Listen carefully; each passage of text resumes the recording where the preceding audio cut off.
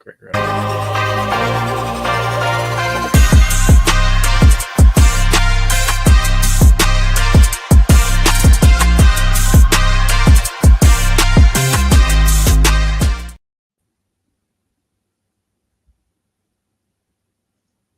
Welcome into the Triple Coverage Podcast. I am Lance Nelson. To my left, Scott Casson, and to my right, Benjamin Shoop.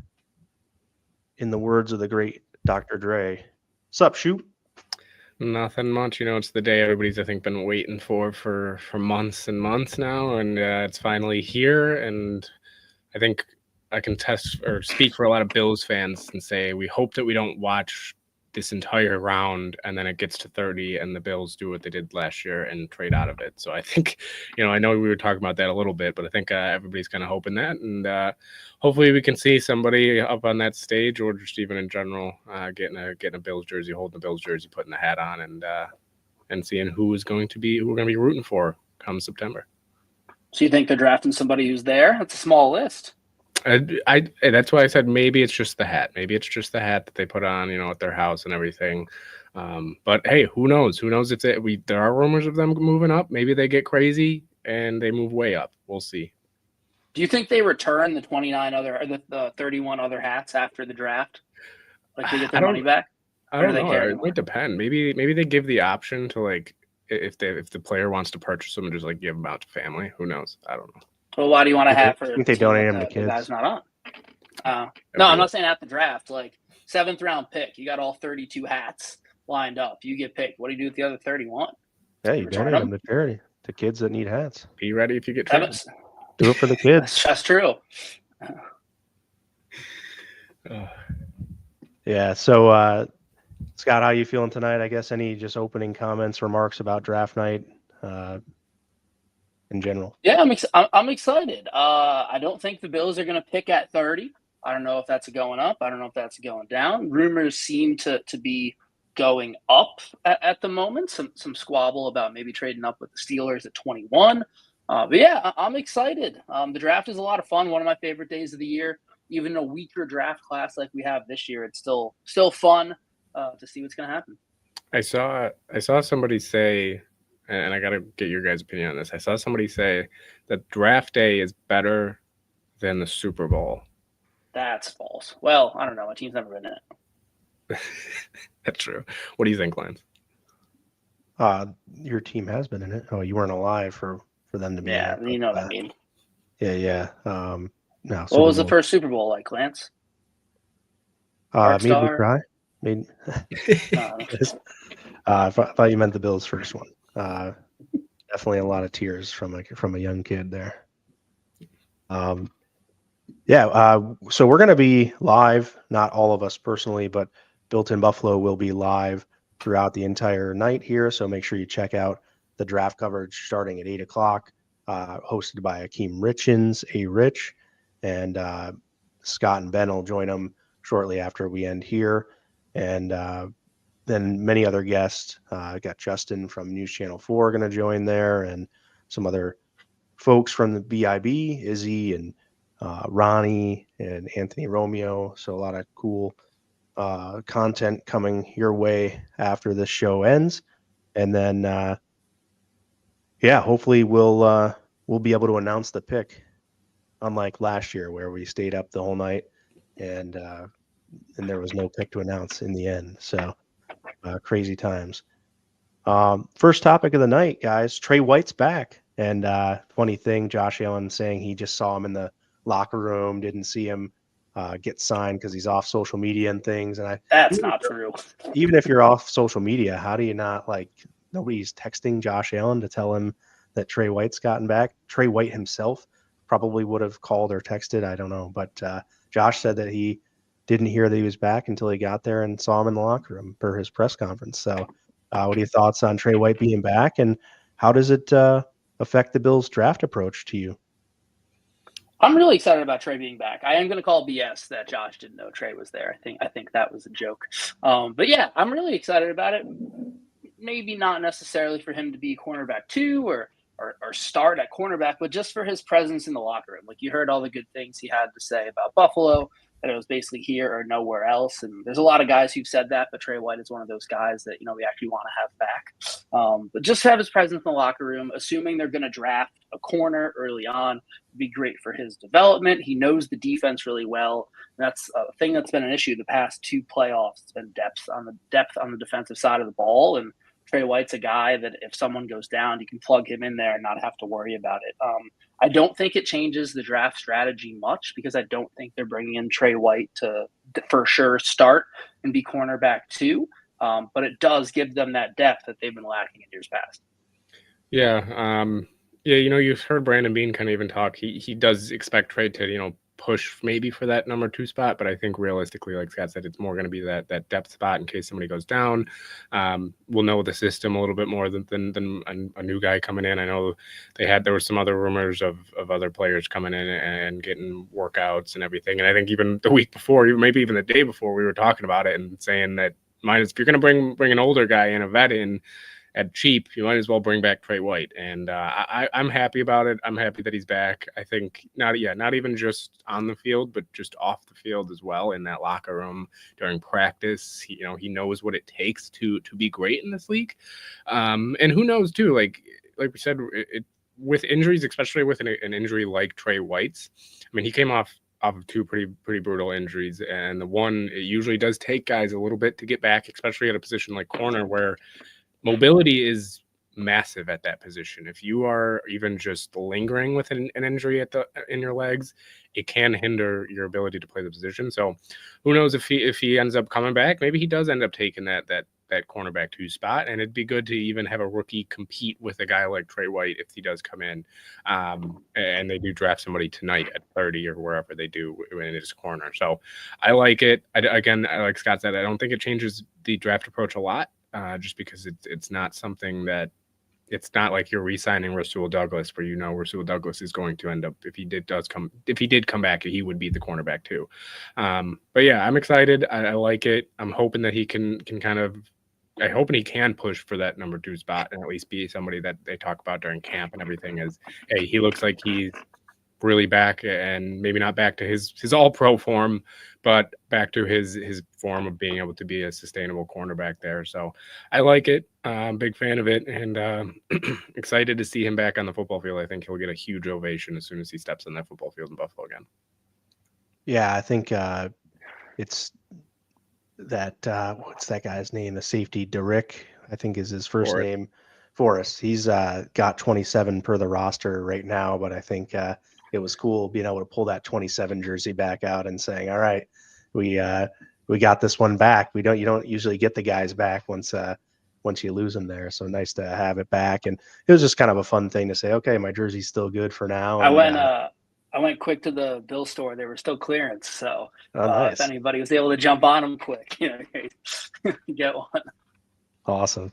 Yeah, that's such a fun little thing to have it back, and he was just obviously so much for the team, the community, being one of the first picks of the regime coming in, and the first pick of the regime coming in, and just meaning so much to the team and to the city and everything. So his press conference was great, very much emotionally charged, and just cool to hear how kind of went down and how he kind of fought. He seemed like he kind of fought his way to get back, and that he was positioning himself to get back to this place where he could get back in Buffalo and be a part of this franchise and compete for a championship. So it was really very cool to hear. It's a very cool story. I'm super interested to see, and you just hope that he can stay healthy, right, and that it plays out this season where he can play a full year in Buffalo. So super excited.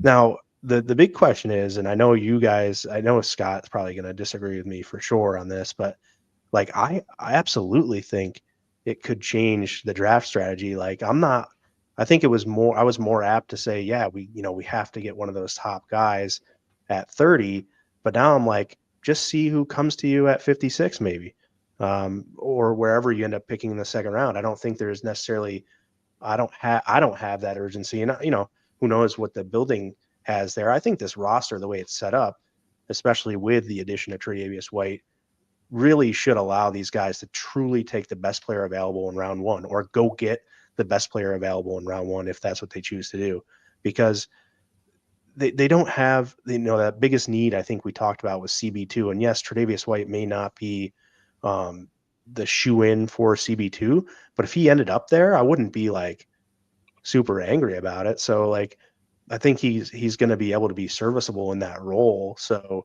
it helped fill a little bit of that need more so that I really think the first round's all about getting the best player in the building that they can get.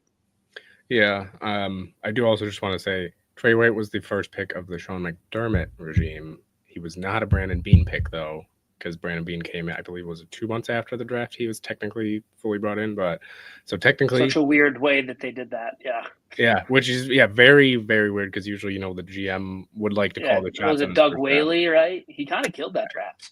Yeah, but it was Whaley's Deion. pick. I mean, you emphasis on the quotations there, because I think that he was more just a guy that had the title at the time.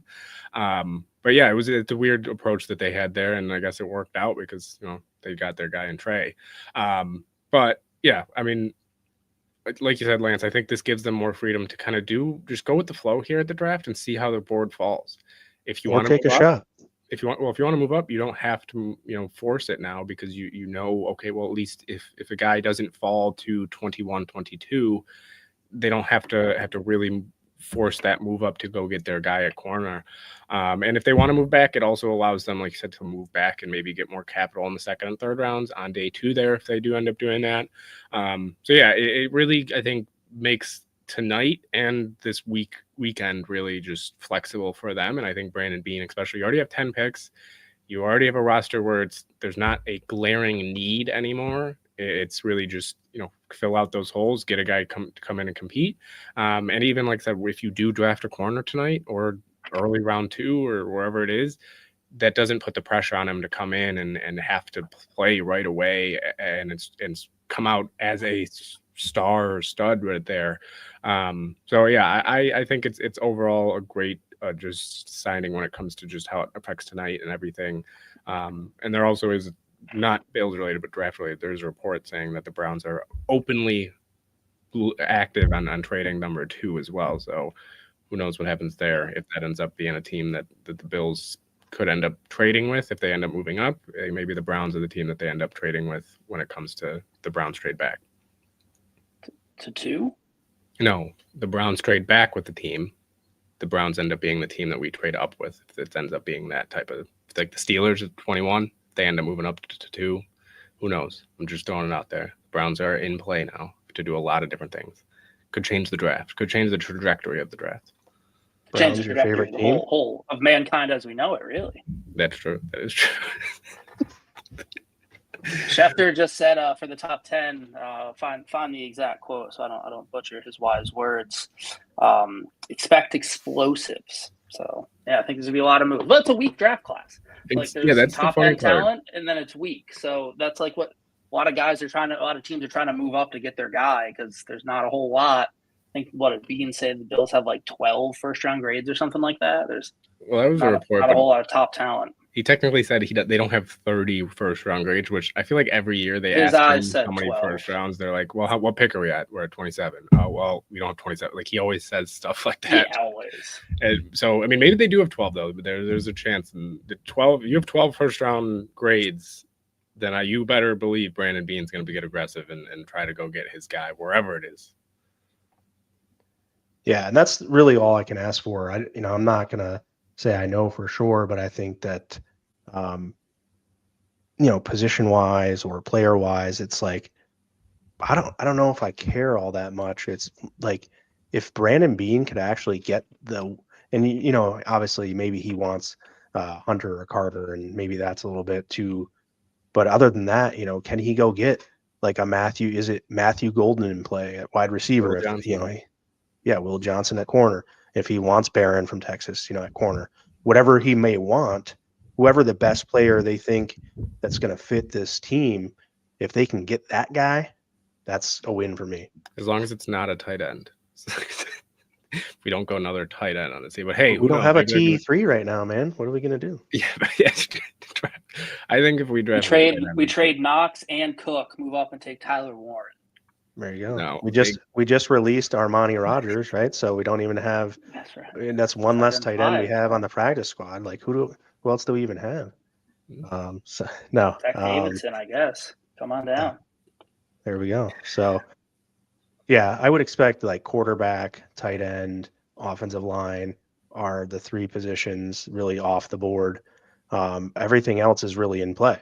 And what about linebacker? That's the one position. There was rumors that the Bills could go linebacker early. Well, how would you guys if that's the best player they can get? I mean, like a Campbell, right? If he ends up being a guy that they really want, how would you guys feel about that compared to if they move up for a guy like that? I mean, that's the one that I think a lot of people would be a little bit head scratching about, just because what's then the plan? You already have pretty much your three starting linebackers this year in Milano, Bernard, and Dorian Williams. You only play two. Well, yes, exactly. Even more so of like, well, what would the thought process be?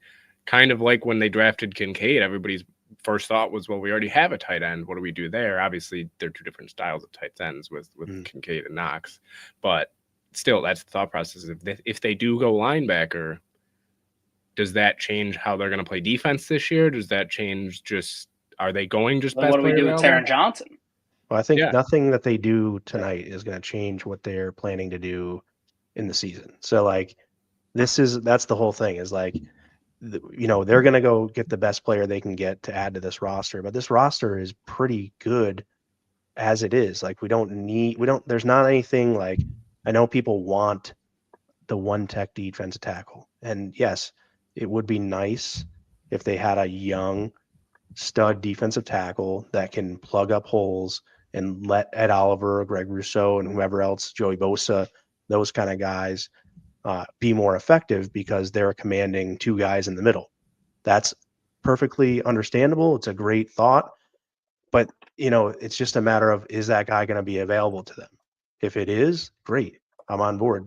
I'm going to feel great no matter what they do, because it's like really going to be hopefully just whatever Bean decides is the direction for this thing. Like I second guessed the Terrell Bernard pick in the third round, like a complete waste of pick. Could have picked this guy, that guy, the other pick. Now the guy's the captain and the leader of the defense. So it's like you could sit here and second guess the Brandon Bean and that staff all day long, but at the end of the day, I feel like they know exactly what the hell they're doing. So for me, I'm just trying to enjoy and not overreact to something that it may not pan out, it may not work, but what's the point in not being excited right now? Because this is the time of excitement, time to have the hope for what's to come. So here's the other thing, especially for Bills fans in general. When you see the grades come out after the picks, they mean absolutely nothing. These grades. I mean, I remember 2012 Seattle draft. They drafted Russell Wilson, they drafted Bruce Irvin, and they drafted Bobby Wagner. A lot of people gave them like a D and an F that year. The year the Lions took Brian Branch, and they drafted oh my God, I'm completely blanking on the running back right now. I can't believe it. I'm picturing him. Gibbs and linebacker. Oh my gosh, I'm blanking on everybody. Jack Campbell. Yeah, that was a phenomenal draft, but everybody thought they reached. It was a bad draft. So yeah, have reactions, but a lot of people hated the Josh Allen pick. A lot of people, didn't like a lot of picks. I mean, there were people that didn't like the Mahomes pick in Kansas City. So let it play out. You can have your reactions, but yeah, when it comes to, you'll see a lot of overreactions tonight, tomorrow, Saturday, this really next week and a half here. So just remember that the grades from these analysts and experts aren't always correct. So we'll see. And just like Lance's thoughts on Terrell Bernard happen to not be correct. We all get them wrong here and there. It happens. But just want to PSA. Thanks, Ben. Yeah, because you never know like what they plan for the guy, right? Brandon Beane was talking in his conference how they're trying to take all this projection and fit it into what they're going to want the guy to do. But the guy hasn't necessarily done what they're going to ask him to do all the time. Sometimes the guys are good at exactly what they need, but oftentimes they'll take a guy that has the traits to be successful in what they are asking a guy to do, but doesn't necessarily have that on tape a ton. So like that's the whole nature of the beast here, which is the exciting part, really, because you don't know how it's going to shake out. Let's just hit real quick on the voluntary workout with no James Cook showing up.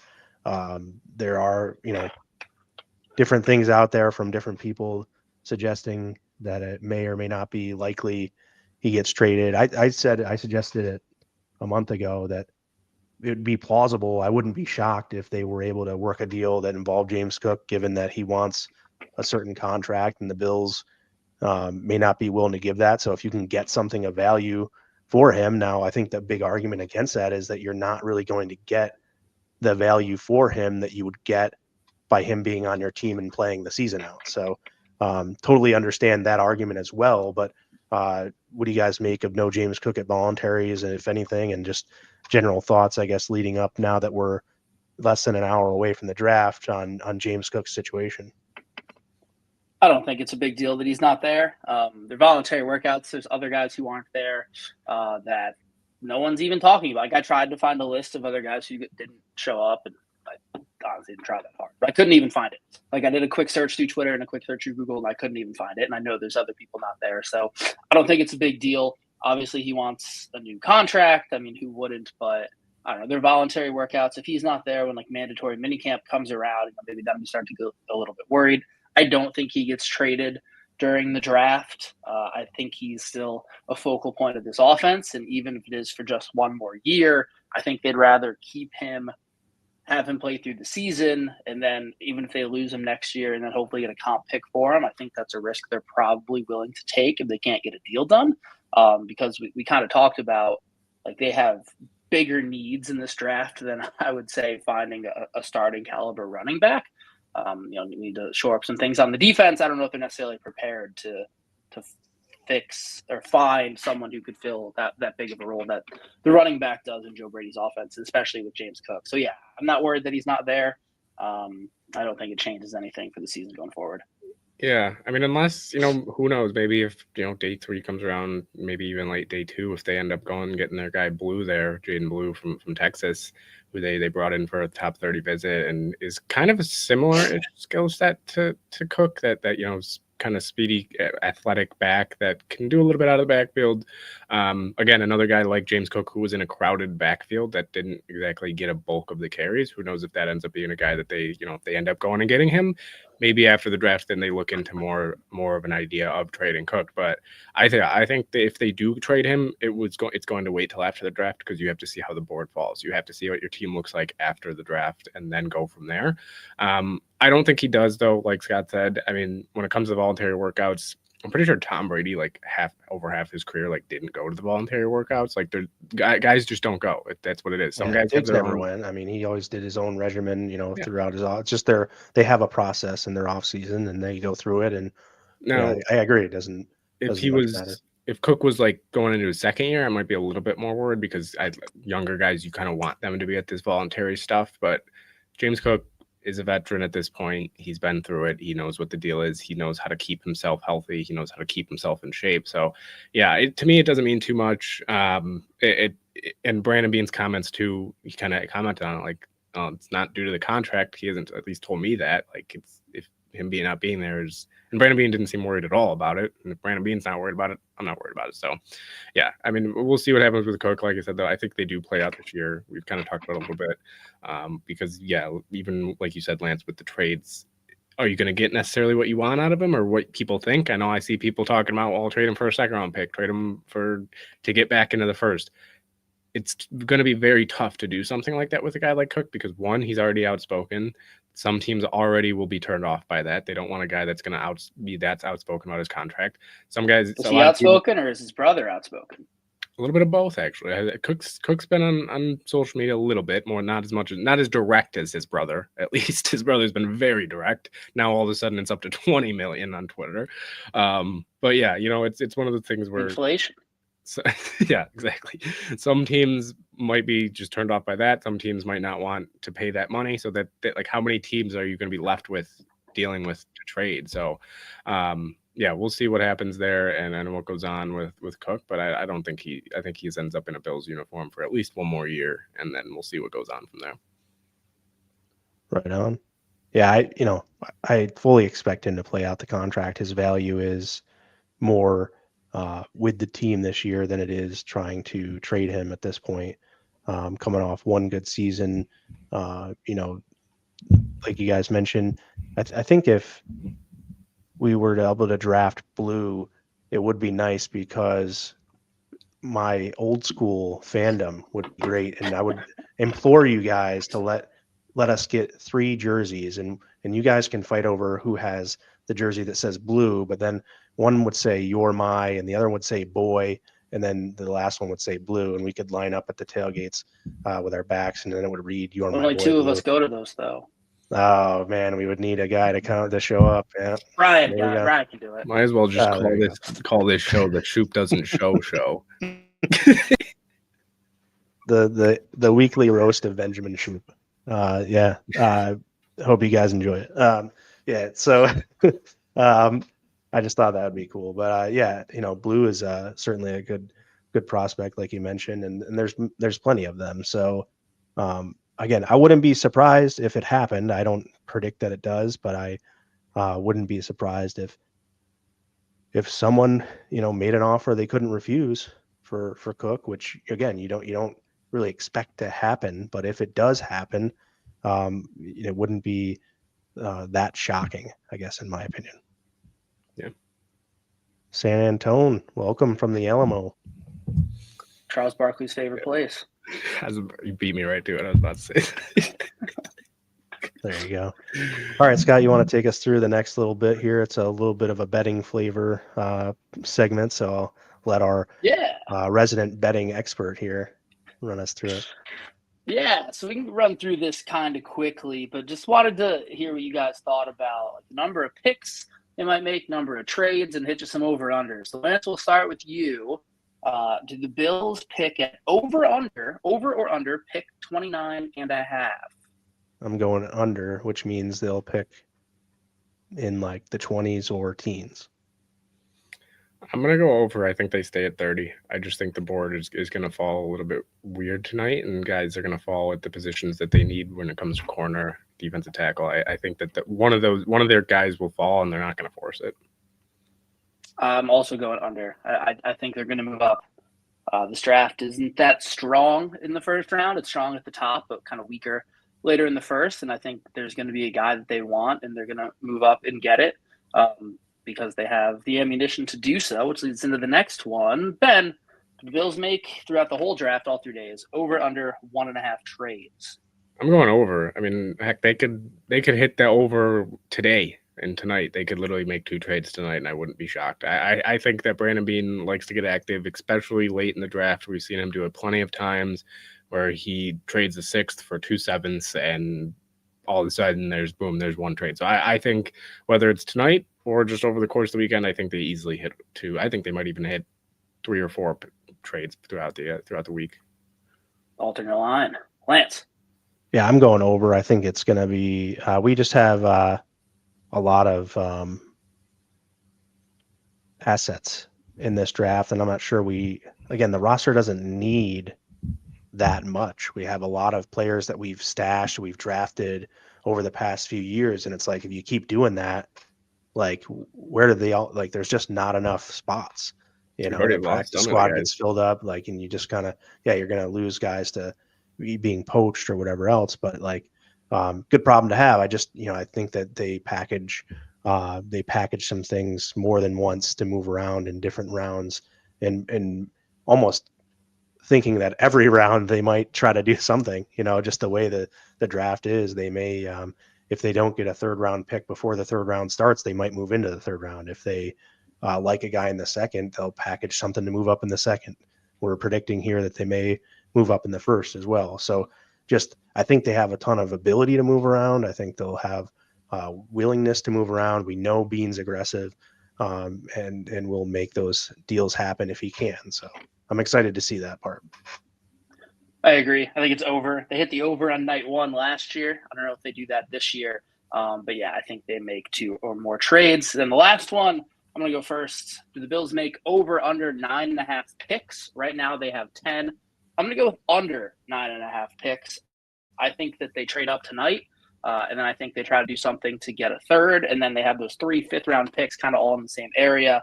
I think they use some of those to move up somewhere. So, and like we said, it's not like they need a ton of depth guys in places. Like they need a couple guys to come in and compete, but like we don't need to fill out the roster later in the draft as much. So I think they make under 9.5 picks.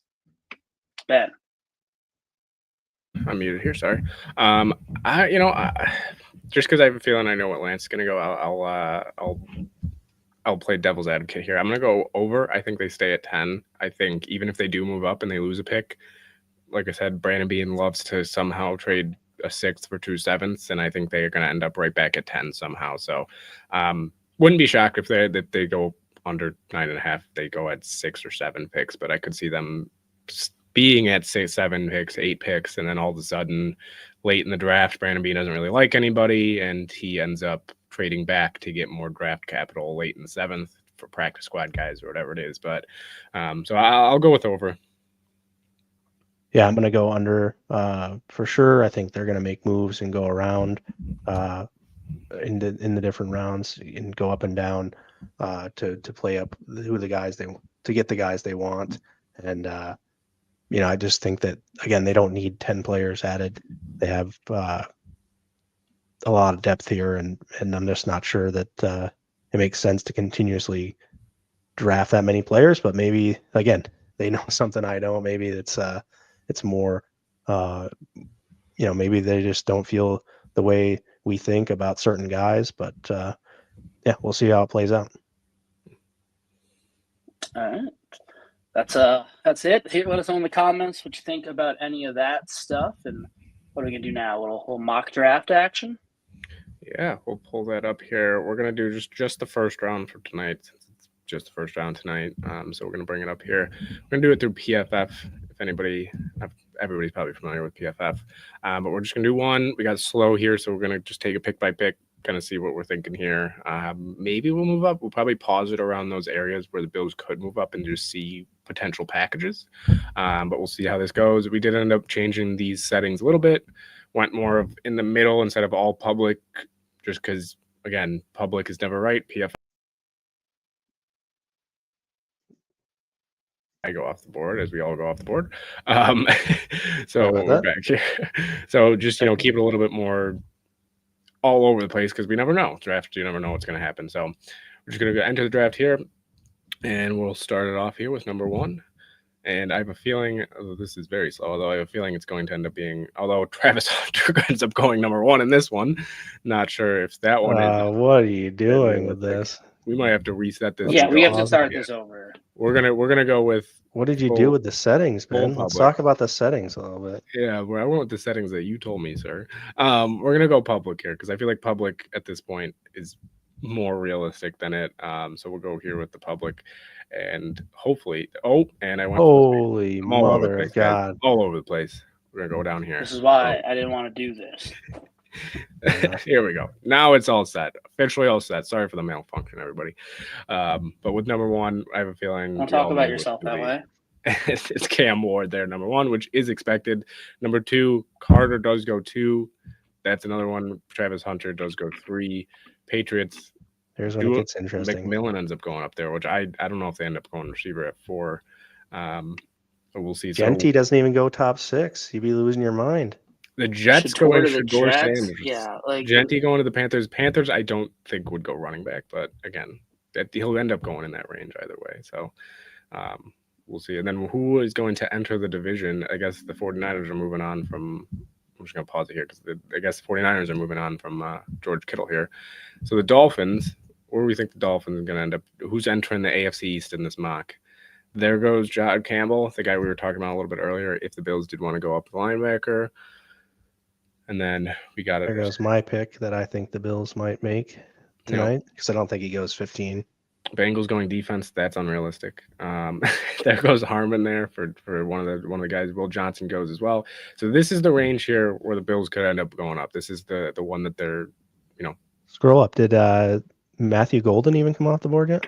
Golden didn't go. No, so. They had Ibuka come off first. That's interesting. Yeah, even same with Luther Burden. He's still here as well. So realistically, if we were to move up to 21, we'd have to give up Matthew 30. Golden's the pick right now. probably you'd have to give up 56. Would this be a trade you think Pittsburgh makes where it's 56, 30, 21, 83? Or do you think it's going to take more or less? What do you think? That's probably pretty realistic. They might ask for something else a little later, but that's something realistic. They might ask us to throw in one of our 3/5 too. Yeah. So right now we're just going to let it keep going. We're not actually going to make a trade here just because we want to see who ends up falling at 30. So next 9 picks are going to be the big ones here. So there goes the offensive tackle here.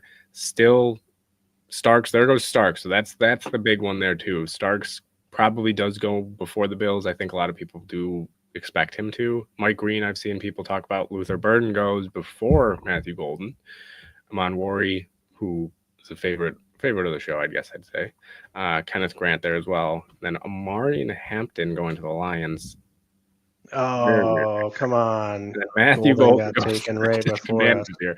So right now, this is fairly accurate, I think, for what you might expect around here. Maybe Walter Nolan does end up going earlier.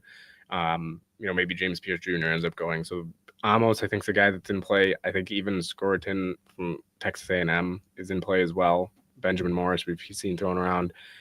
Who would be a name that you'd be shocked is in play here that might go higher than you think for the Bills, not even just for the Bills, just in. For me, I'm just going to say one. I think Jaden Higgins could be a guy that ends up going higher. I think if it's any other draft, he does go first round. I just think he has the talent to. I think in Iowa State, we talked about him a few shows ago. Iowa State did not have good quarterback play. And with how this draft is receiver-wise, at least top-heavy of the draft, it's pretty top-heavy receiver-wise. I think he could end up going. Watts is another guy as well. So I'll let who do you think, Scott, is a guy that could potentially maybe people aren't thinking about, but is on this list here that you think could end up being a pick for the Bills? If we're going all the way up to the top, for me, it's Trey Amos. Like, if they stay at 30, I think that's the most realistic guy there. Seen him mock to the Bills quite a bit. Yeah, he's a corner, knows the scheme, played a similar scheme in college.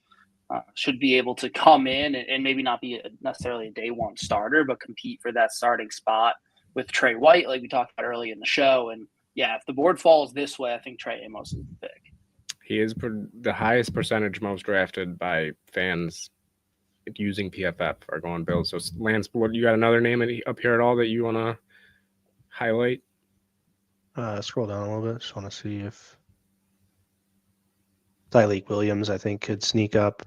Ohio State, I think he's just a big dude that could be had in the second round, but I just think, he's had mocks early on where he's been higher. So I think there could be, if there's a run on guys and he's the best one at that position left, then you could see someone taking him. Where was he? I just want to talk about corner here again real quick. Lance, do you got more that you want to go on? Sorry. That's all good. Yeah, I was just going to go back to the board really quick. I just wanted to see. Oh, as that clicks off there. Who was out? Who else was here? I was thinking Watts. I think you mentioned him already. And then the other corner that, I really like Maxwell Hairston to the Bills, but I could see if that's really their guy and that's what they want, I could see him going. That size and speed combination is enough for me to take him. Does the injury kind of factor in at all with how you're thinking of him and even just the weight as well? I mean, a lot of people are kind of a little bit alarmed by this 186. Some people think that he even could weigh less than that. I don't think this is the weigh in from the combine because I think they have ones from different ones, but is the weight or even just the injury in previous seasons, is that a concern at all to you? Or injury is not a concern. Weight's not.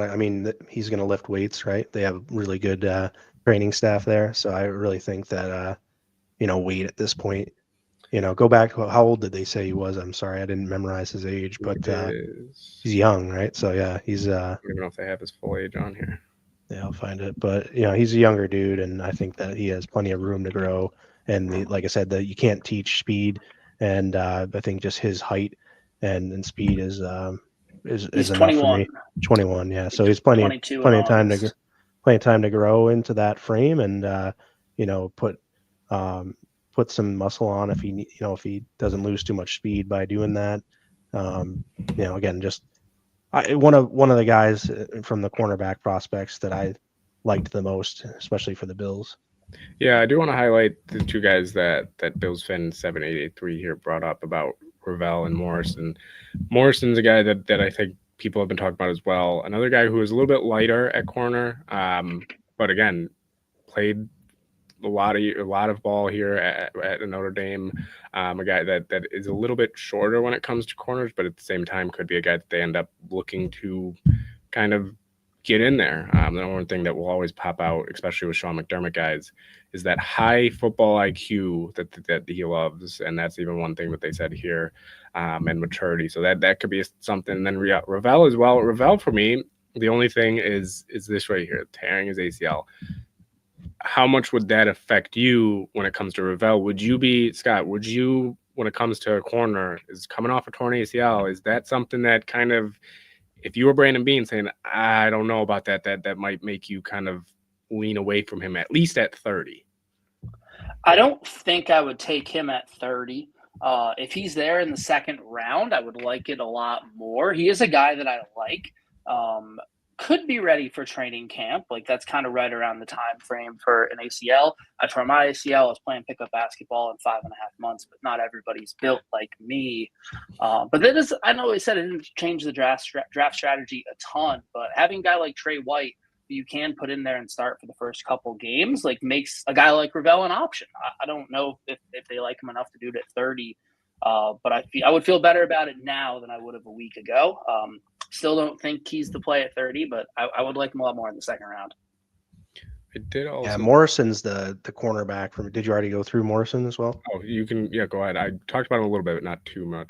Morrison's the guy for me, like in the second round corner. If you can get him with our second round pick, I think is a home run draft pick. That dude's just got ball skills and the whole package there for the second round corner. Like Scott mentioned, if you have the ability to have a buffer, and if the guy can't come in year one and be that player, I like that in the second round. But the whole thing here in the first round is like, give me somebody who's going to make an immediate impact on your team. And that's the tough part about waiting until 30. Those guys just aren't necessarily there anymore. There's not anybody on this board. For me, Trey Amos is going to be probably really good, but I just don't know that I feel like he's that, game changer type of guy. Now, maybe he could be. Definitely is a good fit for the Bills. I'm not saying he's not, but it's just the first round's so hard with this roster constructed the way it is. I feel like going up to get that, somebody that can make a bigger impact than what's going to be available to you at 30. Yeah, and if you're picking at 30, I don't think you're necessarily going to get a big time game changer, at least right away. Like, ideally, you get someone who can come in and start right away. But yeah, at 30, you're not. Like, we got Greg Rousseau at 30, and I feel like he's a great example of it. He's been a serviceable defensive end, above average to good. He just got a second decent contract, but he's not Myles Garrett. Like, you're not going to get that at 30 unless you get lucky and you hit on someone. But yeah, someone who can come in and be a serviceable starter and develop into a great player. But yeah, that's why I think they're going to move up. So at 30, like, let's say they stay at 30, are you drafting then? Are you looking then? It sounds like you guys are looking this way. You're looking for a guy more like Amos who might have that higher floor than maybe a guy like Ravel, or a guy that has a higher ceiling maybe, but there's a bigger chance that he ends up being a Kaiir Elam, or it just doesn't work out, or a guy that just doesn't end up working out. Are you then, because you're at 30, really looking for that guy that is lower floor than higher ceiling when it comes to being at 30? For me, I would probably lean that way of, like, just get a guy that is going to come in and be able to be a serviceable guy that might not turn into a all-pro, but a guy that can be the next 4 or 5 years, a guy that you are comfortable with being across from whoever it is.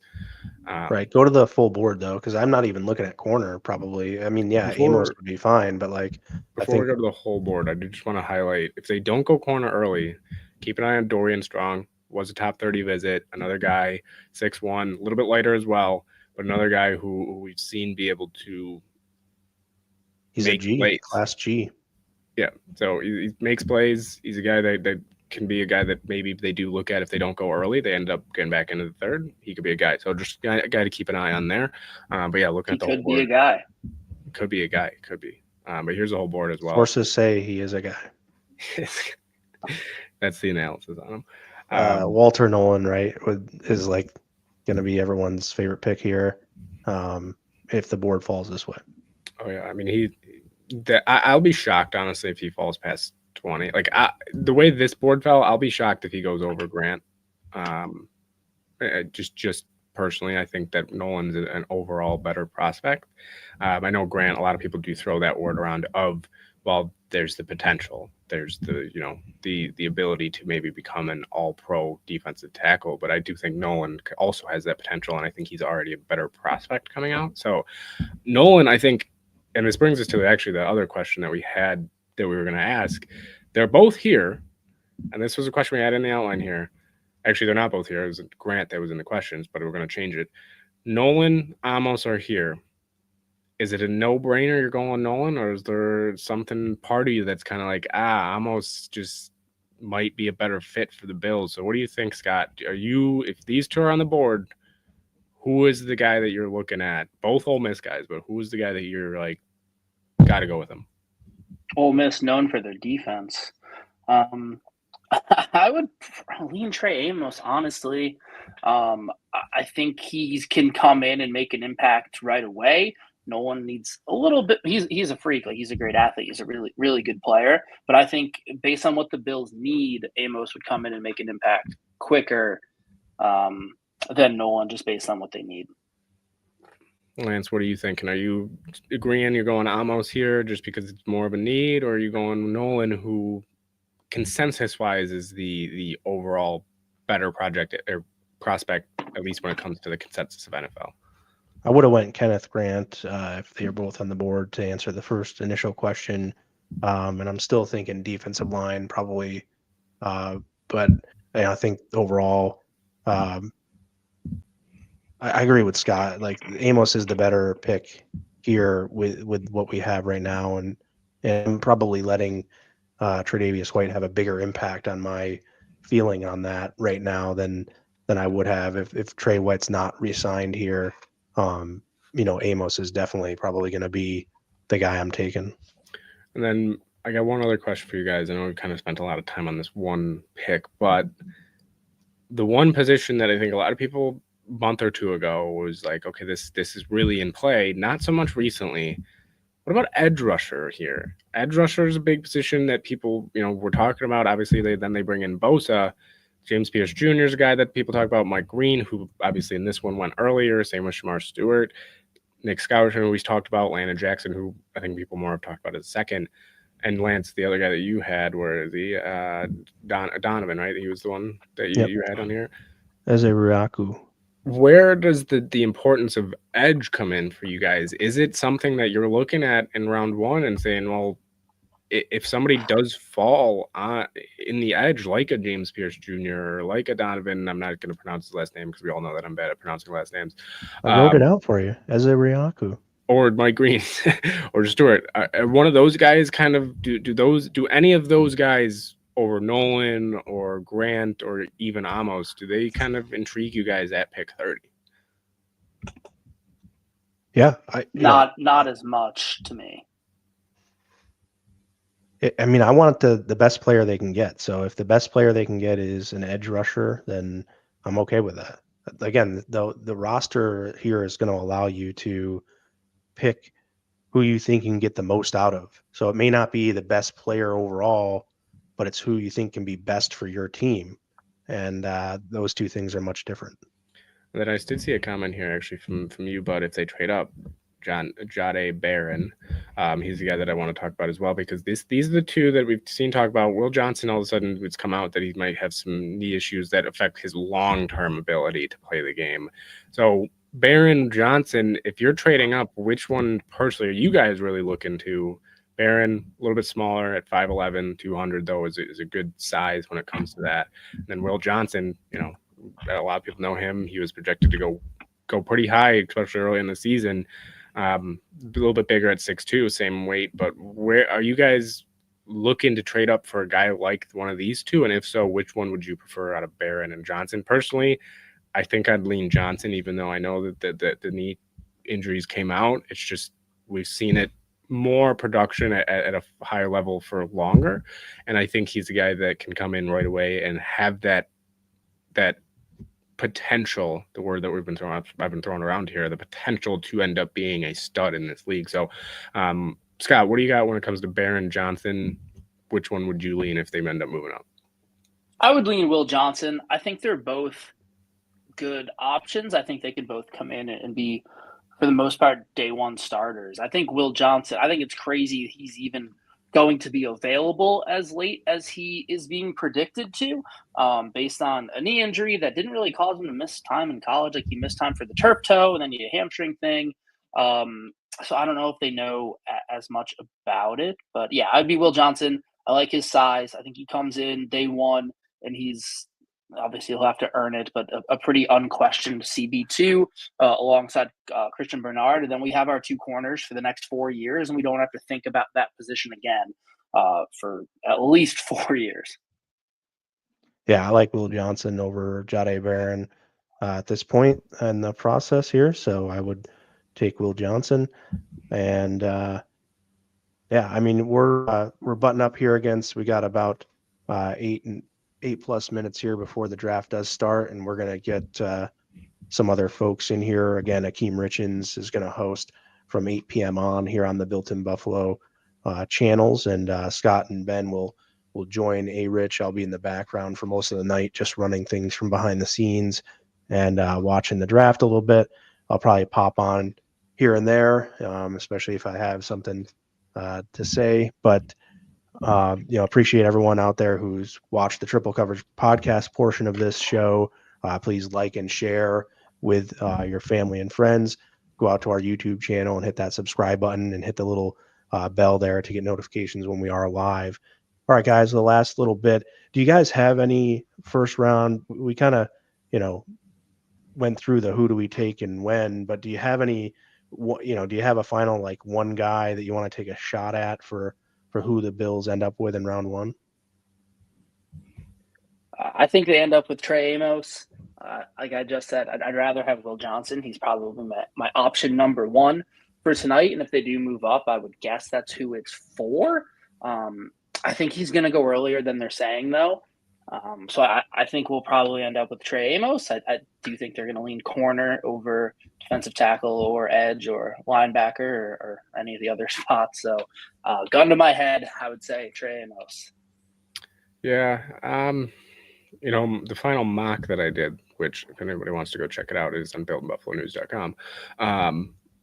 I did have Amos, but they're picked. I'll go with kind of Grant for mine, just because I think if they do go interior D-line, I think there's a better chance he falls to a pick that they could trade up to over Nolan. I know we just talked about Nolan a little bit as well. A dark horse that I could see if let's say Grant goes, if Nolan goes, if Amos goes, if kind of their top guys go and they can't get a trade back or they can't get a trade up, I really do think that Tyreek Williams could be in play at 30. I just think getting a guy like that where, another bigger guy that could fill some shoes, maybe has a lower ceiling but a higher floor than some of these guys at defensive tackle, especially once you get past round one, could be a guy that they say, you know what, we don't want to get jumped in the second round. We don't want to have to struggle to get up in the second round to go get him. We'll be able to just take him here and we'll be happy with it. So I'll go with those two guys as kind of just two guys that I think could be possibilities. Yeah, I mean, I don't have a big reason why. I just have a feeling, really, that Donovan Eziraku might be the pick in round one for the Bills. He's ranked in some boards top 20 and others lower second round. I know Scott likes him better in the second round as well, but I just think if they do end up sitting at 30 or whatever, that their first pick may end up as the edge rusher. And I guess that's an emotional hedge, so I'm not too disappointed, because if they end up taking that guy, then at least I'll say, oh yeah, I at least had the same thought pattern there. So you guys want to mention anything about day two predictions? What are you thinking in the second round? and third round. We have 2 second-round picks right now. Do the Bills end up with a third-round pick? Just day 2 predictions. Scott, go ahead.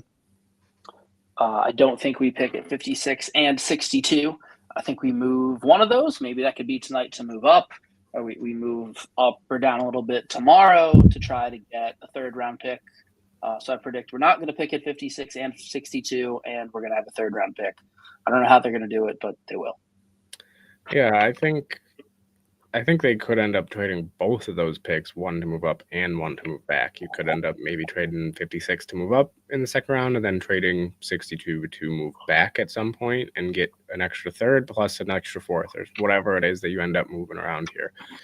So I do think trade as well. I think it will end up, though, I think both of them, I guess, will be my hot take there, that both of them end up getting moved and they don't pick at 56 or 62. Yeah, I definitely believe that Brandon Means going to make a selection in round 3, even though they don't currently have a selection there, and they will move around. If not right away in the first round, they're also going to move around, I think, in the second and third as well. So definitely agree with those assessments and believe that there's going to be a lot of movement. They already said that they top 10 is looking to be pretty explosive. So with that does it for us. We're going to stay on here. I'm going to throw up the thumbnail real quick and just take a quick 4-minute intermission here. We'll be back right at 8 o'clock with myself, Scott, and Ben as we await the arrival of Akeem Richins, and we'll kick off the NFL draft here in just a few moments. So bear with us as we get that all set up here.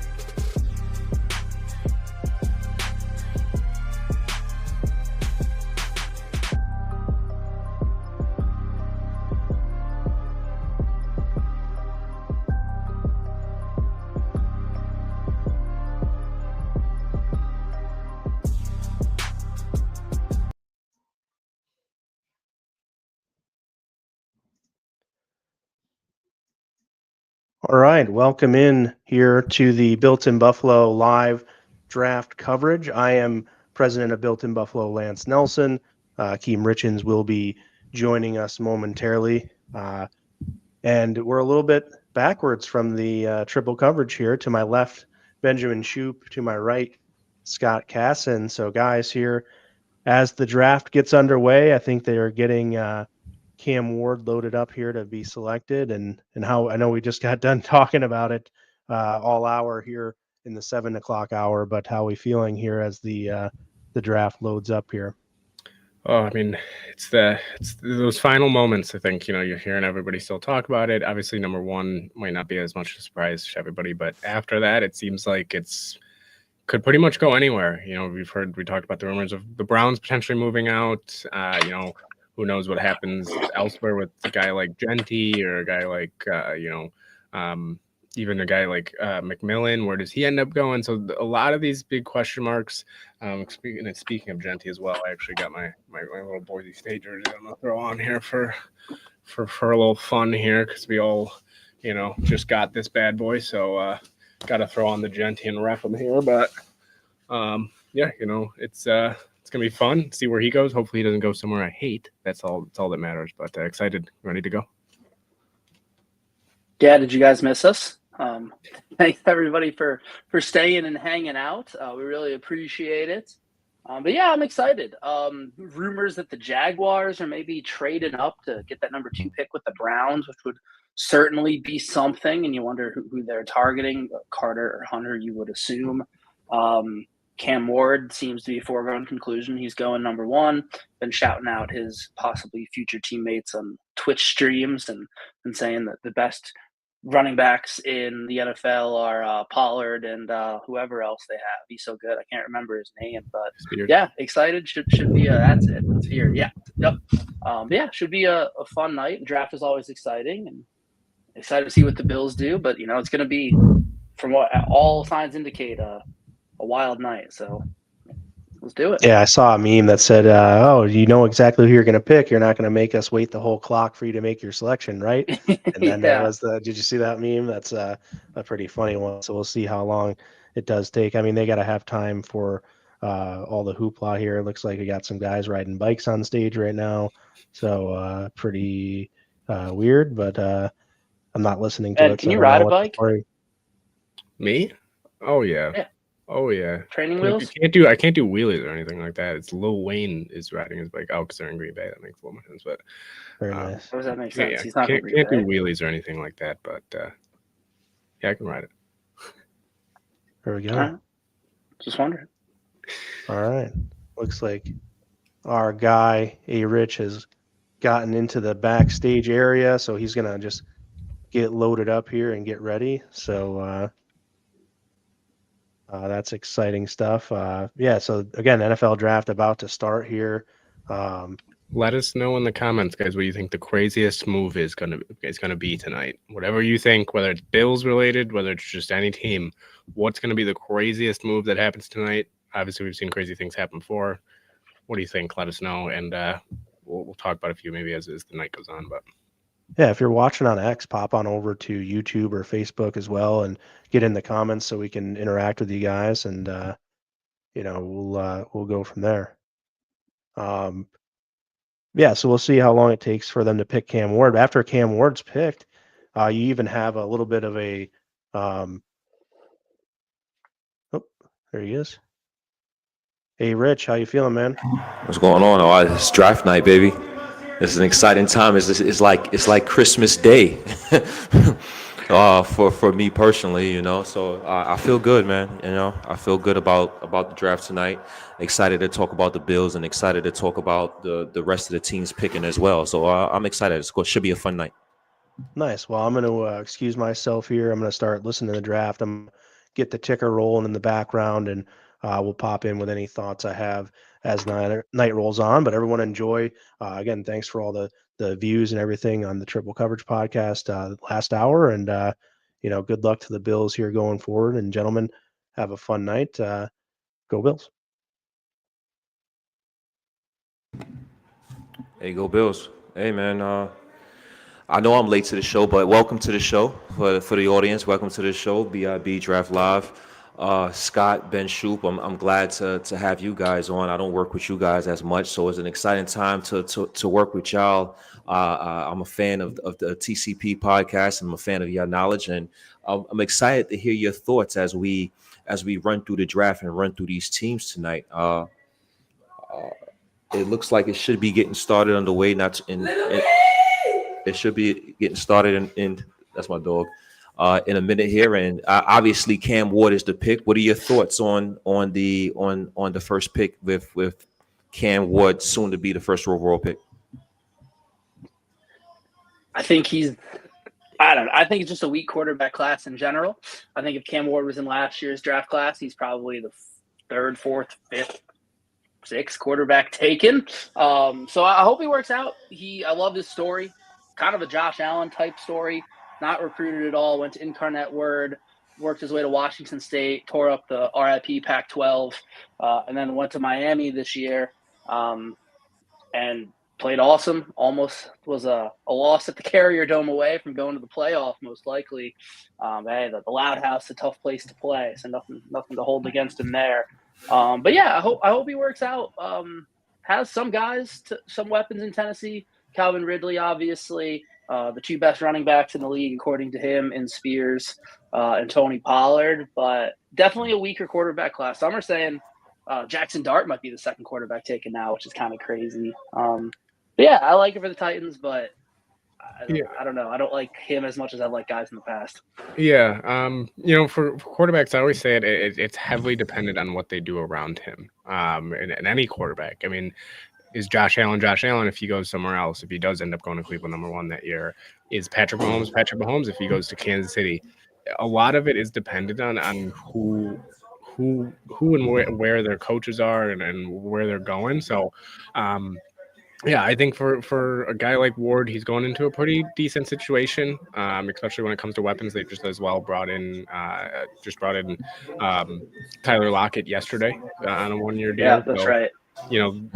Veteran guys that might not be top tier Devontae Adams style or DK Metcalf or Justin Jefferson level, but they're guys that can come in as a rookie quarterback, get on the same page with them, learn things that they've learned in the past, and get ready to see what they do. I mean, you've seen quarterbacks come in and it really does not go well because their supporting cast is not that great. I mean, I know I just talked about Josh Allen. Josh Allen necessarily didn't come in when it comes to weapons-wise, not the best situation, but coaching, he came into a great situation where he came into a good regime that believed in him, and that's the number one thing. We've even seen quarterbacks go to places where the GM likes him, but the coach doesn't really love him. So it's all dependent, but it seems like Tennessee has had their eyes set on Cam Ward for a while.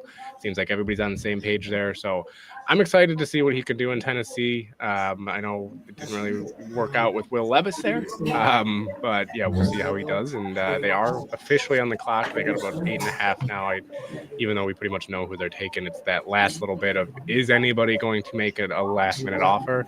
Doesn't really seem like it, as they do show, I believe, I'm blanking on who their GM is right now, but as they show the Titans GM right now on the phone, most likely for Cam Ward. But yeah, it's gonna be fun to see. And he can then get out of Green Bay like he wants to get out, as we've seen some videos as well. He does not love Green Bay being there, so we'll see. But excited to see who goes after him as well.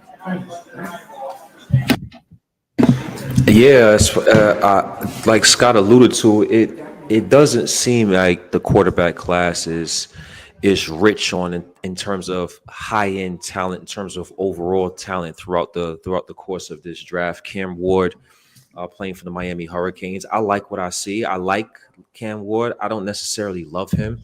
What his ceiling is, we definitely going to see. I think coaching is going to be a big proponent of, and just like all quarterbacks, coaching is a big proponent of quarterback success, especially a young quarterback success. So is Brian Callahan, the head coach for the Titans, is going to set him up for success, get the necessary weapons, develop and have that O-line in front of him for pass protection, lean on the running game with Pollard and with Spears. I think that's going to be a key as well. So we're going to see how Brian Callahan develops a young quarterback this time around. It's a little easier when you're in Cincinnati and you have a guy like Joe Burrow back there slinging it, and he's one of the best quarterbacks in the NFL. So we're going to see the developmental process from the head coaching standpoint when it comes to Cam Ward. So I'm excited to see his process and progress.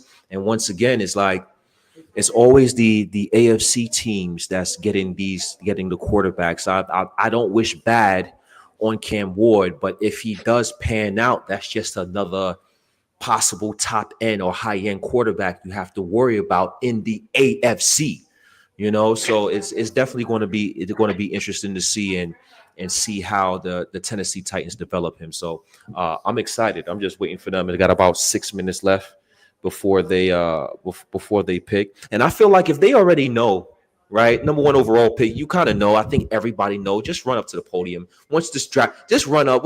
There's no suspense behind this. I don't think there's no suspense behind this. So run up to the podium and select Cam Ward already. But I'm excited to see what the Tennessee Titans are going to do with their new quarterback at the helm.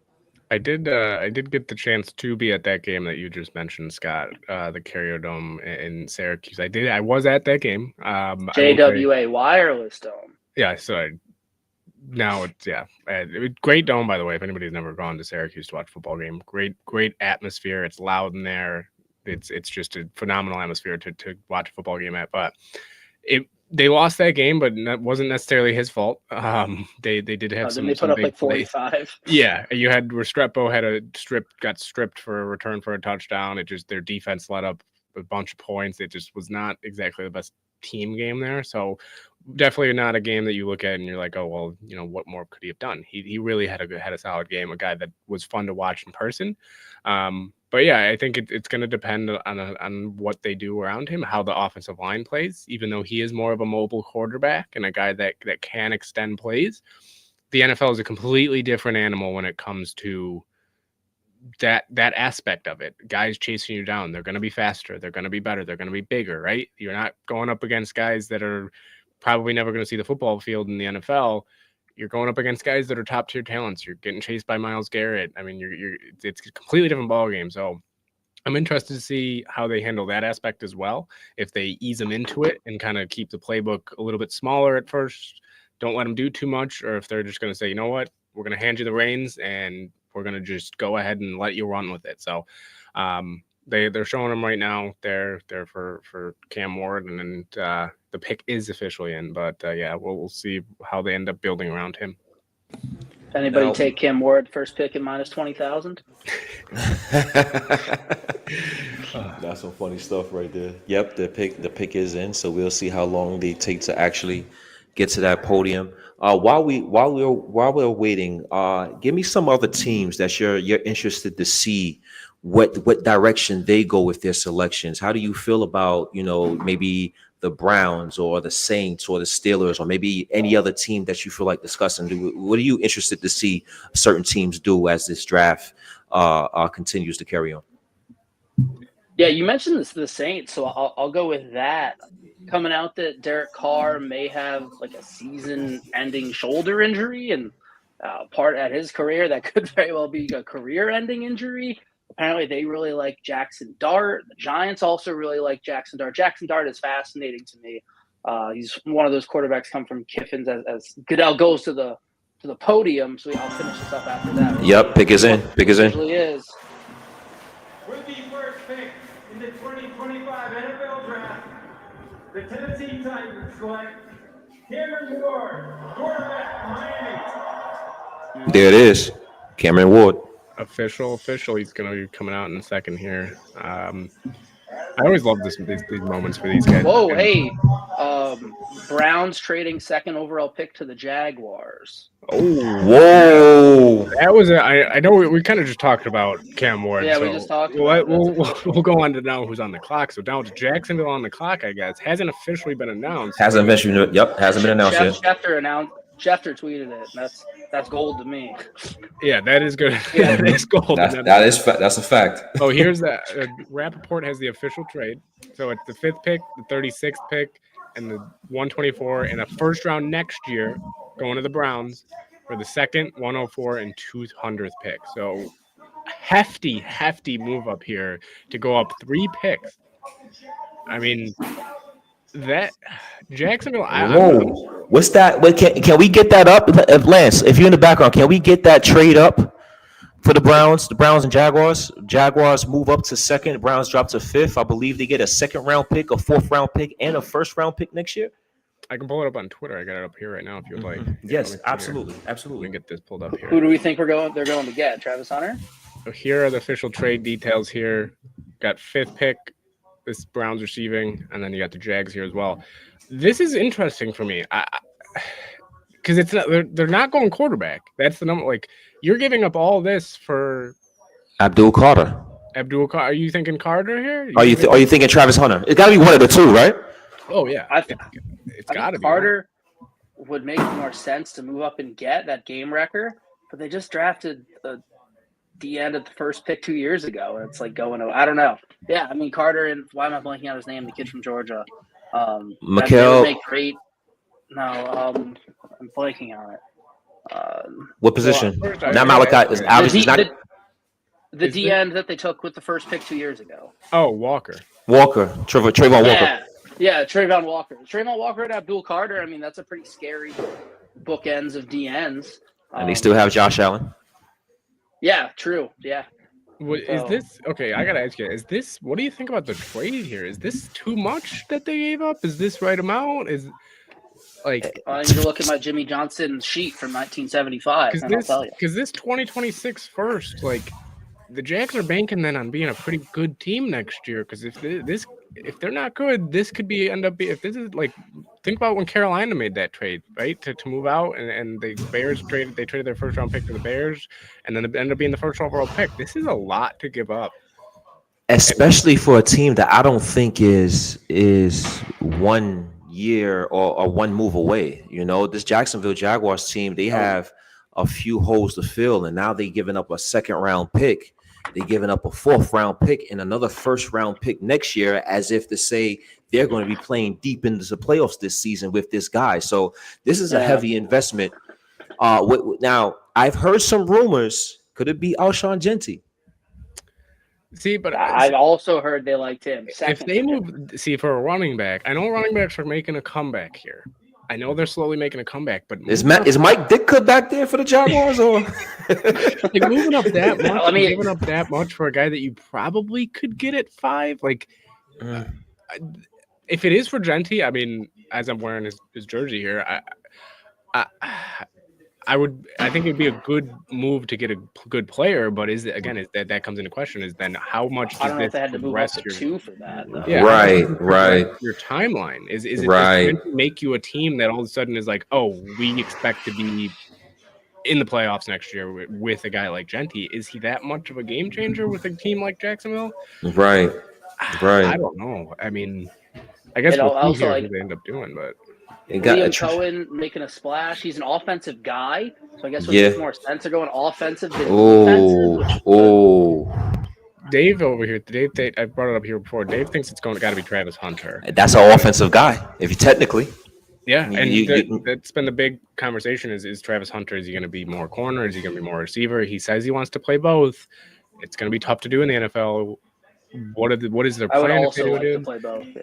Yeah, the pick is in here as well, so we'll see in a second. But I mean, for Cleveland, I think that's a no-brainer of a trade to make. You're not getting a quarterback here. You're not a team that is going to be with your second overall pick being a contender all of a sudden. So you get some extra capital. You can move down to the spot. You can still probably get the guy that you were maybe looking at here. So for Cleveland, that's a phenomenal move for me. I mean, you obviously saying if you're the Cleveland Browns, I'm good off possibly Abdul Carter and Travis Hunter, because I don't think any of them is going. I'd be shocked if any of them is available at pick 5. So you must be comfortable with whatever guy. This is what I'm interested to see where Cleveland's going to go with this as well. It's going to be interesting because you had an opportunity with the second overall pick to get a real difference maker. Not saying you can't at 5, but we'll see what they do. They are showing Travis Hunter here on the screen with his very highlighter-esque pink blazer there, but maybe that's the guy. I mean, I miss the days. I miss the days when they showed him on the phone, getting the call. They don't show it as much, so maybe they already had that call. He's eating some snacks there, probably calm the nerves. But yeah, we'll see. I mean, it's coming in. The second pick is officially in. Jacksonville seems very happy. They're showing him on the screen right now as well. But man, I'm interested. I'm interested to see. This is a huge blockbuster early in the draft here. I mean, that is Moving up to 2. So while we're waiting on Jacksonville to pick, the pick is in, right? We're gonna wait till Roger Goodell walks up to the podium.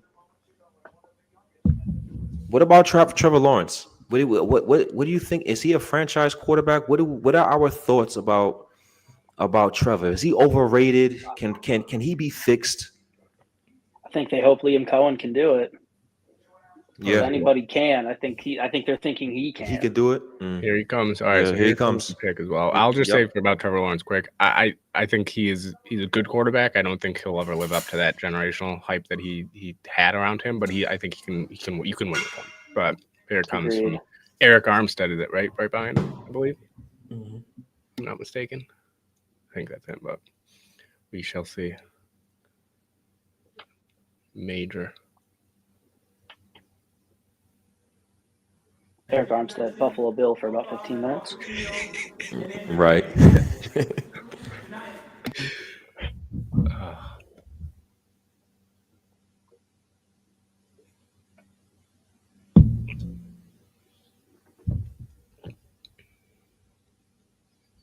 Taking their time here. Yeah, I don't remember them doing guest pickers in the first round. I mean, he's Walter Payton Manning. Yeah. Oh, yeah, that makes sense. But still, it's rare to see it this early. As we see some Anthony Richardson jersey. Yeah, but they really are taking their time here with the second pick.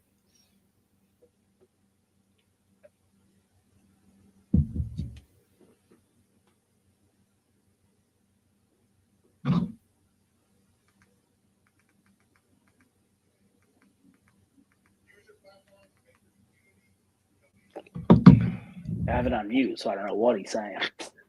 He's talking about making your community better, but get on with the pick. You don't care. Yeah, not now.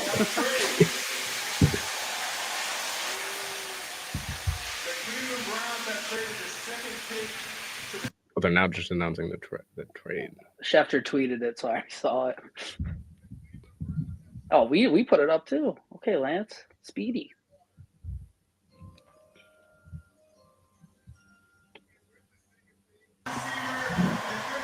There it goes. DM3. They said they want to play them both ways. Mm-hmm. Now this is, I mean, that's a. I mean, I know Travis Hunter is a hell of a prospect. I mean, obviously, never really seen something like it before. As he stands it all over. Again, it's going to come down. This might be one we look back at and say, "Man, was it worth it to move up this much and give up this much for a guy that isn't a quarterback? That is a guy that might not necessarily put them in that contending spot." At least right away. I mean, maybe not even necessarily on the football side, but Shahid Khan, the Jags owners, likes to make splashes, likes to do people will come out to watch Travis Hunter play. People will sit in that nasty ass pool they have in the upper deck and watch Travis Hunter play. So it's definitely a splash. They gave up a lot, but for a team that's been rumored to be moved to London, this is something that will at least make the people come out to watch Travis Hunter play both ways. Well, actually, they can't move to London for a while now because they got that new stadium deal that kind of locks them in for a little while. I think. Oh, that's right. Yeah, which did shock a lot of people as well. I mean, it's like this, right? You have to be giving up that type of investment. You have to be willing and knowing that you're going to play him and possibly start him both ways. Yeah. This may be the first time, that we see an actual player as like Travis Hunter. He's an amazing talent. I don't think he is elite either way, but I think he's very good both ways. So this is a killing stones with one bird, killing two birds with one stone kind of need for the Jacksonville Jaguars. Making this type of investment, you understand what kind of play you're getting in Travis Hunter. You're getting a CB1 possibly for their team and a wide receiver 2, along with Brian Thomas Jr. So I think that right there is a good dynamic. That's a good dynamic to have if you're Trevor Lawrence. I'm pretty sure he's happy, and I'm pretty sure they're probably happy on the defensive end as well. We'll see if he can actually live up to playing to the rigors and the physicality of the NFL going both ways. We'll see if he's able to do that, and to what capacity, to what level is he able to do that? Is he going to be average at one end, good at the other? Is he going to be elite at both? So I think it's going to be a fascinating phenomenon in terms of what we see from Travis Hunter with the Jacksonville Jaguars on both sides of the ball. But I tell you this, he's definitely going to bring a sold out stadium to the Jacksonville Jaguars facility. So and some energy to that building too. Yeah, and they needed it, and I think they needed it. They needed this a rejuvenation. And Travis Hunter, I'm pretty sure Jacksonville Jaguar fans are pretty rejuvenated tonight, despite what they gave up. Yeah, I mean, they said he wouldn't be able to go both ways when he got to Jackson State. He did it. It was great. They said he definitely wouldn't be able to do it in the Pac-12 or the Big 12. He did it in both spots. So if you've been betting against him, you've been wrong thus far. I know the NFL is a totally different animal, but he's proved everybody wrong at every level so far. So there's no reason to think he can't. An interesting piece here that Ian Rappaport just tweeted.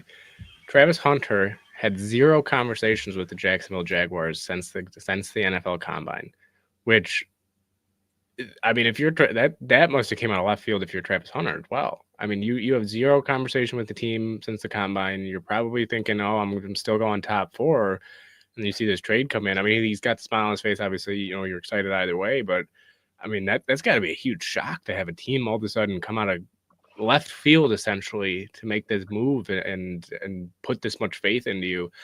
When it comes to being both sides of the ball, I do think they'll probably start him more at corner to start. I think he'll ease him in receiver just because I think he'll have to learn the playbook on both sides. I mean, that's a lot of plays you got to know. Put the playbook on the plane. Yeah, I mean, when he was at Colorado, he didn't even know the plays. They would just tell him what to run. So that was always crazy to me. So I don't know if they had plays. I think that was the problem. Yeah, that's true. But yeah, I think we'll see here. And then Giants also, their pick is in as well. This is another team where, man, I don't know what they're gonna do, man. We've heard Dart. Apparently, they really like Jackson Dart, and like what we were saying before, Cam Ward rudely interrupted us. The Saints, I guess, really like Jackson Dart too. So are the Giants afraid that they won't get him? I don't know. I don't think they should take Jackson Dart. I don't think that the Ole Miss offense translates to the NFL really well. And also, they're in a tough spot because I hate it when teams do this. It's kind of the Bears' favorite thing to do. They give a coach one more year and then draft a quarterback, and then it doesn't work out because it's a rookie quarterback. Then they fire the coach and bring in a new coach and waste a year. So I hope that if the Giants draft a quarterback, they don't do that to him. Give him a year at Dable. It doesn't work out. Giants pick is in. This is moving a little bit, isn't it? Giants pick is in. I like it. Dable was doing a little hand motion like he's a little happy here, just going like this. Abdul Carter, defensive end. You can't go wrong. I mean, they need a lot, right? They need a lot. They're not. This pick wasn't going to make or break them. I do think it's the smart decision to not go quarterback here. I just, again, weaker class, don't force it. If you want to come back and get Dart, you can go get him. But man, Carter is a monster, and he is going to be a beast over there in New York, and especially because their D line as well, man. Oof. This is Akeem's boy here from Penn State. So Akeem, how do you feel about Abdul Carter and what he translates to from college to the league? I see a lot of comparisons to I see Micah Parsons, honestly. When I see him at times, he's a dominating force, man. When this kid, his get off, he's a good run defender. He followed that kind of like Michael Parsons trajectory in terms of coming to Penn State. He was a linebacker coming to Penn State, and he wanted to make that shift over to defensive end. So that's reminiscent of Micah Parsons. So they hoping they get that version to New York or to New Jersey. So I love the player. I love the player. I'm still stuck on it, and I know it's not a great quarterback draft, but it's like you got Jameis Winston and you got Russell Wilson. Yeah, how far are they going to take you? In my opinion, you got Joe Shane, you have Brian Daboll. They have to win, in my opinion, unless they got some type of understanding where this is going to take even more time to develop this franchise between the GM, coach, and the owner. They have to win, and they have to win sooner rather than later. So I'm interested to see what the Giants will do with the rest of their draft, because I still think they have to get some type of quarterback in there, try to move up, get a Shedeur Sanders, get a Jackson Dart, get a quarterback that you can possibly develop and can help your franchise, because I'm not sure how high the ceiling is with Jameis Winston and Russell Wilson manning that helm, right? But the pick itself, the player itself, the objective is to get good football players, and the New York Giants got a damn good football player tonight in Abdul Carter.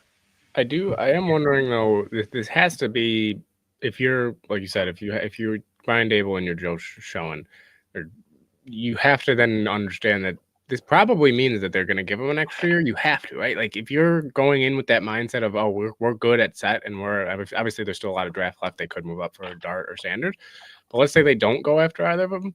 They have to go be in the mindset of, well, even if this year doesn't go very well, we got one more year, unless it goes horribly wrong. Like you have to show some sort of improvement in some areas. And I mean, this defense, I will say this defense looks great on paper. I mean, you got Carter on one side, Brian Burns. That's not saying great. I mean, the D line is already, I mean, obviously we'll see how good Carter is, but you got Carter and Brian Burns on one side. You got Dexter Lawrence up the middle. Secondary, you got Tyler Nubin going into second year. Bring in Javon Hollins. You got Deontay Banks, and you got Paulson Adebo. That's a solid core to build around defensively for the next few years. Obviously, linebacker, we'll see what happens with Okereke, and you even have Thibodeau as well. So, like, where do you go from here? It has to be fully offense, because you have Neighbors, but running back, I mean, I don't really think Tyrone Tracy is the full answer there long term. Quarterback, like Akeem said, what are you going to do with quarterback here now? So I think they trade back in tonight. If you don't trade back in, then they have to have the mindset, and they have to have been told, like, okay, if this year doesn't go well, you got one more year after this. You have to, because like you said, Akeem, that's the big question, is how far can these guys take you at quarterback? This isn't 2014 Russell Wilson, right? This isn't, I mean, Jameis was never exactly elite, so I'm not going to exactly tell him. Hey, he did have national championships does Russell Wilson have?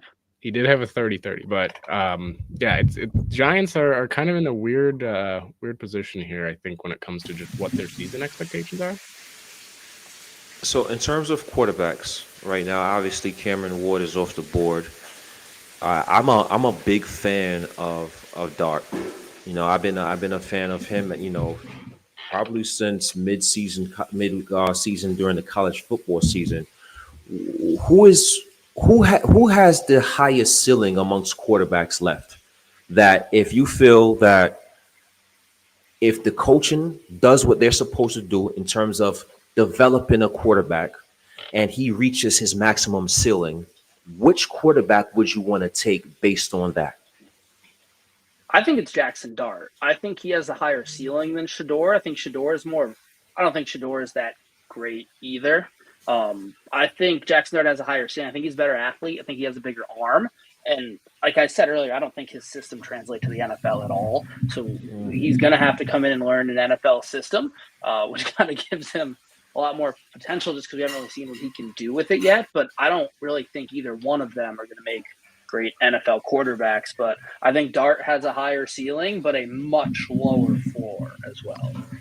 Yeah, I'm going to agree with Scott there. Shedeur, I think, you've pretty much seen what can build. And for Shedeur, a lot of it is also just his understanding, I think, of the game. In Colorado, people talk about how he can extend plays. And yes, he can extend plays, but a lot of it also was because he missed some reads, or he just was kind of all over the place with protections, didn't pick up a protection, which in the NFL, we all know picking up protections is a massive, massive part of being a quarterback.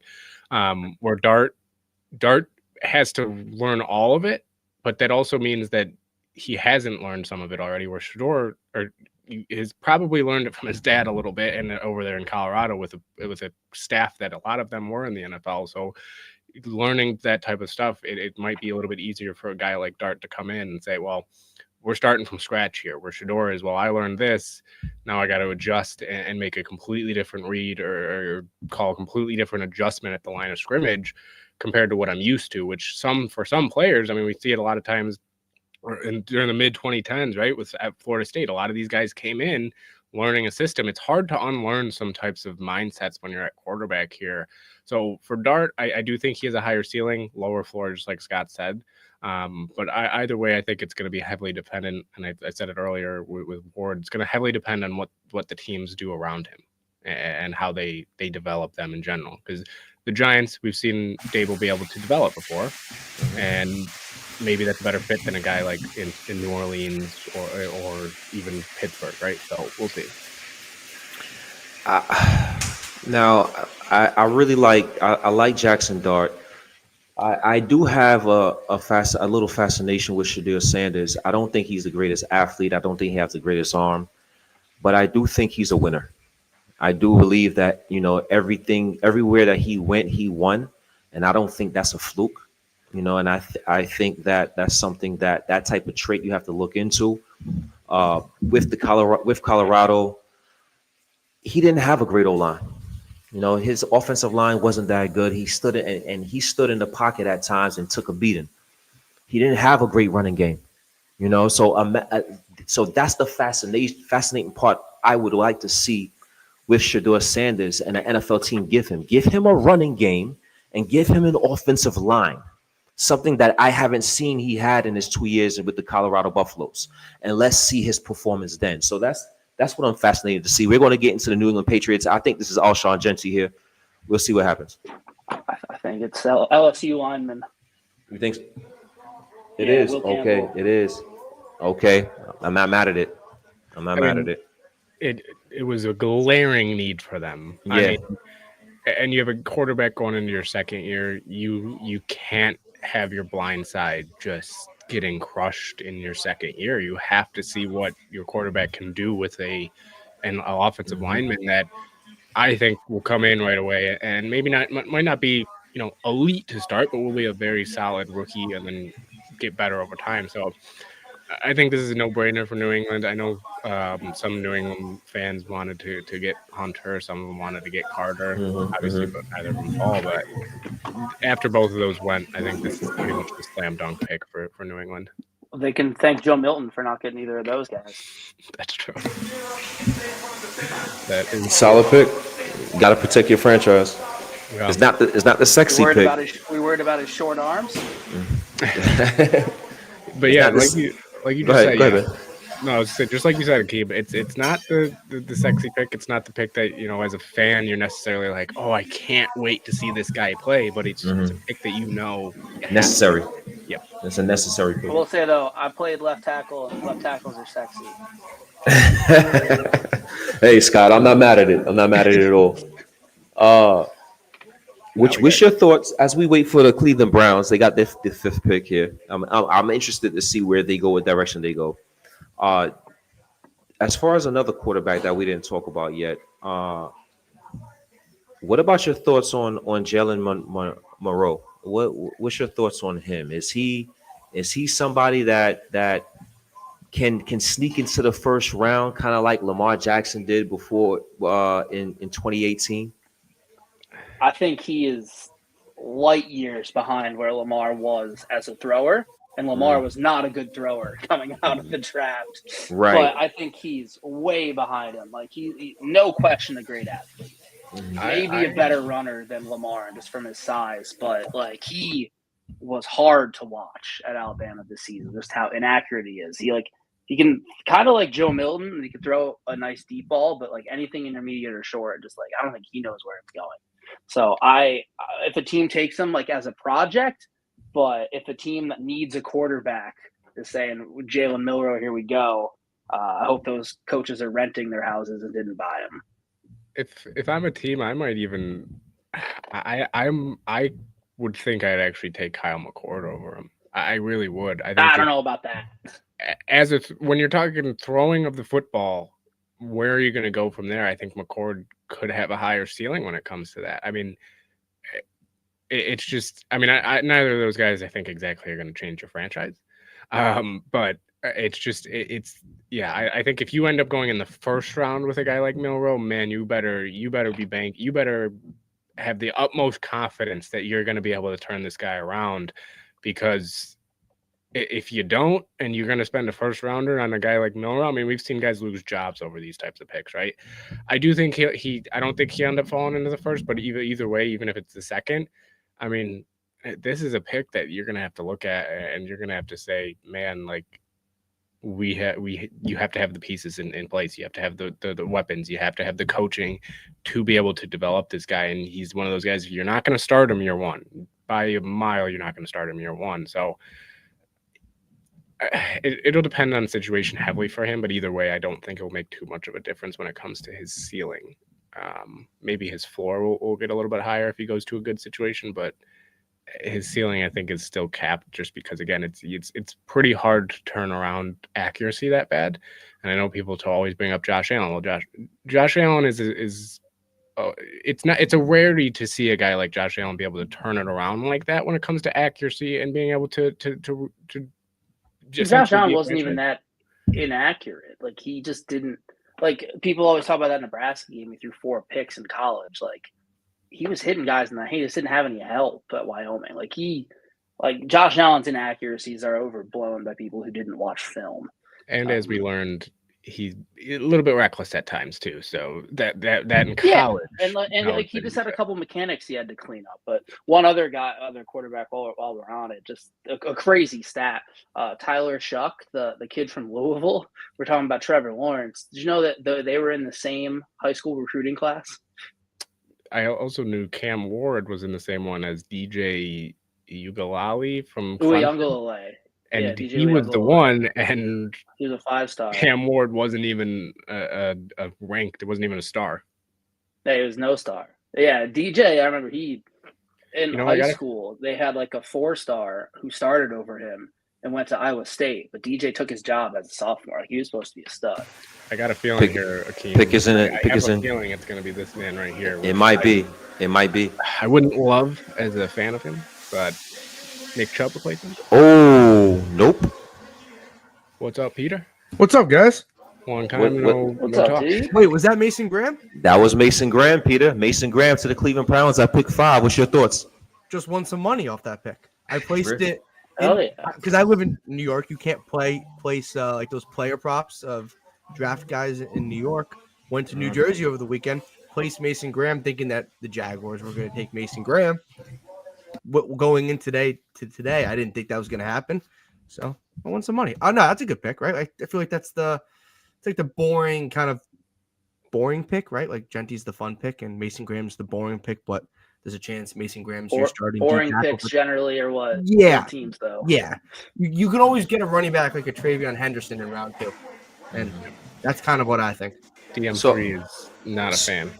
So I wanna get your thoughts on this Mason Graham. How much of his success attributes to, possibly being next to a guy like Kenneth Grant? And did that video with the defensive line coach, and he was working with his defensive line coach, did that turn you off in any way with Mason Graham, or are you going strictly by tape and you liked what you see and you think he's going to be a player, Peter? Yeah, I think it's the second part. I think it's more of the tape that I think he's gonna be a player, right? Like when you have production over a couple years and when you have the tape on film and when you have the plays on film, I think it's really hard to kind of not take that type of player. Well, when you line up against a guy like with Kenneth Grant and how big he is, it's going to help. Right? You can't really sugarcoat it. It's pretty obvious there. And the Browns, obviously, I don't know who their other D tackle is right now or who their one tech D tackle is off the top of my head, but I think Mason Graham's tape kind of does it for itself, and I think that's probably the smart pick. Like, I don't know if he ever turns out to be like maybe an all-pro, but I think he's going to be a really good NFL player.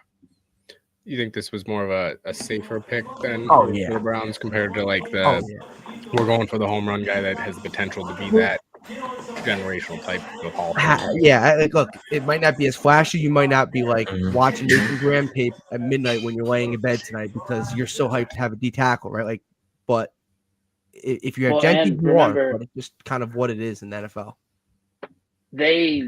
Next year is probably the year they go for it. They're going to have 2 first-round picks. They're probably both going to be in the top 10 unless something crazy happens in Jacksonville. Yeah. So, like, they can get flashy next year. Next year is a way better quarterback class. You get a guy who you can pencil in on your D-line as a starter for the next, hopefully, 10 years. And then next year you find your quarterback, and then Deshaun Watson has to go away eventually, and you get a little bit of money back. And next year they go for it. They get a building block this year. Then next year they go for it. Remember when Houston took Will Anderson and C.J. Stroud back-to-back, or was it back-to-back or in the same 2-3? Yeah, it was back-to-back. Right, like that could be Cleveland next year, right? I think Jacksonville can be good, but I don't know. I'm not going to bank on Jacksonville being like a legit team. So, well, either way, I mean, right now it's 5 picks in.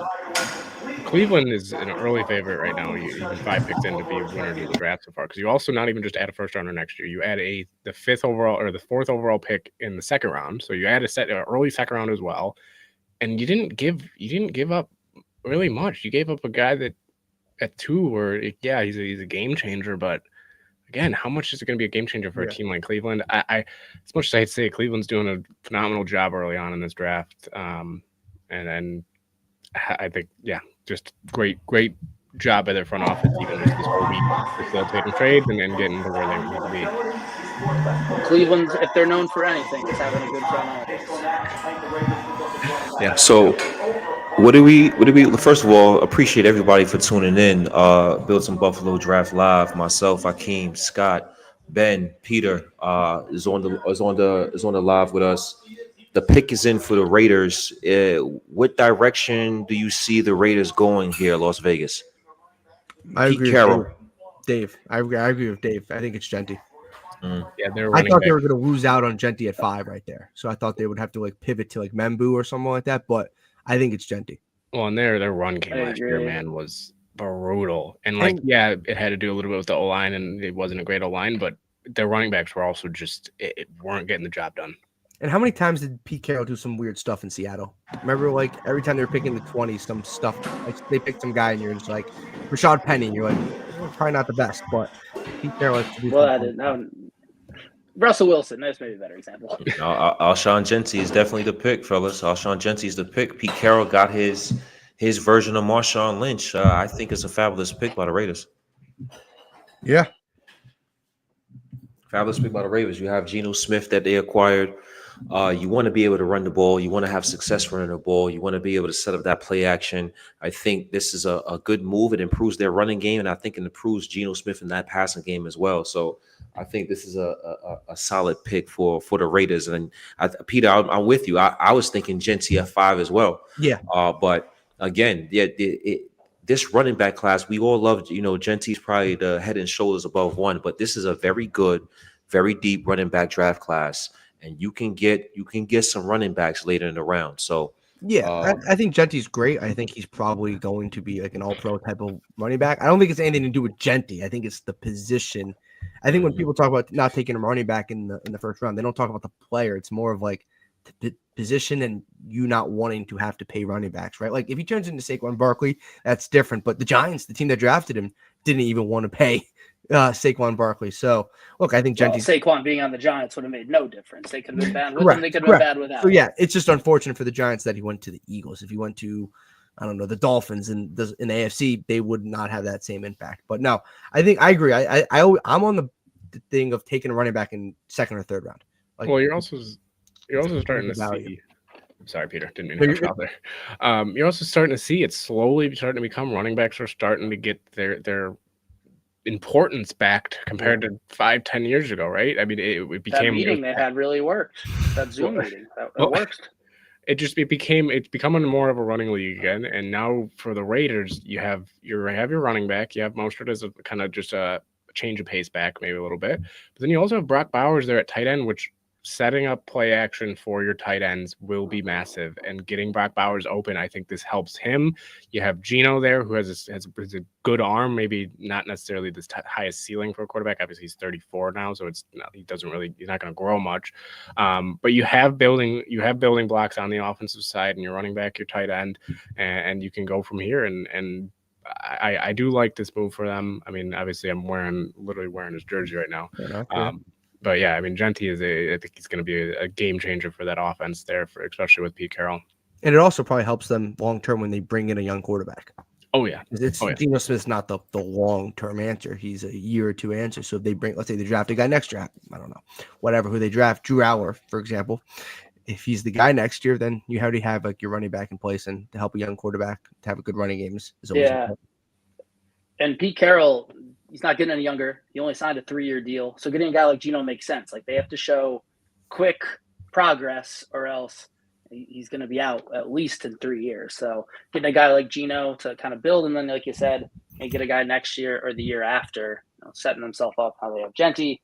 So yeah, I like what Carroll's doing in Vegas. Genty might hit 500 by midway through the season. Maybe probably before even, but in 6 games. Yeah, literally. I mean, and Pete Carroll loves to run the ball too. He loves to run the ball. He loved to run the ball in Seattle. I don't think it's gonna change much with the Raiders. Yeah. So.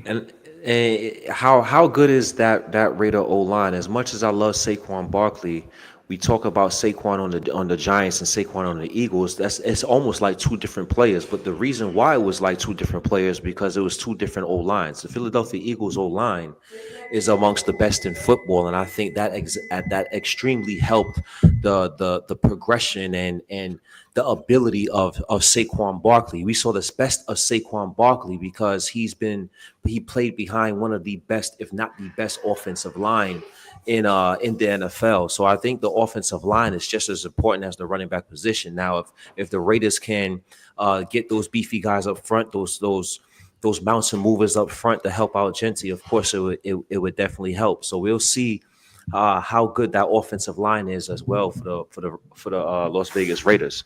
And I know that the New York Jets is coming up.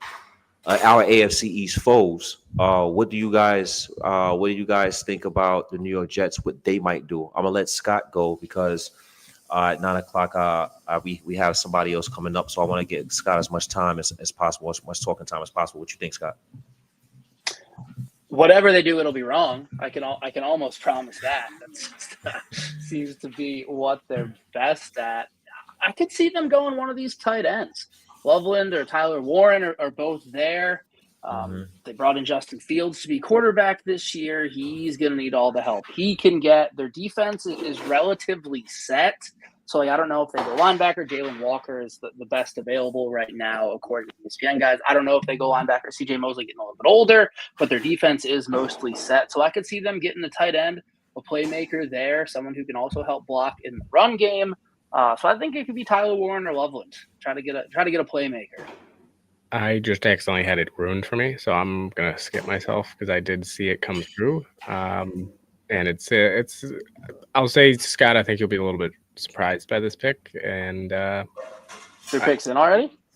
I just pulled up one of those sites here, and it has it here for the pick number 7. I don't see anything announced when it comes to Twitter wise. I'm on ESPN right now on my phone, and I don't see anything. PFF PFF mock draft has it on as an actual pick, so who knows if they're right? But if they are right from here, well, what are they saying? Then we'll see if it's right. They need another tackle. I was gonna say Menbu. That's what they did go Menbu. Yeah, they did go Menbu. At least from what PFF is telling me. I just think Menbu. I thought, because we kind of heard all the that would have made sense to me though. So Menbu, yeah. Well, I think with the trade, with the Jaguars trading up, all the smoke that kind of was talked about the last 2 days heading into this kind of cleared, because people thought Genty was going to go 5, and then the Raiders at 6 would probably go Menbu, but because the Jaguars moved out of 5 to go get Hunter, the Browns took Mason Graham. I feel like the smoke that everyone was kind of talking about, everyone's kind of gone in the spot that people had outside of the 2 teams of the Jaguars and the Browns. But I think the top 6 is what everyone had over the weekend. But I think because the speculation of Genty going 5, things kind of got jumbled over the last 2 days. But it's kind of funny how everything kind of reset itself outside, like where they went, not with like the actual teams. Obviously, no one thought the Jaguars would trade up, but no, I think if it's right, I think Menbu is probably the pick. I think it's a safe pick. I think tight ends and Tyler Warren. I like Tyler Warren. Akeem, I know you're a Penn State guy, so I know you like Tyler Warren, but I don't know. I think the value at tight end at 7 is not as good as the value if you It hit would be a on Jets thing tackle. to do. That is correct. That is correct. I think you can go get a tight end. The Jets now have their 2 tackles, right? You drafted for Sean. Yeah. Let's hear it be official. Yeah. Who knows? Watch us talk about it. They got it right. They got their opposite tackle. They went boring back to back. They would do what was smart. But they also can't really like. They also have to pay some weapons still. Like they got to pay Brees if they want to. They got to pay Garrett Wilson. They got to pay Sauce Gardner. They have Jermaine Johnson, right? Like kind of building a younger line for their future quarterback because their future quarterback's not on the roster right now. So, hey, who knows? So maybe they're that high on field. But I mean, it seems like they're going to want to open it up for field and get the run game going here with your 2 tackles, and you got Brees Hall back there coming back for another year. You still got Braylon Allen there as well. So, the Jets, they're still going to be the Jets, but it's a piece that you can look at and at least it's a smart move. You're not wowed by it. No, but sometimes like we said earlier, like you don't want to no one's gonna be like no Jets fans gonna be sleeping tonight or before they go to bed scrolling through Armin Menbu offensive line tape, because if you are, you're a psychopath, and I respect it, but most people aren't. Like they would be watching Tyler Warren tape, but that's not really what wins games in the NFL. So he played at the top level of college, top division or conference there, and got good reps against good players. Yeah, I'm not mad at the pick for the Jets. That I think it's a solid pick for them. It's you have to build the foundation, and how you build the team. You have to build the team from the inside out. So new head coach Aaron Glenn, their GM, they're seen to be in lockstep. Getting a guy to fortify that offensive line. They want to trust Justin Fields to give him a legit shot to be that quarterback 1 without looking over his shoulder. So I'm excited to see. Even as a division foe, what type of implementation with the playbook they're going to have with Justin Fields. And I think part of being successful for him in terms of being a pocket passer and working that play action, I think it starts with the run. And if they can have success with the run, it can open up passing lanes and make those open lanes very what should I say, achievable for Justin Fields to make. So I like the pick, and we're going to see what they do for the rest of the draft. The Carolina Panthers pick is in. Where do they go? What do we see with the Carolina Panthers? I feel like they gotta go McMillan, man. I mean, you need a weapon. You wouldn't go like a defensive player like Mikael Williams or Jalen Walker. I just think because I thought they were going to go Mason Graham today, like how the board started falling this morning, but that's completely crapped itself because of what happened before them. Like I think defense, you can go offense. Some people had him Tyler Warren a couple weeks ago. I guess. Look, if you want to build up Bryce Young as best as possible, you're probably right with Ted McMillan. It's probably like you want to get him a weapon. So yeah. Well, I need a lot. I'm getting off of PFF because I'm sorry. They are. I don't know what ESPN is like. What source they got over here at PFF, but they are putting. Well, they made Schefter stop because he used to spoil them all, and they told him to stop. Oh, you have to stay on Twitter. Like if you want to tweet tonight, you just hit the tweet button. You don't go on to like whatever it's called, like your main feed, because you're gonna get like 80 guys telling you the pick, and that's just not fun, right? Like on Saturday, cool, that's fun. And 6th round pick, if you see who the Bills get, call it a day, right? But it's the draft. It's one time a year. You kind of want to. Well, that's why I went to PFF thinking like, oh, they're not gonna know. It's not gonna pop up here, man. They are faster than anybody right now. So I just got off of them because it just popped up right. Were you shocked or surprised by the pick? No. Okay. No. Hey, it's 9:00. Scott, Ben, if I could get you back on a little later, if y'all are free, I would love to get you back on a little later. We'll see what we could do, but I want to get some other guys in here. I appreciate y'all, Scott, Ben. Excellent knowledge, excellent feedback.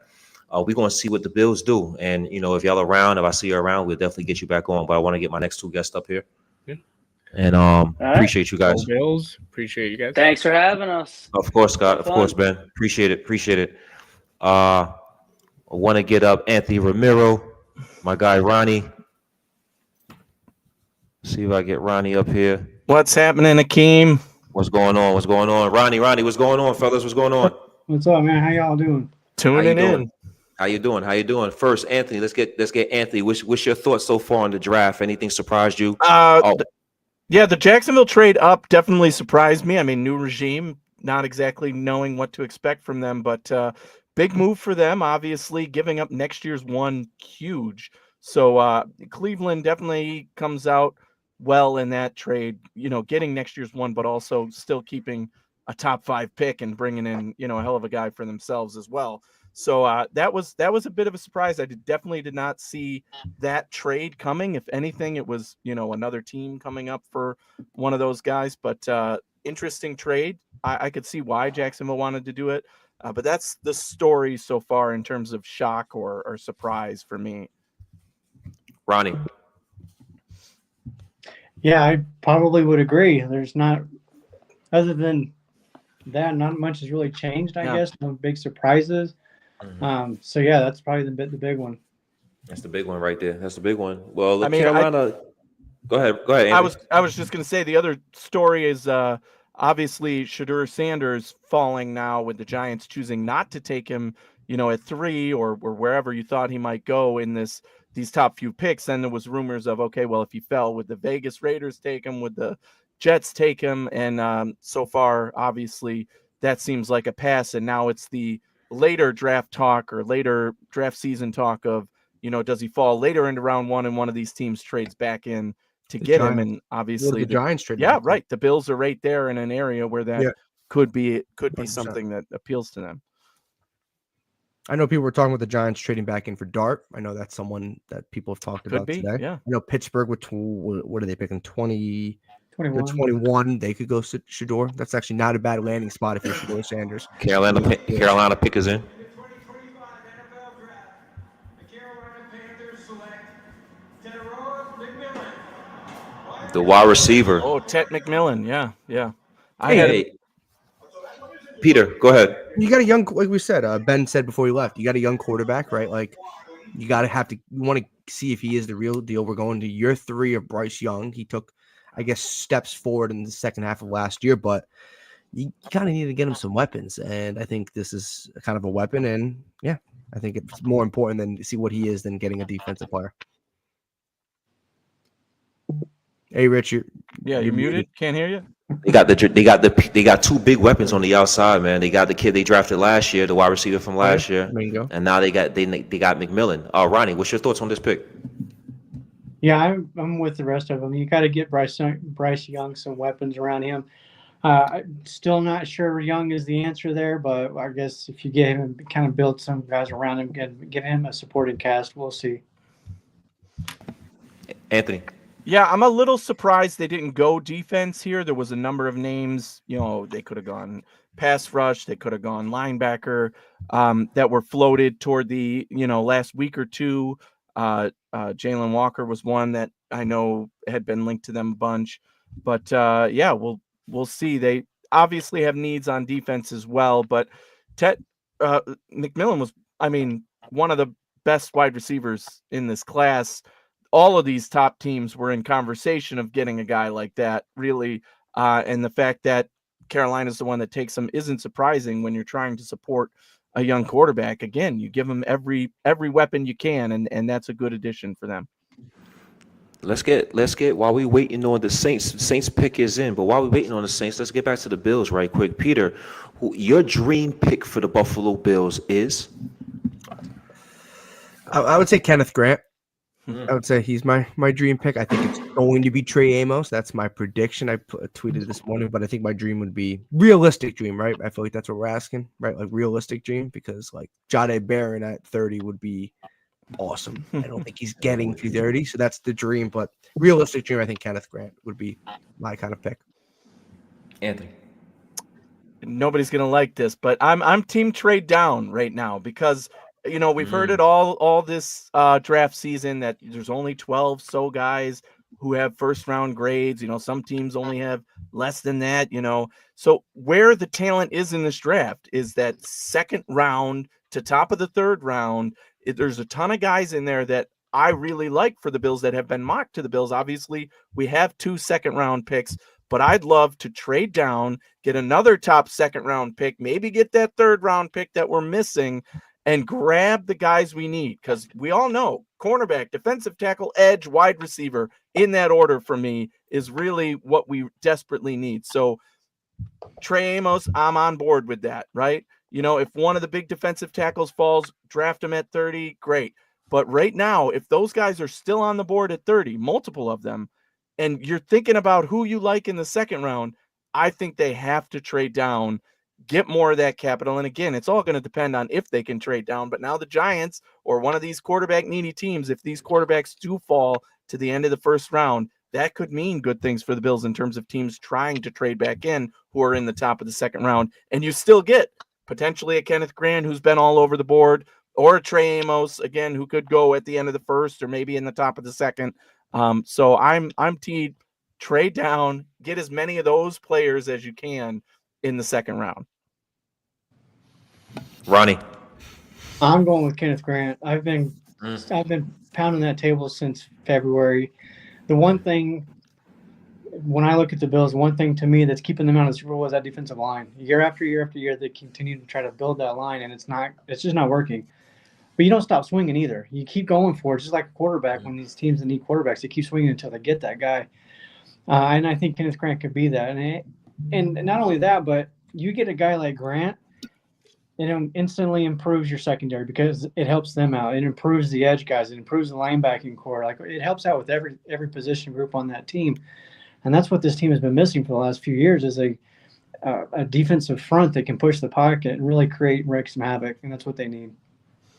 Do you think Grant falls to 30? That's the question. Because in my mock drafts, I don't have him falling to 30. No. I do have Trey Amos there. He's my pick, and if the Bills stick and pick right now.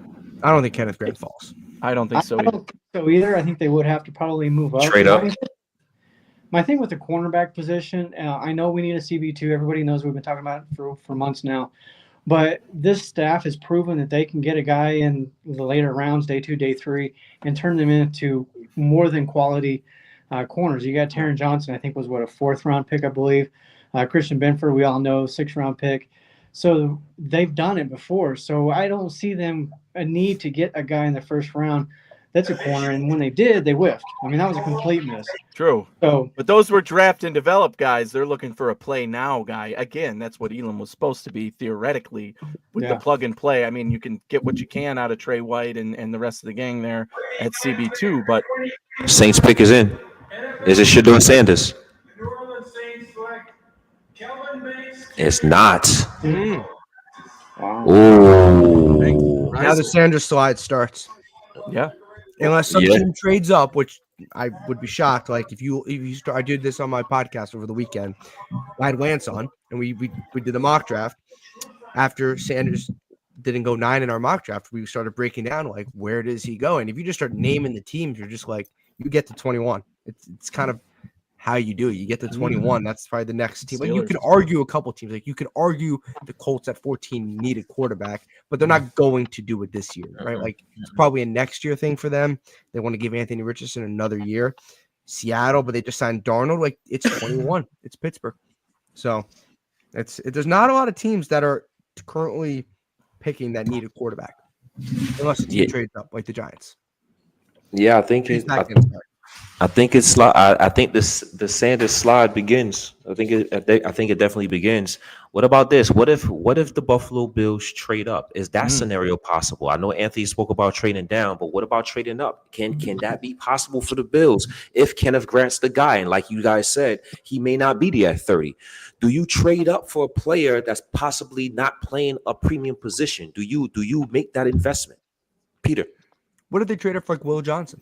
What if his medicals check out, right? Like first the medicals have to check out. Because if his medicals check out, he's arguably probably the number one, Travis Hunter aside, number one corner in this class. He's probably a top 15 prospect.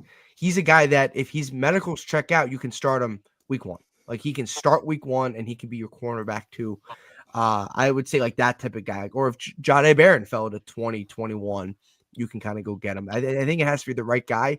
I would be shocked if they traded up for Kenneth Grant. I don't know if this regime seems like they would do that. I think it would have to be one of those top 2 corners that I just mentioned fell, or if they love Matthew Golden for some reason. Not for some reason. If they love Matthew Golden, he could be the pick. But I would say it would be Will Johnson seems like the guy they would trade up for. I like the idea of going up for a corner if that was the position. But again, from what I said before, if there's only 12 guys that have number 1 round grades and you're not getting your favorite corner in the draft, to me, what I've seen in this group is if Trey Amos is there at 30, then I don't feel like I would need to trade up for the next best guy because there isn't that much of a gap between him and the next best guy. Same thing, if you could argue, with a Kenneth Grant at defensive tackle. Now you've got guys in the second round who are, just as viable at that position as starters potentially. But yeah, I don't see a trade up scenario this year that I'm like pounding the table for, or that I could say, unless one of these top guys really starts to slide. And we know that realistically, the Bills would only be going up in the 20s, right? We're not going up to 15 or higher, right? So I just don't think this year is the year to trade up. To me, it's either stick and pick or trade back. So I just had a question. Do you, the rumors earlier today, the Bills contacting the Steelers, do you think that was nothing more than rumor, maybe smoke screen, or do you think that they're really trying to maybe look up to get up there? I think the Bills do their due diligence on everything. Brandon Beane isn't shy, right? He says, yeah, I called the Steelers. He'll say tomorrow or whatever. Yeah, I called the Steelers to see if they I called everybody. What do you expect? I call everybody. That's what he says, just like the free agents, right? Oh, the Bills are in on this guy. Yeah, I call everybody. So, yeah, I think there is a scenario where they said, hey, if this is our guy and that guy falls to 21, what's it going to take to come up to, trade with he's probably trying to feel what the value is. Exactly. Right? Try to get a general perspective what it would be to 21. He hears what they want, and he's like, well, okay. Hangs up the phone, or he hears what he likes, and he's like, okay, now that could be an option if so and so gets to 21. Right? Yeah, one of the things we haven't seen it. So one of the discussions that I've heard leading up to this draft was the trade values might actually be lower this year because there's not a lot of guys to trade up for, right? So maybe that's part of the feeling out process of, okay, if we are going to trade up to 21, what's it really going to take? It used to take a second round pick. Maybe this year it's only taken a third or maybe a fourth, right? So there's definitely some precedent to break there or set, and right now we've only had the one trade so far, and that was a bit of a shocker for what Jacksonville gave up, I'd say. And I believe in connections, right? And the Pittsburgh, Buffalo, Sean McDermott, Mike Tomlin, that William and Mary connection, that might play a part in terms of talking, in terms of a possibility of a trade up. Will we actually see it? We don't know. I think the pick is in for the Bears. Let's see. With the McMichael family during this incredibly difficult time. Misty, please know. I think the Bears can go tight end here. I think Ben Johnson can do some things with a Tyler Warren or even the other tight end that was spoke about. I believe Peter, you spoke about him earlier. Colston Loveland. Yes.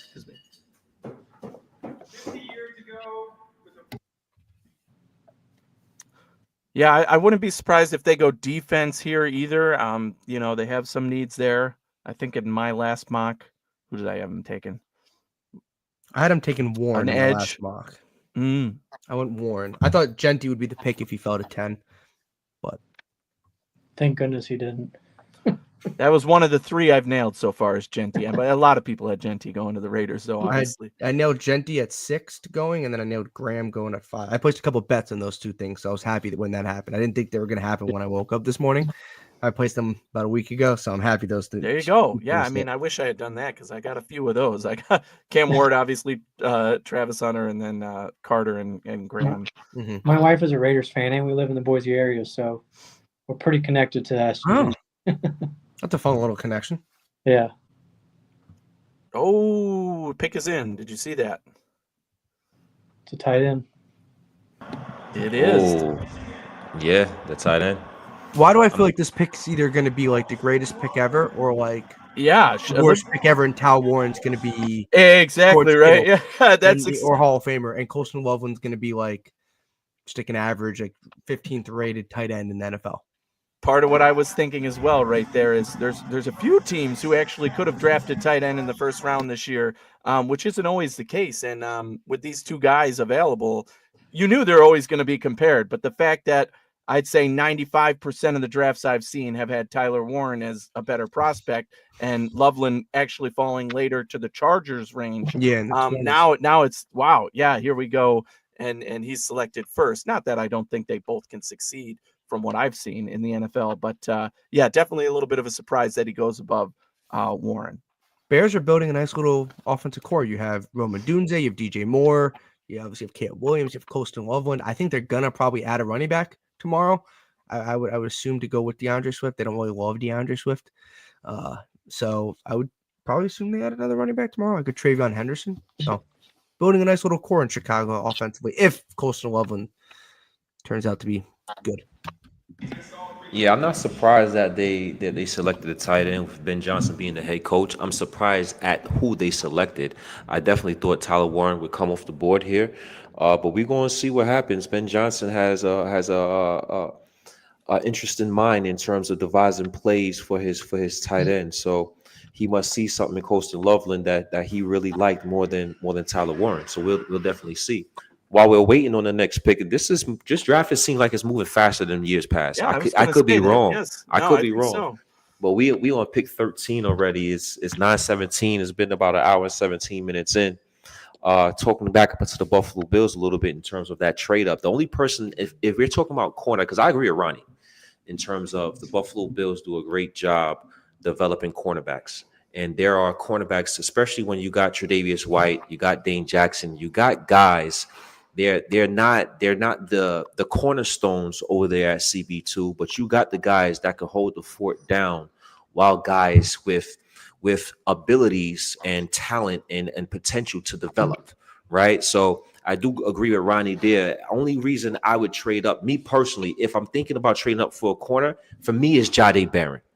Because I love him, yeah. Because I just think he can play CB2, he can play the slot, he's a chess piece in my opinion, and you could put him anywhere on the defense. Will Johnson, to me, that's a pretty steep investment. Now I love his game.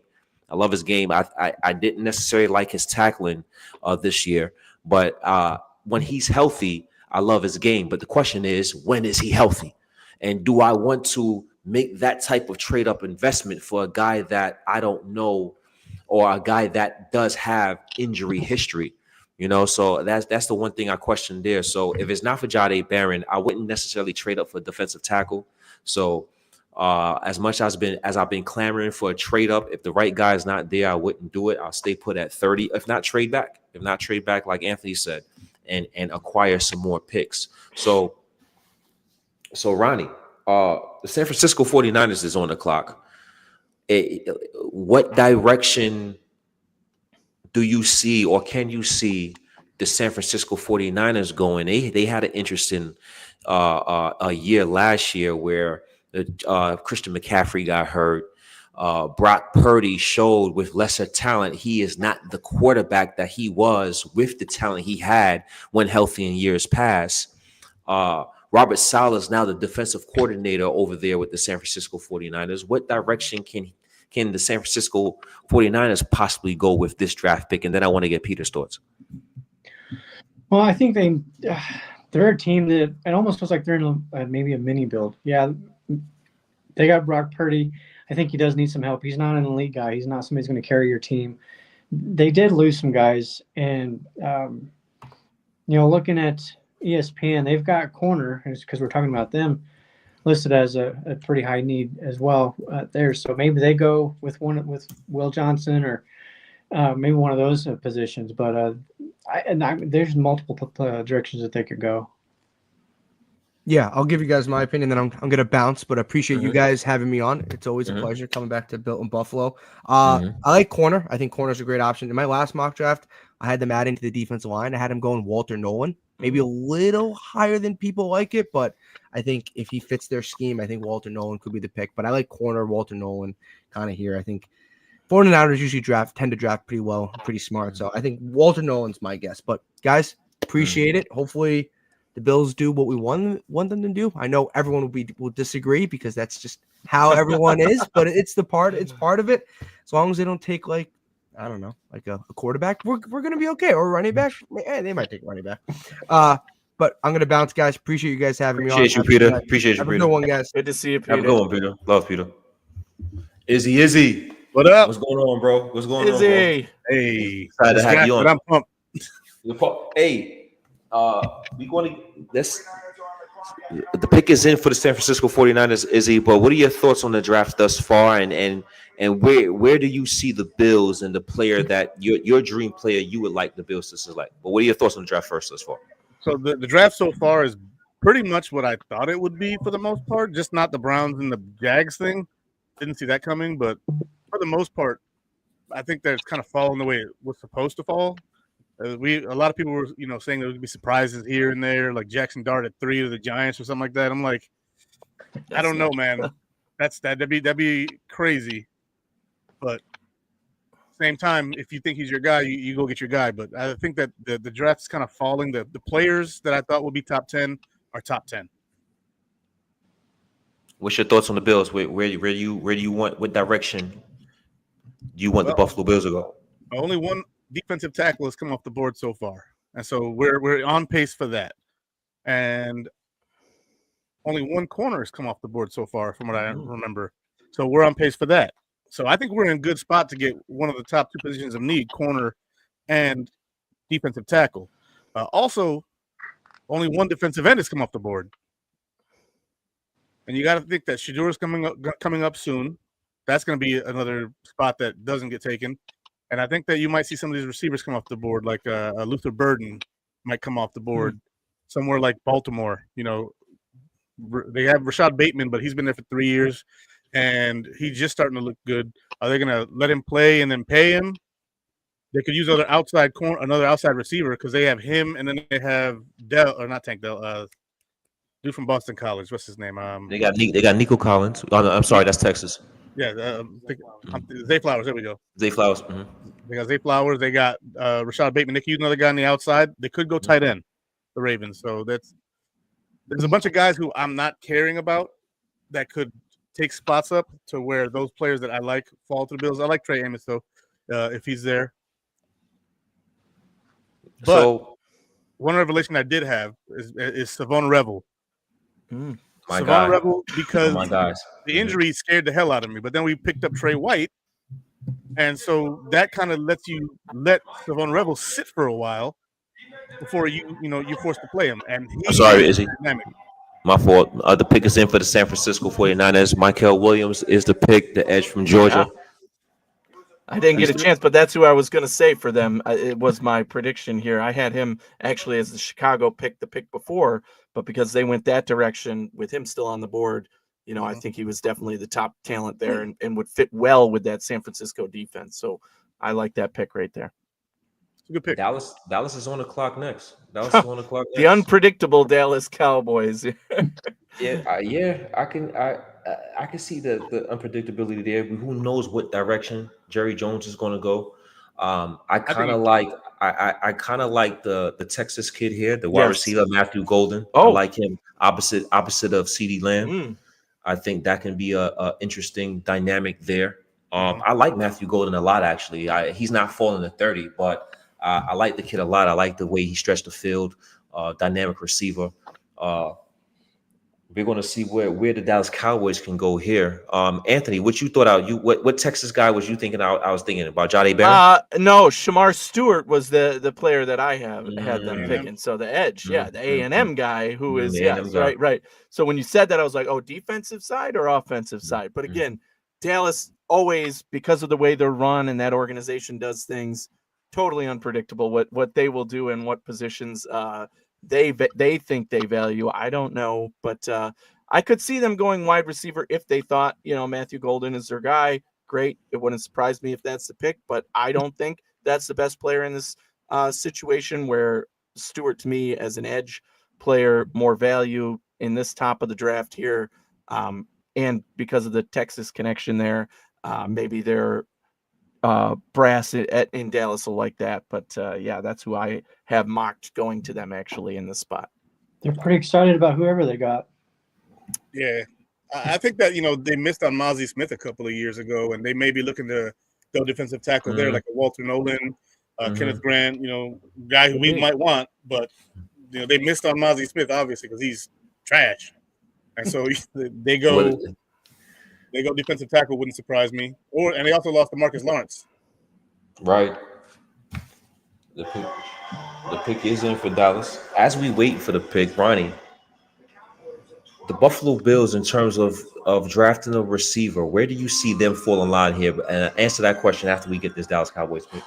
With the 12th pick in the 2025 NFL Draft, the Dallas Cowboys select Tyler Booker, guard, Alabama.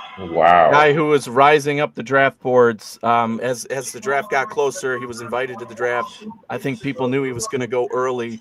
I had him, I think, going to the Texans way later in the draft. But this is a good pick for them, a guard. I like Booker, but surprisingly, at 12, a little high. It's higher than I thought. But again, this was a guy this week whose name was rising up. I mean, some thought he could be taken even higher than this. So my buddy's pissed. So yeah, a Dallas fan. Yeah, I mean, it's definitely a surprise pick there, but not necessarily. It's always good to load up in the trenches.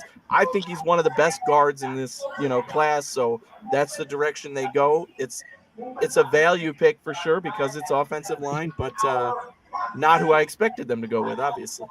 Yeah, my buddy who's a Cowboys fan who has talked to Akeem before. He's pissed. He's pissed. Wow,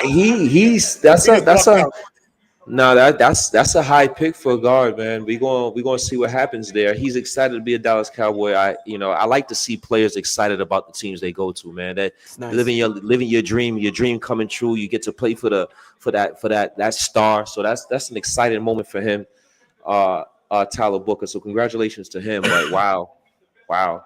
Miami's on the clock. Who is the fastest guy in the draft?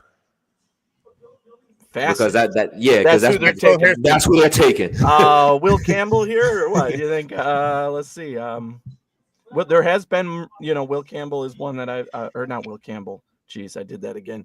The cornerback. Sorry, Johnson. Will Johnson. Thank you. I think that's in play here, but again, with the injury concerns, how far does he fall? Miami, obviously, offensive line needy team as well, so. Maybe that's why Dallas felt they needed to go Booker there, but I don't know that Miami would have been going in that direction. So interesting. Yeah. I don't know. Miami's another one where I've struggled with them throughout the mock draft process, saying that this is the guy I think they're going to go with and why, because there's multiple fits that I think they could take here. But obviously it's one where the competitive advantage matters for the Bills. So we'll see here. Well, yeah, Ronnie, I want to get back to that question with the Buffalo Bills in terms of adding wide receiver talent. What round do you think that's the best bet to go and add that talent? If you think they need a receiver at all. Do they need a receiver? I think they could be fine with what they got. Would I like to see them add another one? Yes. I think the receiver position for me it's one of those positions that add one every year. Just bring in another guy. And hopefully, maybe eventually you'll strike gold. But as far as the round, I guess it all depends on how this draft falls and who's available. One of the guys that I do like that we've talked about before is Dante Thornton Jr. He's got size, he's got speed, and he's more of a probably 4th, 5th round possibility. But yeah, I think he gives you a lot of what you don't have, especially with the speed. I'm way out on Isaiah Bond. I know that his name was tossed around a lot early on, but I think the receiver for me, it's defensive tackle, corner, probably safety, and then maybe wide receiver. I like it. Who are you guys? Some of y'all guys favorite receivers in terms of who the Buffalo Bills scouted, or maybe even a player that Buffalo Bills didn't scout? Do you like any of these receivers in the draft? There's two names for me that are on my eyed list for sure, and obviously speed was what the Bills, at least with the guys they brought in, was the name of the game there.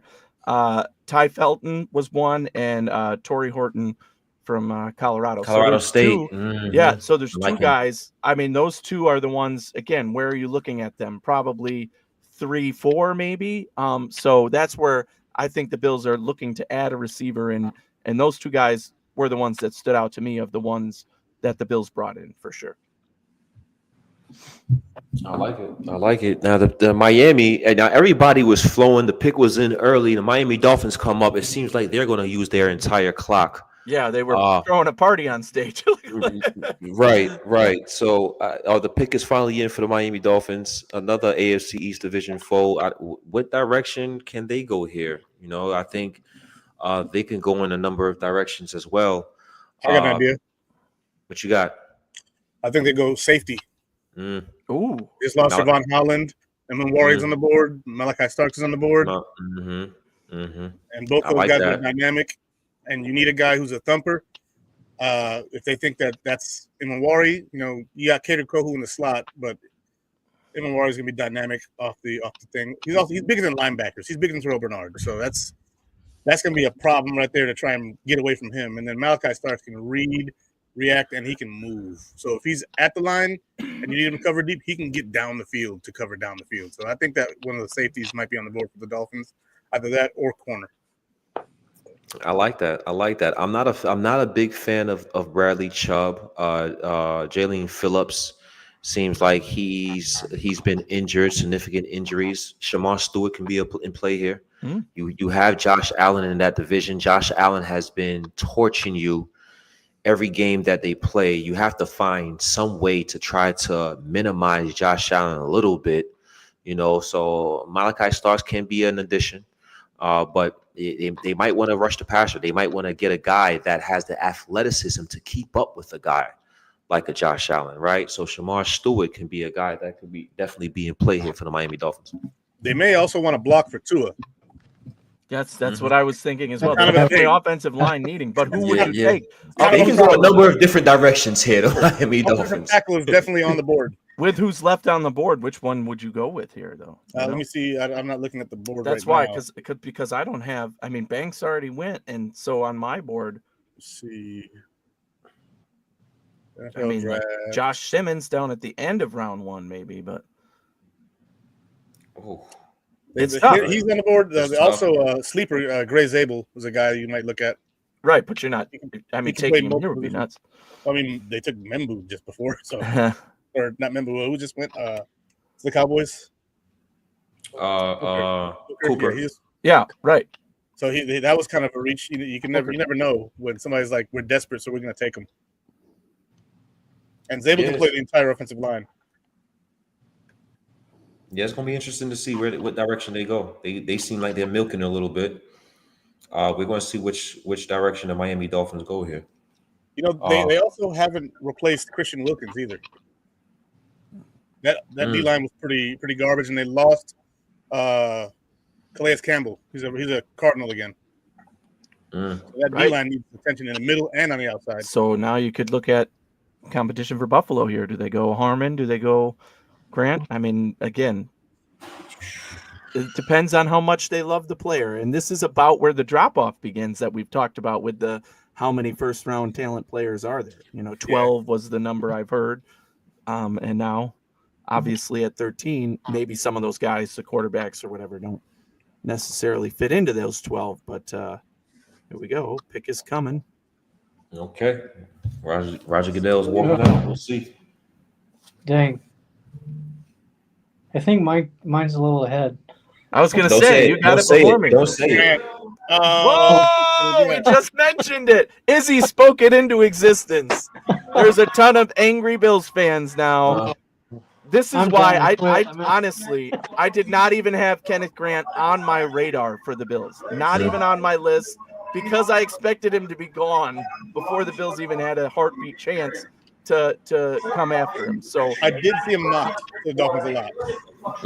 I did not, but I I think what we just said, that's a great pick for them. And Izzy, you were right on point that they need to restack that defensive line. And this Christian is the way Wilkins. to do it.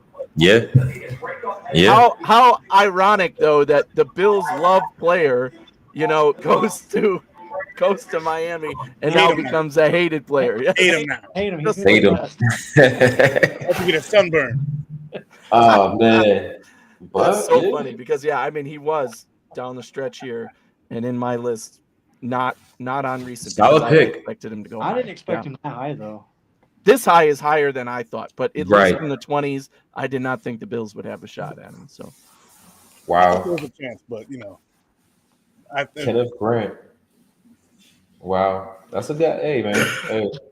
Look, could it be a tad high maybe? But if they like as he said, man, they lost Christian Wilkins. They missed that beef in the middle last year, and they wanted to fortify it this year. Kenneth Grant fell right to their lap. I can't be mad at them. Solid selection by the Miami Dolphins.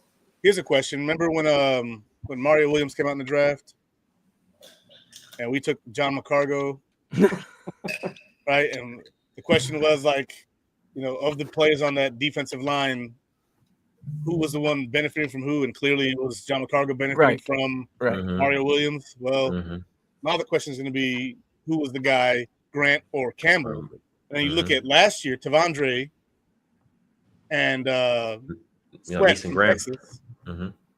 Clearly one of those guys turned out better their rookie year in the NFL than the other. So we'll see what happens. This could be the star of the line, or it could be the dud, or they could just both be beasts. So we'll see what happens. Yeah, but they still can't protect Tua.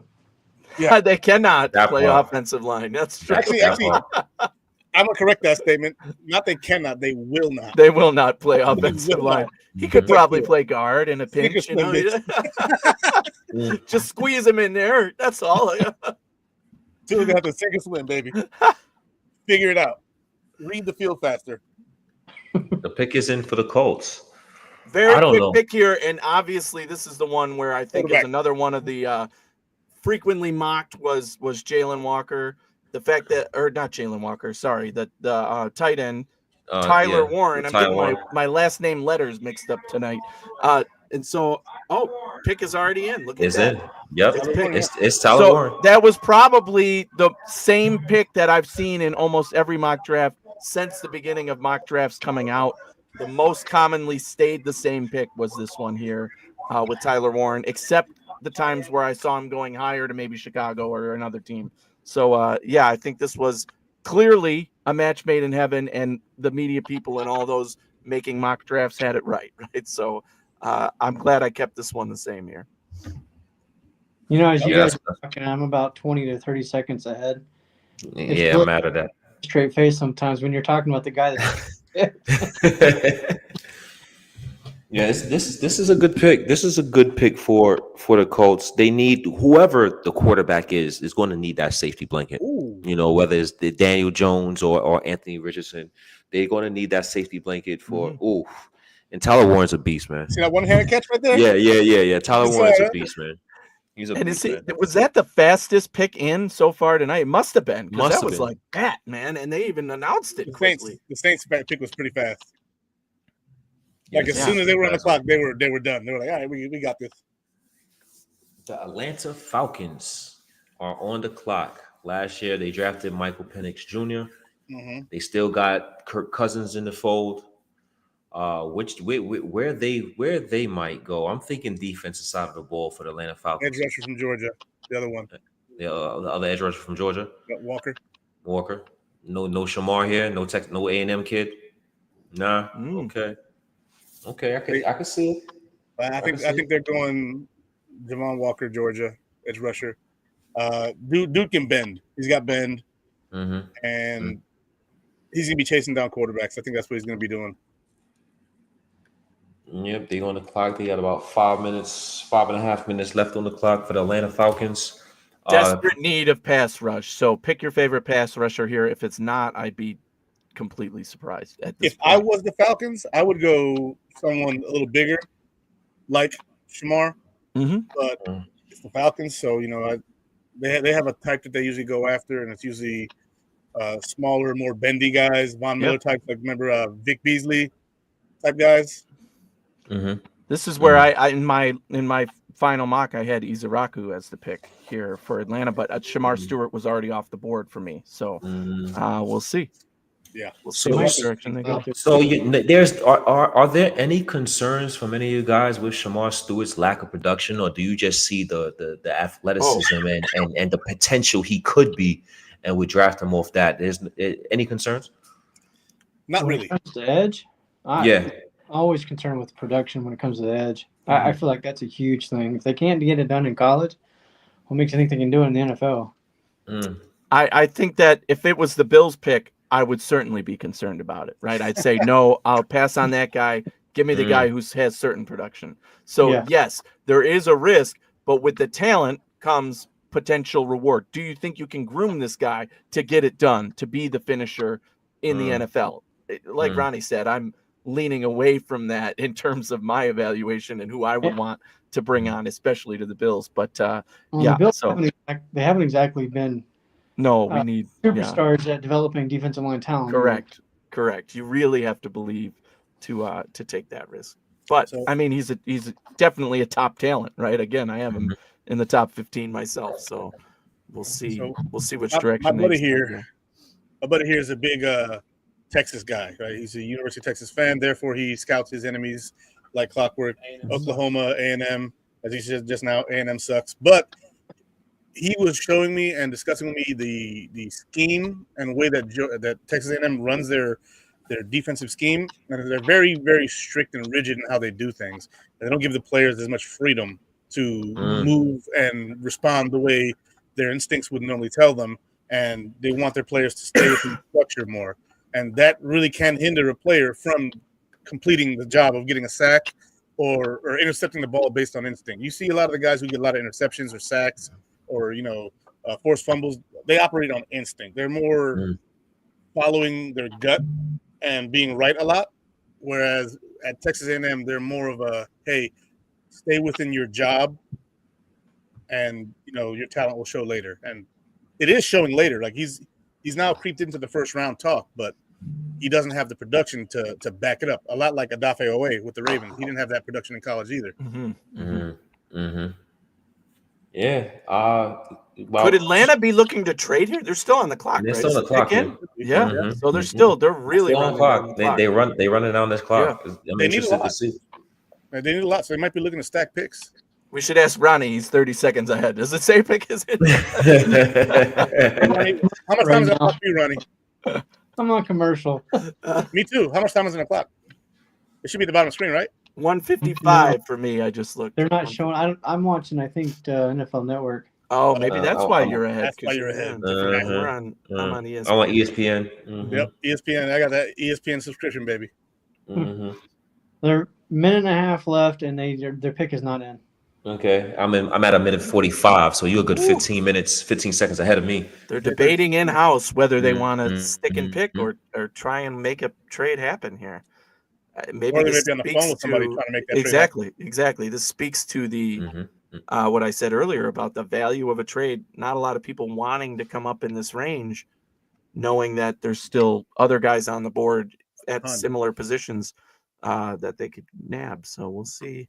Wow, Definitely have to be working the clock, but now they're sweating it out. Once you get under a minute, you're like, okay, you better get that card in at this point because this is Right. Do you know who you want? Are you not excited about anybody here? What's going on? What's going on? Is there a half and half? There's a tug of war going on. I want this guy or I want this guy, and they're split down the middle. That's what I envision a lot of draft day shit going on. As they show stuff like this. Yeah, right. Yeah, trade it all for. They should do an HBO Hard Knocks with just the War Room. Draft Right. shit. Let's go. Oh, okay. Now a pick is in. Yeah. Okay. Uh-oh. Looks like they weren't getting what they wanted out of a trade. So Yes. Okay, you got 10 seconds. I'm telling you, we're going to put the card in. We're going to put it in if you don't want it. Mike Green is still out there too, as far as the edge guys go. You're right. They could. He's another one that I have going in this first round. It's really take your pick of who you think fits your system and what you want to do best. And that's really hard to do in this process when you're not the GM, right? So again, my choice was Izaraku. We'll see. Mike Green does have some off the field stuff, so That's the issue right there. I like his game a lot. I really like his game, but he has some off the field issues there. He never been actually charged with anything, but multiple stops with the multiple complaints is definitely a little worrisome there. and we went through that a couple years ago. Yeah. And now our punter's on the Chiefs. So do with that what you will. Okay, let's see. What if Shedeur goes to Arizona? That'd be hilarious. I think Seattle's another spot that's coming up that could be a destination spot for a quarterback. You got Sam Darnold there. I'm not sure if he's the long-term answer for the Seattle Seahawks. So that might be a Jackson Dart, Shedeur Sanders opportunity there at 18 with the Seattle Seahawks. They did give him 3 years. They gave him a 3-year contract? Mm-hmm. Yeah, the 3-year contract, 100 mics. So we'll see what happens. Mm-hmm. But they could have it out after year 1, for all I know. So a year 1 or year 2. Yep, I can actually look that up while we're sitting here playing around, waiting for these guys to hurry up. Yeah, I believe there is an out in that contract after maybe the second year. But There he comes. He's finally coming out. yeah, geez, this was the longest. Okay, yeah, that was the longest. One of the fastest in between picks. Too. They chose the standard version of what we're used to with the NFL draft, the Atlanta Falcons. Yeah, so on Sam Darnold, they got this year, next year, out after that, and then a couple of void years. Yeah.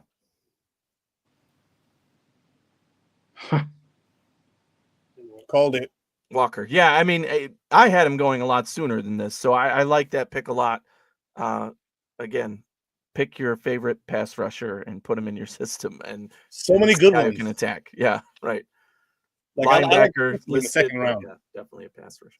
Princely Human Malin in the second round, I'd be happy with that.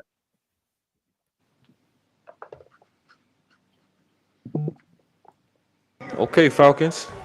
Jalen Walker. Arizona Cardinals is now on the clock.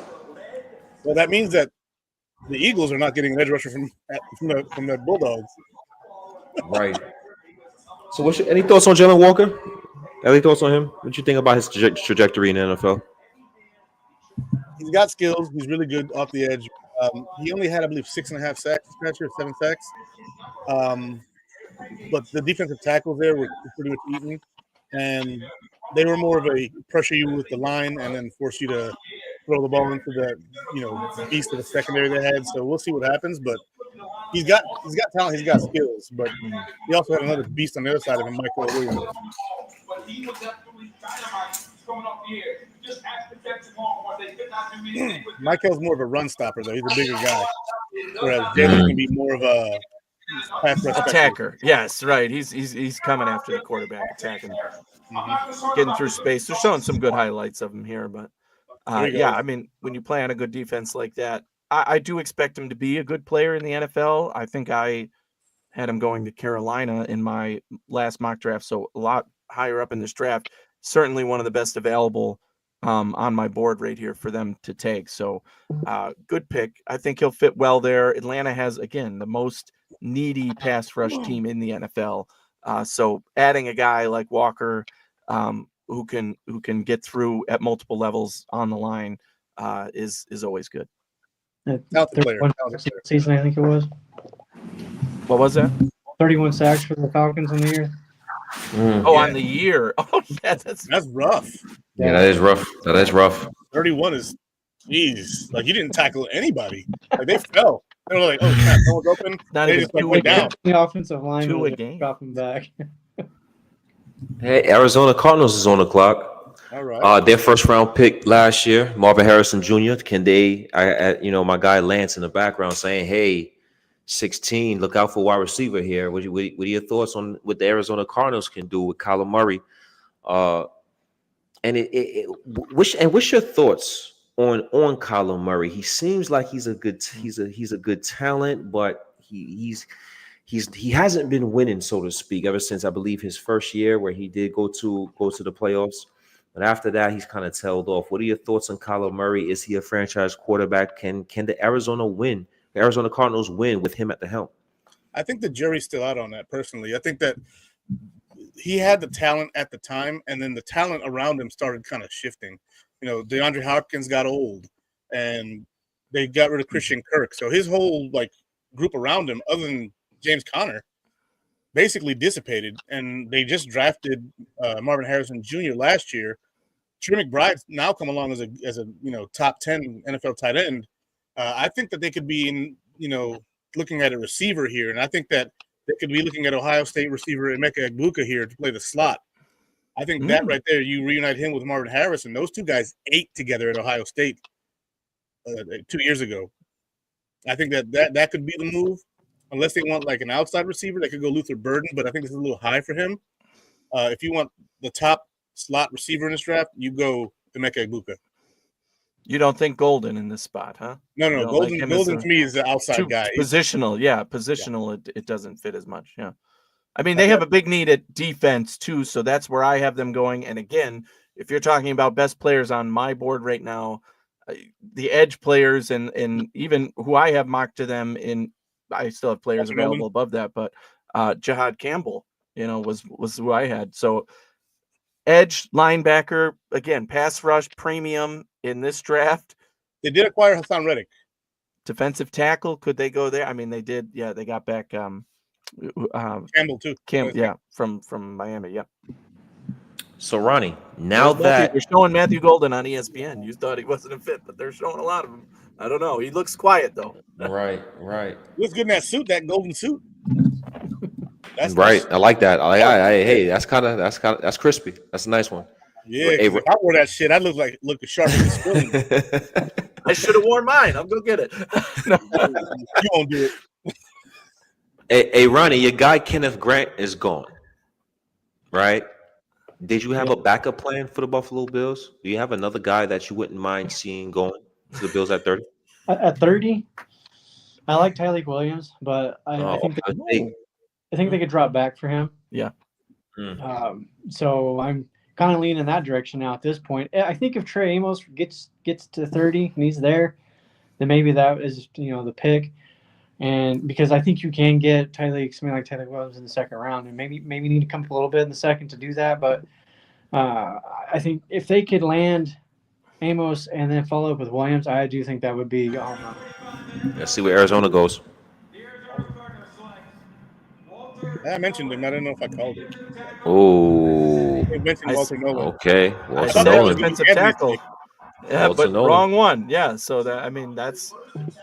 No, I thought. Remember when you said they need defensive line, and I said Walter Nolan? Yeah. But you were in the middle of your statement, so I was kind of cutting you off. My bad. No, but I mean, that's again, if it's best fit for your team. This is much higher than I had him going. I actually had him as the last pick in the round to Philly, but this is, a solid pickup for them. I think if he's there, Philly takes Jihad Campbell. If he's there, I like Walter Nolan a lot. Actually, I would switch those picks for me. Yeah. I think he's a stout defender in the run. I think he has a potential to add some pass rush to his repertoire. I like the pick. Arizona Cardinals select Walter Nolan. They seem to be. Campbell would be my bad, Akeem, go ahead. No, I just go ahead. I like the pick. Overall. Go ahead, Izzy. It was a little bit of a joke there. Said Jihad Campbell? Yeah, Jihad Campbell would definitely be a McDermott guy. Now I'm assuming the Cincinnati Bengals have to go defense here, right? The Bengals have to go defense here, right? Anthony just got it too. The Bengals, who did you say, Akeem, getting back to football? Cincinnati, y'all hilarious. Cincinnati has to go defense here. One would think, right?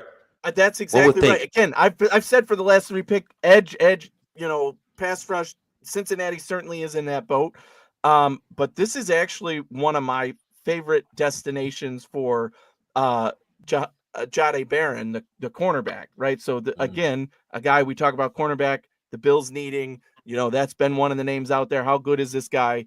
This has been my favorite place to mock him is Cincinnati. Now looking at the board, again, pick your favorite edge rusher who's still available right now. That seems like the most logical in my mind at this spot, given how the board I'm is thinking falling. edge rusher as well. I agree. I concur. I mean, especially with Trey Hendrickson, you don't know what his situation is. Does he want to be in Cincinnati? How much longer is he going to be in Cincinnati? Their other guy retired. What's his name? Yeah. Pick a spot on the defensive side of the ball for the Cincinnati Bengals. They need it.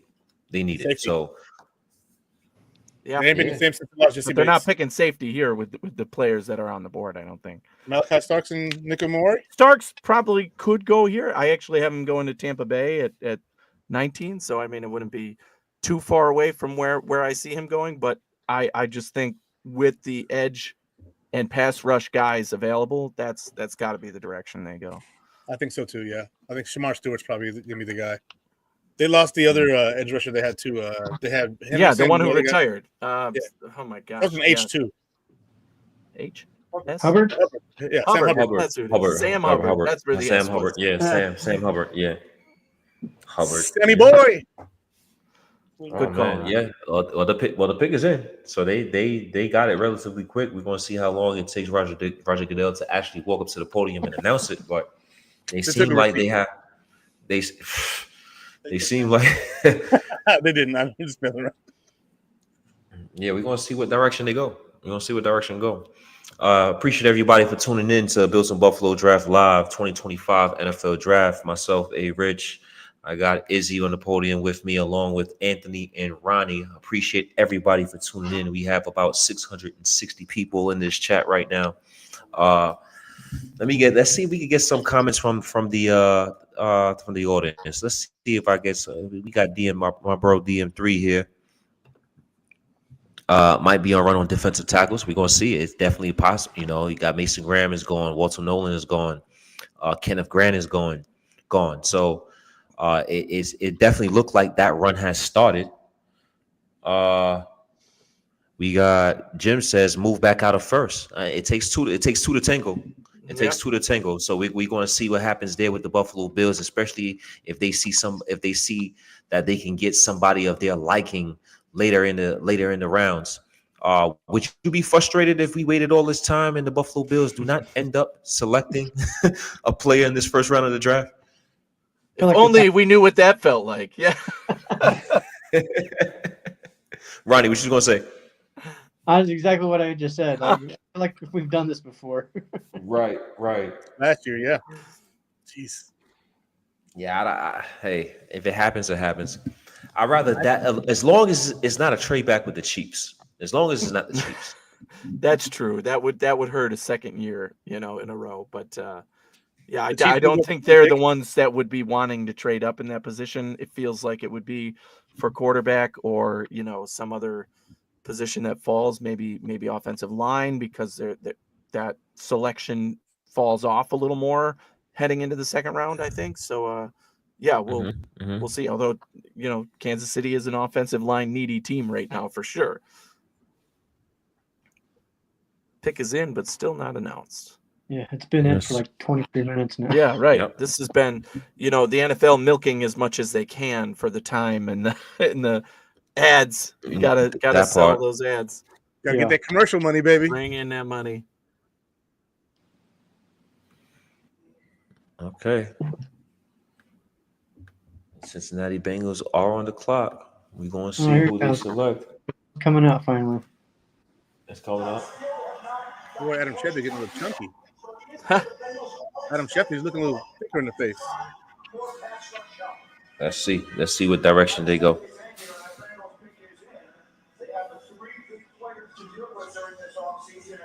Yeah, I think it's probably Shamar Stewart.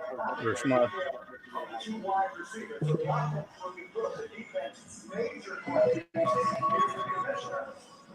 Let's see what happens, man. 17th pick.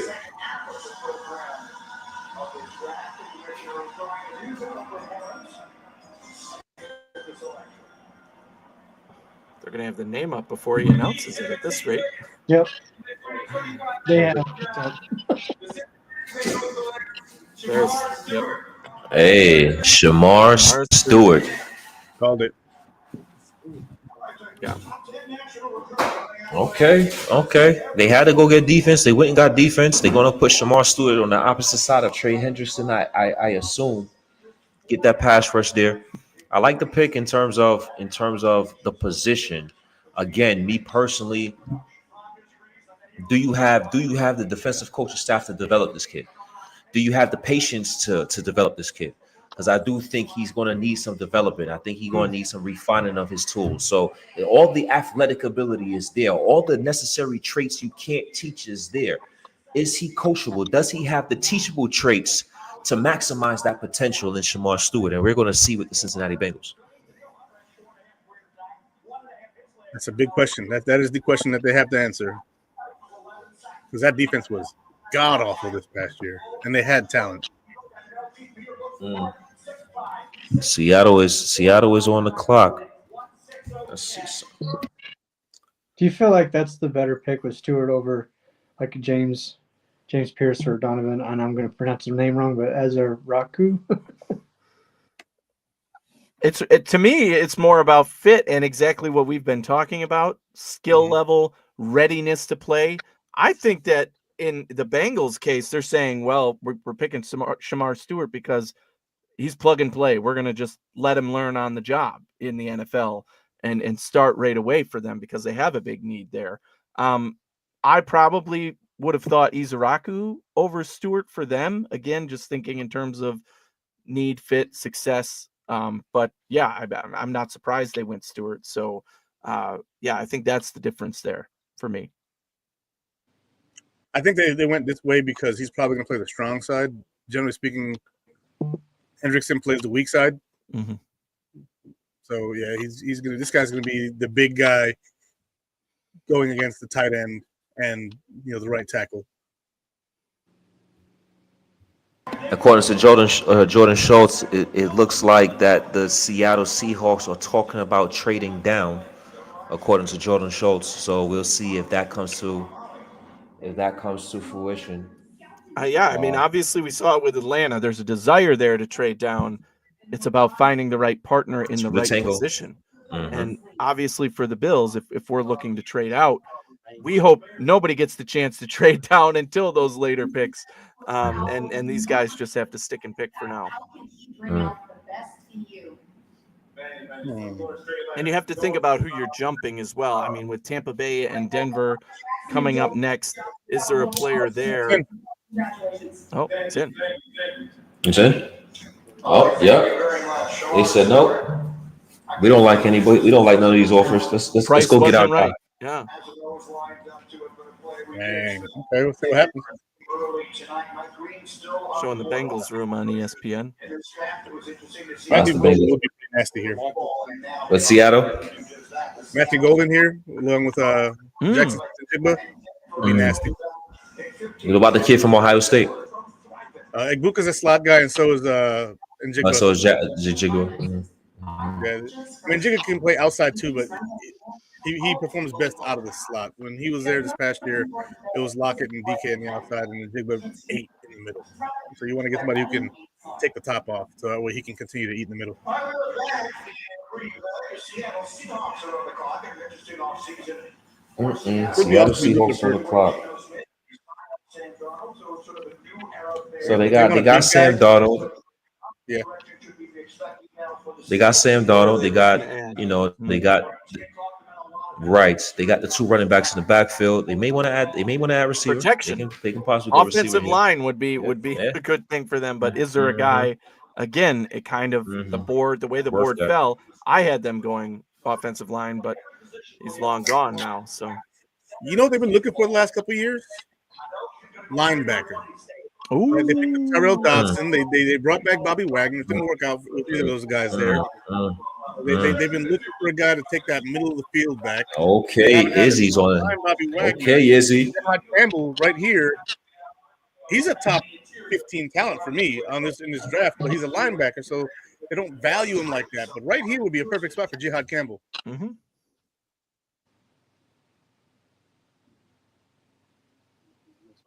Oh, they do end up going offensive line.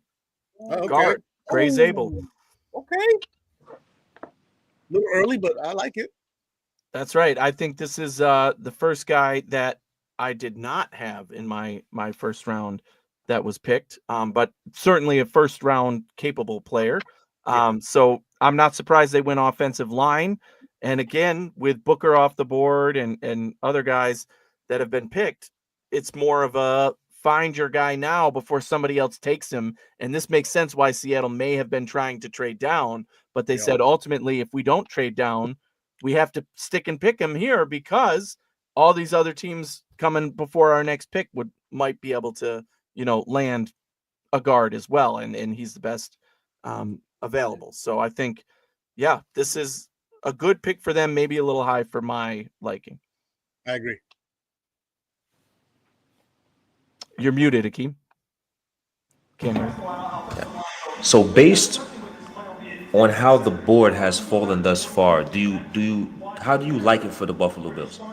I love it. Love it. Okay. I'm loving it. Yeah, again, the Ronnie, more of these players that go, the better it's going to fill for the Bills, right? Guard, offensive tackle, any of the offensive positions, really, offensive line. That's any of those defensive players getting pushed down is helping Buffalo. Do you think Golden could be in play at any point for Buffalo? If he drops into the 20s? Golden? Who? He's up there. Matthew Golden. Yes, I do. I do think he could be in play, but I part of me thinking they would have to come up to at least 24. I think Houston is going to be selecting a wide receiver, in my opinion. Tank Dell. There's no Stephon Diggs there anymore. Right. You probably want to get Nico Collins some help with Stroud on the other Stroud at quarterback. That's a sneaky pick there, but they need desperately offensive linemen. I mean, the four of us are protecting CJ Stroud right now, so that's they need to do better for that. That's a fact. That is a fact. Tampa Bay Buccaneers are on the clock. Hey man, they're sneaky spot for wide receiver too. Slight resurrection for Baker Mayfield. If you had to, besides Lamar Jackson and Josh Allen, who's the next best? Baker Mayfield is the next best guy in this draft, right? 2018 draft. I know Sam Darnold has come along, but I feel like it's been a resurrection for Baker Mayfield, so to speak. It looked like he was the guy in the beginning, then he tailed off, and then he came. He jumped around a little bit, going to the Rams, and then found a home with the Buccaneers. And I think he resurrected his career. I've been impressed with Baker Mayfield and how he's matured over the years in the NFL. What's your thoughts? You nailed it for me there. Baker Mayfield used to be, I did the podcast. We've done it for 8 years. And Baker Mayfield, for me, was my number one hated player in the NFL for a very long time. I absolutely loathed the guy because I thought he was overblown and he'd never lived up to the hype.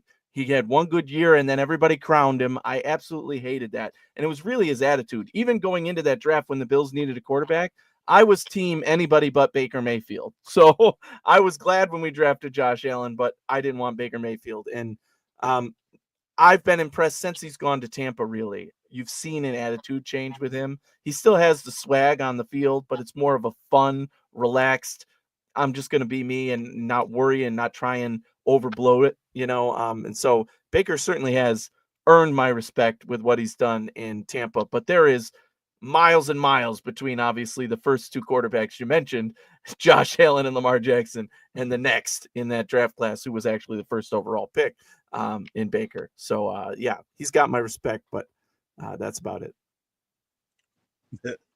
So I think Baker's come a long way. I'm actually, if I knew him, I think I'd be more proud of him.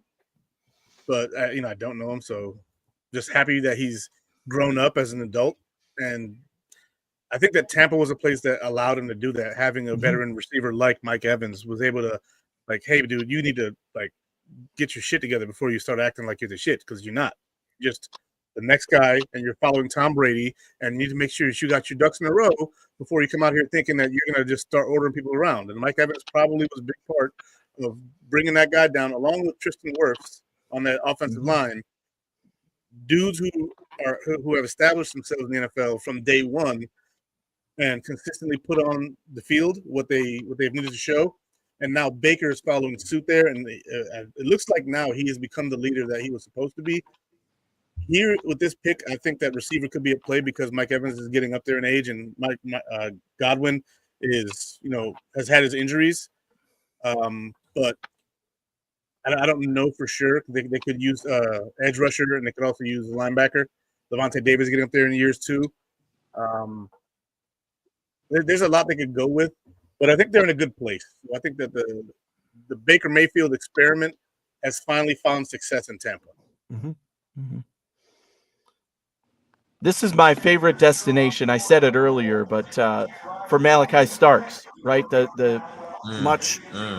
week, the buzz about him going to the Bills, but this is really the range where I have him going. And again, this is my favorite destination to have mocked Starks, because I haven't seen it from a lot of media or big mock draft people, but they do need backfield help there. And I think that his big playability is something that, that Tampa defense would be attracted to. So we'll see.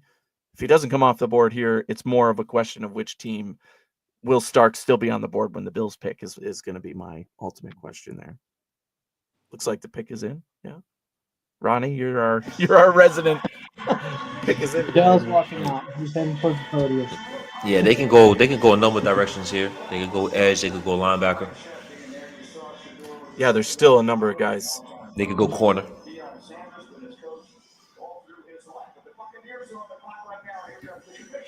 They do not. Matthew Golden right here. I don't know. Oh, who is he? Oh, nice. Okay. That's interesting. Interesting. I'm surprised he went before Golden, but yeah, Tampa could use a slot guy, and he's pumped because he's going to be playing in sunny Florida. Let's go. But Chris Godwin is best at the slot. He also So, best at his team. Yeah. They also re-signed him to a pretty, that's a pretty significant investment that they did re-sign Chris Godwin to. Are they going to put Chris Godwin back on the outside and let Amika play the slot? Might have to. That's going to be interesting. Remember their offensive coordinator from last year is now in Jacksonville. So it might be an entire different offensive philosophy altogether for the Tampa Bay Buccaneers. This would definitely qualify as a shocker pick for me. So that's not necessarily the position, but the player and the fit. It's a little bit like, okay, what are they thinking there? So this one is a little surprising. So I'll bounce with what Akeem said, that Godwin plays a lot in the slot. I can see him running a lot of trips. A lot of trips there. That's an interesting selection. But hey, Baker Mayfield should be happy. He has another weapon. So Mike Evans isn't getting any younger. Again, I'm interested to see where along the wide receiver positions they're going to play Amika, but they're going to see here. They look happy about the pick. Draft war room, they look happy about the pick. We'll see. This is pushing the guys that I want in Buffalo up the board. Right? Yes, it's exactly. It's falling just exactly in a way. It's falling great. It's falling great. Down. Get multiple of these guys. If you trade down, I'm telling you. I think 24 from Minnesota is a big one right there. That's gonna be the spot that's the big one right there. They only have 4 picks. That's the big one. Yeah, so Minnesota's definitely going to be one of those possible quarterback trade-in positions because they're going to be desperate. So they want more picks for sure. I'm sure. I'm just thinking about connections right now. Besides Minnesota and the 24th pick and the 4 picks, the 24th overall picks. I'm thinking about connections. I'm thinking about Pittsburgh. I know trading up is may not be a favorite for some. I'm thinking about the Giants possibly getting back into the first round, depending on if Cameron Ward is the only quarterback taken right now. Who knows if the Giants may want to come back into the first round, or if the Steelers don't pick a quarterback with their 21st pick, who knows if they might not want to get into the first round, back in the first round, and exercise that fifth-year option, having a quarterback drafted in the first round. So I think the board is falling lovely for the Bills thus far. There's a number of picks I like, number of plays I still like. I'll say connections-wise, Pittsburgh, Minnesota, and Baltimore. We've traded a bunch with Baltimore in the first round. The Packers are a sneaky spot where we could trade up to at 23. The Lions and the Commanders are definitely going to want players that we probably want to. So I think that it's going to be somewhere between Pittsburgh, Green Bay, and Minnesota. Those are the hot spots. Hey, that's good info right there, John. Steelers don't have a second-round pick. Yeah, but are we trading our first and our second to go there? I think it's more likely that the Steelers stick and pick a quarterback here at 21, right? Like you have your choice still of the guys left. I know that not a lot of people that I've seen have mocked Shador to them, but if they want Jackson Dart or if they want a different quarterback, that's the spot to take it. Take your guy now, get him for 5 years, lock him up. We know the situation there, and it's bleak. Unless you're banking on Aaron Rodgers, and even then, it's bleak. It's more than bleak, in my opinion. So, Broncos here clearly working the clock as well, down to a minute and a half. They've been linked to the running backs a lot here, but with the board falling the way it is, maybe they're hoping somebody wants to come up and get an edge or a pass rusher or quarterback perhaps. But seems like, again, they're milking the clock with the thought of working a trade, but nothing's coming through. Go ahead, Ronnie. Back into the first round. First source.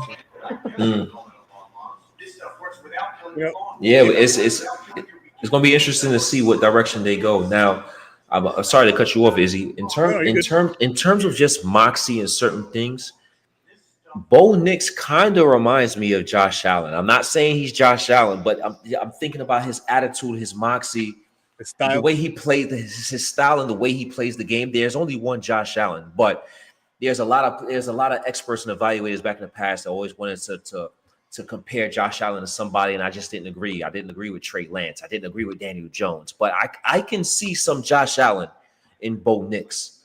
I said that last year during the draft. I think you did. Yes, you did. Yes, you did. Was one of my favorite players to watch because he was like Josh Allen in a sense of how he plays like that, away from the pocket, making plays, exciting, not afraid to run with his legs. Certainly not living up to the talent of Josh Allen, but a fun quarterback to watch nonetheless. I think that back to that Pittsburgh potential trade with the Bills. The Steelers trade first round pick to the Bills, right? We moved to 21, they moved to 30. We give them one of our seconds and then get their third. I like that, but I don't see the need for trading up to 21 right now. Me neither. With the guys who are falling, I don't see it neither. I'm not Brandon Bean, so I'm just trying to put my hat on as if I don't know shit because I don't. And so because I don't know shit, if they wanted to move up, that would be the move for Pittsburgh if they wanted to. I like that math. I don't know if it fits the charts, but it makes sense to me. I was trying to put that together after we said that because I didn't want to completely dismiss the idea. Especially in the trade. I mean, we're 20 picks in. And what do we have? One trade, right? Mm-hmm. That's the only trade. That's the only trade. The 2 to 5 pick. That's the only trade. Mm-hmm. And everybody else everybody came into this draft with their true draft pick.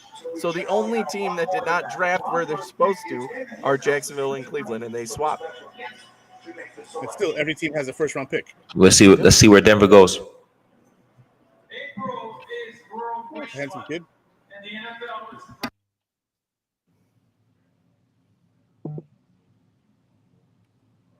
Pause for effect here because they are special guest announcement here.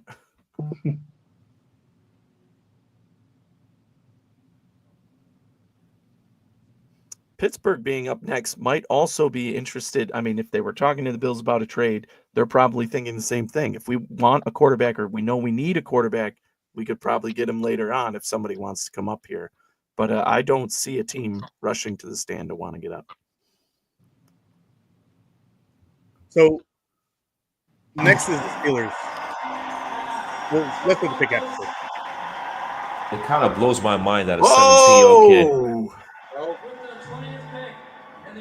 Wow. There he is. Okay.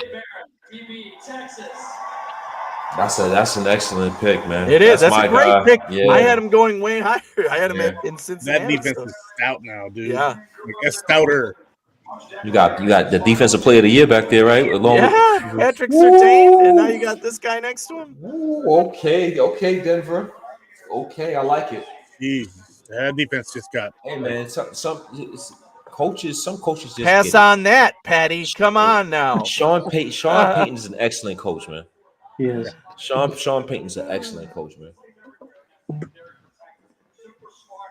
Definitely have a soft spot for Denver myself because I lived there for a while, 10 years plus, and got to go to a lot of the games. Was there when they won the Super Bowl.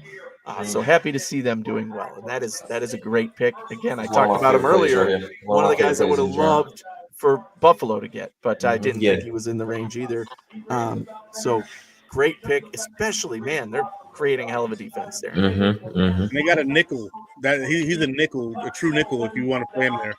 And you talk about them playing the Chiefs twice a year, and then Brock Bowers also with the Raiders, a guy who can read the field and is really brainsy, but also has the physical tools. This kid right here might be the perfect fit for them.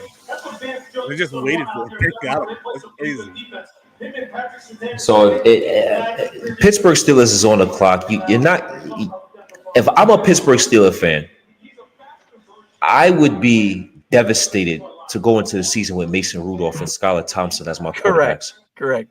So I no second round pick. They are desperately. You have to take a quarterback here. If they don't trade this pick back, they're taking Jackson Dart. You have to take a quarterback here. They like their big, strong. Maybe this is why Bean talked to them, because he knew they were the ones who were desperate to trade out. And Bean said, well, hey, last second, we'll just give you our fourth. That's it. If you want our fourth, and obviously the first, then great. But that is it. That's the offer, and that's that. But we're going to see the true feelings. We're going to see the true feelings of Mike Tomlin. This is it, right? We heard the Jackson Dart rumors for a while. That now it's, do they like a different quarterback better? The pick is in, so we're about to find out if this is the next destination for one of those quarterbacks. I'm or if the Steelers shock everybody. I don't know if this is foreshadowing or not, but they're showing Deion Sanders on the screen. I'm thinking it's going to be Shador. It got to be take one of them. He's not their type, I don't think. I think their type is the big, strong, fast guy. Yeah. Roethlisberger type, like just a guy who can move. And I can see it. I can see it. So that's why Dart. If they were more of like a pocket passer type of team, then I would agree with you with Shador, because he's just elite instincts and pinpoint accuracy, but he doesn't have like the superb arm strength nor the mobility. I think that Jackson Dart is the type of guy that they like.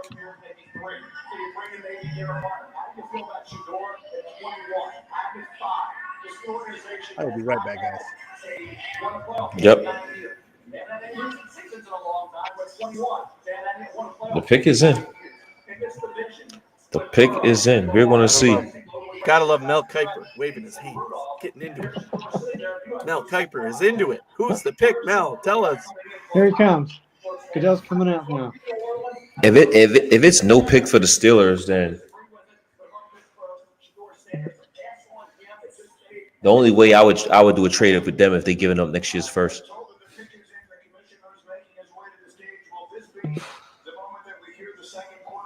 Wow. No. The rich get richer, man. Pittsburgh does what Pittsburgh does. Wow. Who needs a quarterback to play football, baby? You just load up that defensive line and you attack. You attack. They're gonna lose their game 7-6. Who plays offense when you play defense? Who needs a wide receiver when you got defensive tackles? Those guys are going to score points for their team. I mean, this is nuts, but this is a very Steelers move. Yeah. I mean, I don't care if it's 5 years ago, 10 years ago, 50 years ago. when you think of the Pittsburgh Steelers, you think of defense, you think of playing football this way. You know, they're a hard-nosed, grind it out, get to the quarterback type team. And you know, this is just adding to that long list of defensive line prowess that they have. It's a great pick for them, but man, they're ignoring the obvious need. And maybe this means they try to trade back in to get a quarterback, but what assets are you using? Next year's first to do that? That's a risky move if you're a team That like is. Pittsburgh. I mean, That yeah, is. you've been a perennial playoff team, but fringe, right? So if you slip up even a little, you're talking about, you know, giving up a lot of capital to go back and get a quarterback. Another Bills name on the board too. I like the comment, Dave. Every Bills. Beautiful comment. Poetry. For the record, neither one of those defensive tackles were ones on my list for the Bills. I thought they would both be gone. I had them both gone long before the Bills. So although they were people thinking that this could happen or maybe he would fall or the Bills could trade up for him, that's not how I saw it working out for us. Chargers is now on the clock. You know, Joey Bosa's on the Bills now, so they definitely need pass rush here. Obviously, a popular pick for them was the tight ends, but they're both gone at this point. Loveland going very early, or earlier than I've seen. I shouldn't say very early, but earlier than most mocks. Yeah, so could pass rush be the answer here? And which one do you go? He's around. They got you know, they got the number one receiver now in Ladd McConkey. Joshua Palmer's on the Bills. I don't see in a Greg Roman offense. I'm not sure. I'm not sure. Could this be a golden spot? It could. Anything's possible. Anything's possible. But I'm just viewing how Greg Roman's offense is. They have their number one receiver in Ladd McConkey. Are they gonna draft another first? They got Quentin Johnson. I still think they got over there, the former first round pick from a couple years back. Are they gonna spend? That's a good question. Who is their running back? Who? The Chargers? Yeah. They signed Najee Harris. That's right. Najee Harris is gonna be a workhorse. Okay. Never mind. He's gonna be a workhorse quarterback. I don't know, but it could. I mean, it doesn't, in my mind, you know, reject the idea of taking a running back, but I don't think that's the direction. Yeah, I don't think that's the direction they're going here. Too many other needs to fill, and with the way the board is, they also brought back Mike Williams, a receiver. And they did. It's edge rusher, baby. It gotta be edge rusher. Yeah, gotta be edge rusher. You know, maybe it could. Who's on the interior? Who's on that interior defensive line for the Chargers? Deshaun Hand, Tyre Tart, and Scott Matlock. I don't know who that is. I know Deshaun Hand and Tyre Tart. I don't know who Matlock is. Matlock from Boise State. Go ahead. Matlock, he's from Boise State, I believe. Boise. Not saying that he's a great good player like that. Right. Showing off your chops, bro. No, I like it. Show it off. But they did bring back Khalil Mack, and then on the other side they got Tuli Pelotu, who I think they drafted last year. So now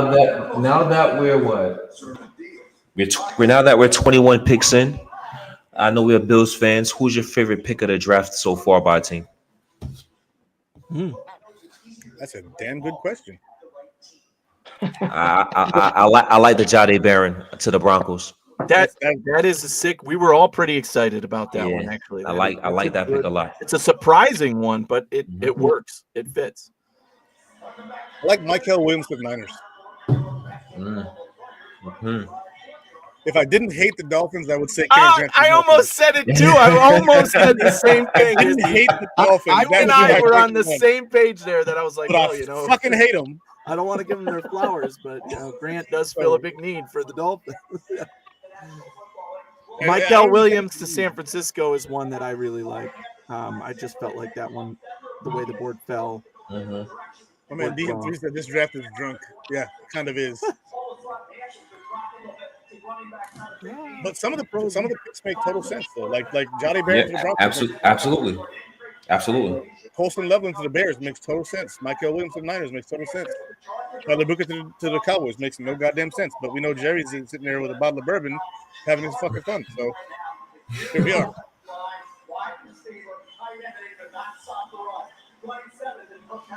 This draft is it's both wild and kind of boring at the same time. Yeah. Chargers is on the clock. They still on the clock. About 2 minutes left. We'll see what direction they go. Who are they trading with? Yeah, they're trying to trade as well, it seems, here with using this much time. Or they're not happy.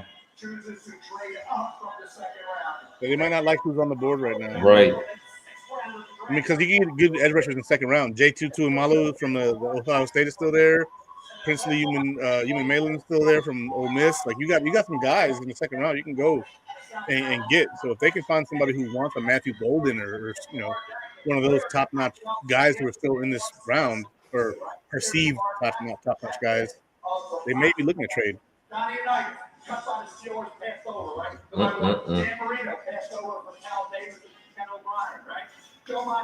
And this is now they really milking it. Yeah.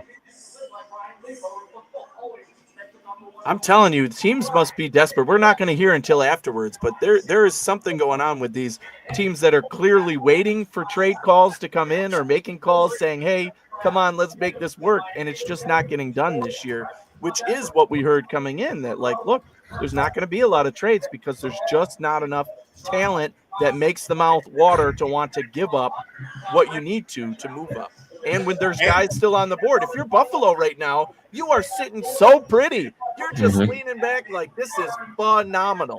You could not ask for more. But at the same time, that means that you want somebody to want to come into 30 and trade back in, specifically likely for a quarterback. So, I mean, it has to be the Browns could do that. I mean, the Giants could do that. But could they also wait in the second round if they obviously getting a quarterback in the first round, you get that extra year. That's the big thing here. 1 second. Did they get the pick in? It went to 0. Oh, okay. No, it says the pick is in now for the Chargers. The ESPN clock went to 0. That is the closest I've ever seen it. Now, remember a couple of was it like 7 or 8 years ago? The Vikings actually lost had their pick. Yeah. They didn't lose it, but they after that pick first. Yeah. They ran their pick and they're like, well, we know who we want. Yeah. You're bad. You're gonna pick your guy before somebody else passes you. It's wild how some of these teams, like the picks, are leaked 20 minutes ahead of some picks, and then like you can't find picks for other teams. It's crazy. Have you been? Yeah, Lance. I know you've been. Hi, Lance. By the way, you've been following behind the scenes for us. Have you? Well, I'm seen doing it the on ticker Twitter? and all I've that stayed stuff. off I'm updating Twitter. everything and trying to try to get that. So I'm trying to get it done so then I can post it as soon as you guys see it announced. You know. And have you seen spoilers on Twitter? I've not been on Twitter, so I've been watching the ESPN feed. But Yeah, they're farther. I haven't seen anything for this pick, but I just saw this pick, but I'm not going to say it. Well, yeah, in general. Is that you, Akeem, with the draft in the background? Yeah. I'm gonna mute it right quick. You good? I was making sure it wasn't me. Yeah, we've definitely got the. It sounded like we're live at the draft though, with that background, right? Like, hey, we're there. Is that me? Because it sounded like an echo. I was like, no, that ain't me because I got the draft here and I can hear it, but I have it on the same computer, so I got StreamYard muting it. It's good background noise if you want to throw it on. Maybe just turn it down a notch or two, but it's pretty good. Man, so Jalen Walker to Atlanta was a good pick for me. Jumping in on Akeem's question. Obviously, the Giants hit a home run getting Carter third. I mean, that was a no-brainer, but I think that's going to be. It complicates things for them though with Thibodeau and. Yeah, I'm interested. I want to see Genty with the Raiders. I want to see how dynamic he could be, but we'll see how that works out. It's a very one-sided offense, though, in my opinion. Left or right?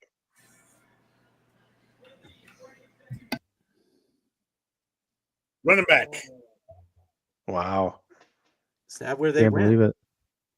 Mario Hampton, running back, Ohio State, or North Carolina. Why am I not surprised? Why am I not surprised they chose went running back there? They have Greg Roman as the offensive coordinator. He did have 1,500 yards this past year and like 1,400 year before. So he's a beast of a running back. He just wow. Do you like him more than Henderson though? No. Yeah, no, I don't. Because Henderson can block. Okay, file this one under shocker for me. I think they clearly were in a. I mean, how do you end up looking this guy in the eye and say, "We knew we wanted you. You were the guy," when you used literally down to 0 seconds? You know, like, oh yeah, we knew we wanted you, even though we tried desperately to not pick you at this spot. You know, if he's the guy that they had to pick, if they had to pick, then, you know, right. You have to learn how to compartmentalize and be like, hey, you know, correct. If you couldn't trade, then you had to pick me because obviously you did. And this falls into the bucket for me of what I was saying earlier, that if these late first and second round guys all bleed together, it's take your guy, right? Take your best guy. And if you're stuck picking here, clearly they tried to trade. They said, you know what? This is the guy we like best, so we're going to pick him, and we don't care. So the fact that Anthony, check this out. What the hell is his name? Kuiper's going along. The fact that Kuiper's going along talking about Dan Marino and Joe Montana when trying to talk about Shedeur Sanders is pretty interesting to me.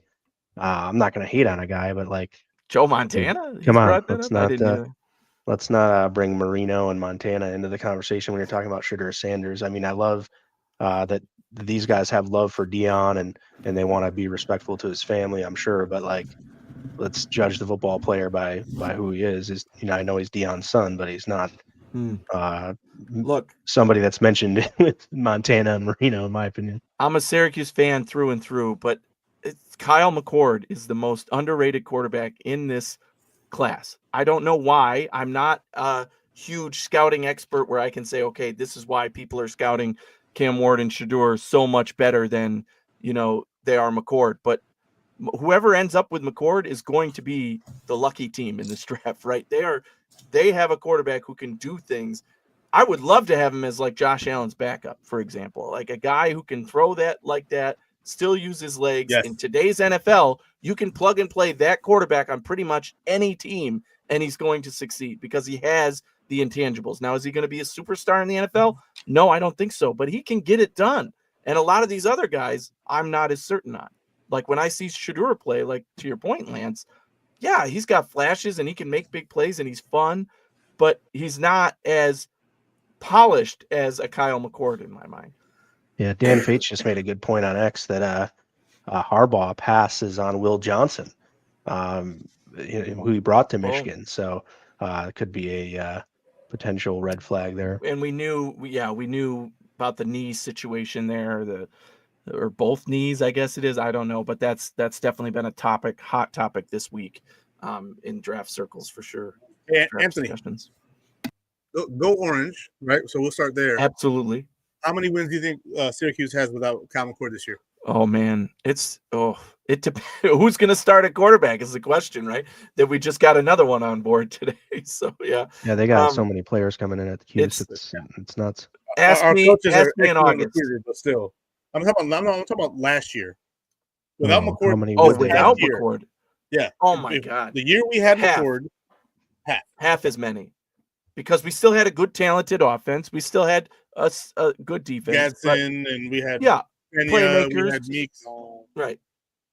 We had guys, but like I don't think he's half of the wins just with one guy. Yes. And McCord was by far, since Donovan McNabb, the most quarterback. I went to the first game at the Dome this year, and I said, holy crap, this guy is an NFL quarterback. I don't care what anybody says. That is an NFL quarterback. The throws he can make, his polish and poise in the pocket. I loved it. And his intelligence on the field, his ability to read his defenses. Yes, exactly. Pinpoint accurate. The only thing is he doesn't have any mobility, but not every team needs that. If he goes to the right team, he could be a guy. He could be. I'm not saying he's going to be, but like he could be a franchise quarterback or he could be a potential career backup. But he's not afraid. If you give him space, he'll run for it. He'll go, and that's what I like about him. He knows that I'm a quarterback. I'm passing first. But if I need to run and you leave a wide open gap, guess what? I'm going for it. And he plays with, reckless abandon, not like in an injury sense, but doesn't care that he's going to, get hit if he runs it up there. And he's smart about taking the hits, and he's got really good moxie. And he'll go out of bounds. He's not like a Josh Allen in that sense where he's stiff-arming guys or anything down the field. He's, he's smart about it. But he knows his limits. Green Bay is milking this. They are too. Again, I think this is part of that. Mm-hmm. Anybody want to trade to come up? Probably get it. Yeah, probably get it ahead of Houston, maybe, or whatever. The thing is, if they trade, could this be a Malachi Starks spot? I don't know. Could be. I really am wondering. They have the other. They got the safety they got from the Giants. They paid a significant investment to. Oh, they signed. Yeah. His name's not coming to me. McKinney. Xavier McKinney. I think he's on the Green Bay Packers, but you can definitely line up another safety with him. Yeah. Well, some of my favorite players are still on the board. Siobhan Rebel. I really like Siobhan Rebel out of East Carolina. Luther Burden. I like him as well, especially in the Joe Brady offense. He's a yak guy in terms of receiver. Yep. I love Matthew Golden. That's probably my favorite. D tackles are gone now. It's probably my favorite one right now. I'm not sure if he'll still make it to 30. Trey Amos, he's there as well. So there's some guys there to be had for the Buffalo Bills. Yeah, this board is falling well for the Bills right now as far as, positions of need. I wanted, and I said before the draft, just take the best player available. There's still Will Johnson still out here. Man, I'm almost really hopeful that the Bills draft a wide receiver at this point if they can get Golden or Burden. And honestly, and I know they don't necessarily need it, but they don't really need any specific.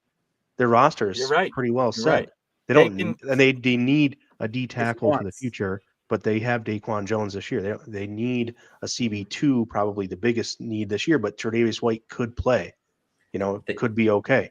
I think they need a deep safety, man. I think they need a free safety. I'm not necessarily saying get it in the first round, but that's what I'm saying. They can get Watts in the second round and be fine. I got guys I like later too. Yeah, like personally, round one is want. Give me what you want, right? You want your guy? Fine. Trade with Minnesota because if not, Matthew Golden is going to freaking Houston. That's what I think. That's why I have him. Want Matthew Golden, you trade with Minnesota as soon as possible. Interesting. Yeah, give him back the second round. I don't give a damn. You go get your guy, and then you got Makuba. How does Houston not pick offensive line though?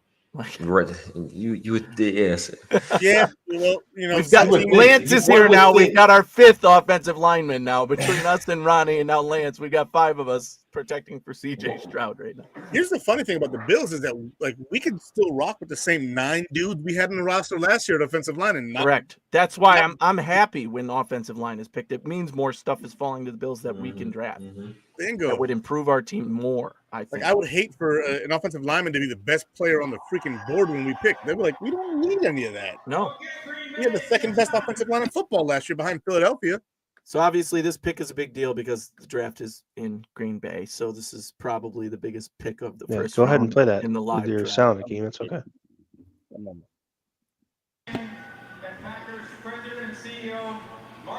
We can talk over it. It's not that long. Yeah, exactly.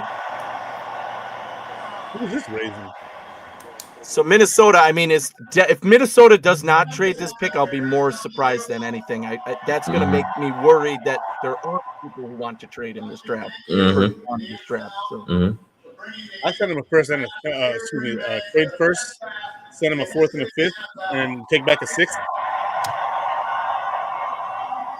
The price has to be low. Because nobody's trading. Say it yet,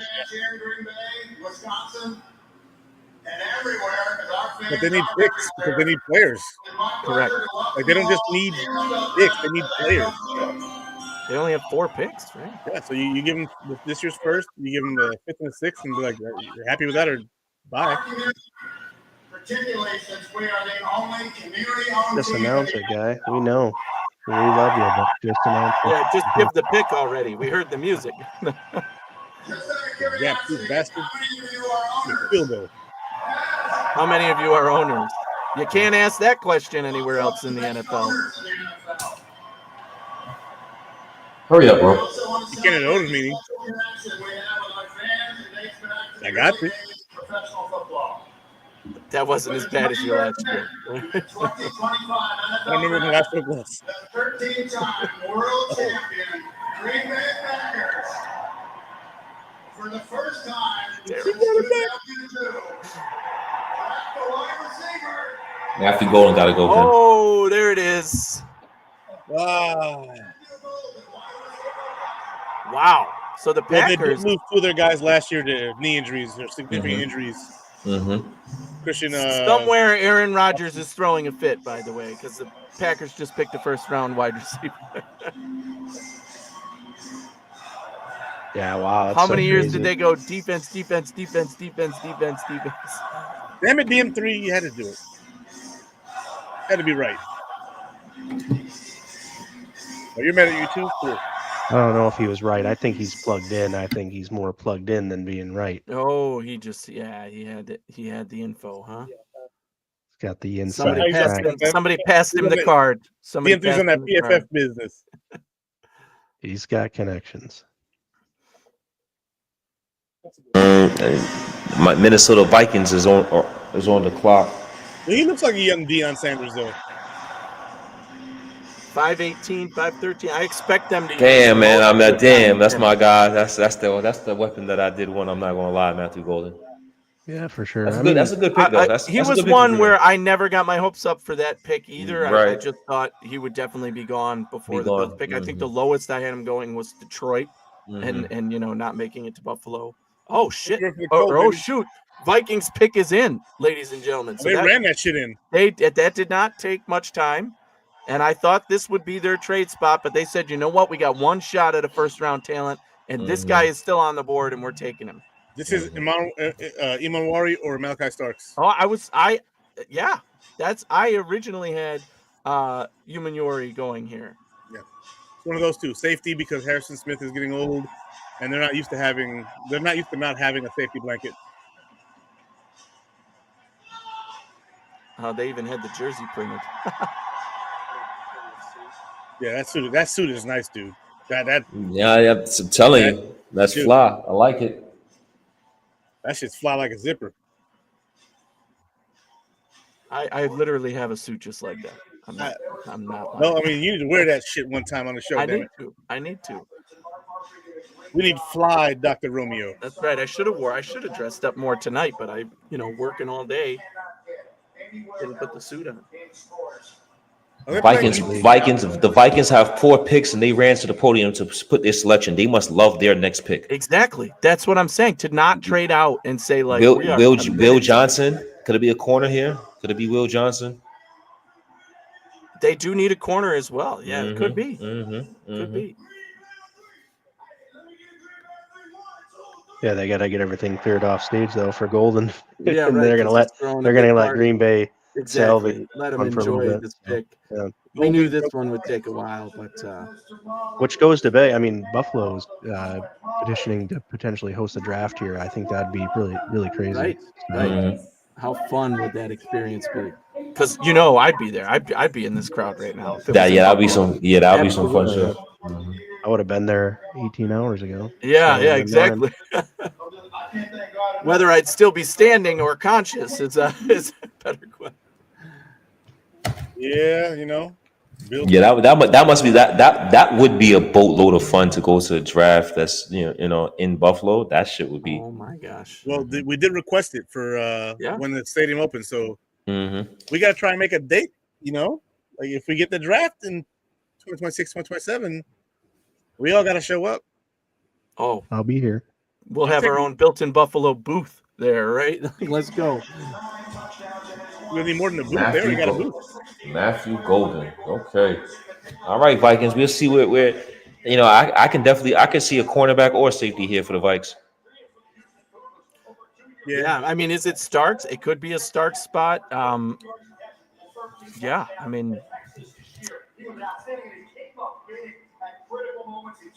cornerback. It would suck if it was Trey Amos here, but it could be. Anything's possible. Sam Darnold got killed in the playoffs last year. The offensive line didn't give him a chance. Might be right about that. But who's available on the offensive line that they may need? That's a good question. Not anyone that should be drafted in the first round, probably. But Never it's know. the NFL, baby. Yep. I mean, we took EJ Manuel in the first round, so do with that what you will. Average over 20 yards a catch. It was pretty impressive. Now, I was impressed with his ability to separate.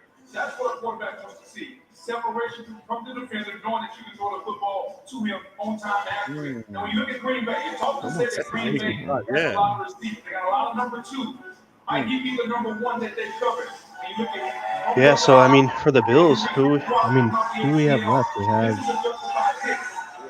there's a bunch of corners. every corner you could want, right? I mean, you figured you weren't going to have Barron on the board, but you're at 25 after this pick. Hang on, fixing it, and they're announcing it. With the 24th pick in the 2025 NFL Draft, the Minnesota Vikings select Offensive lineman.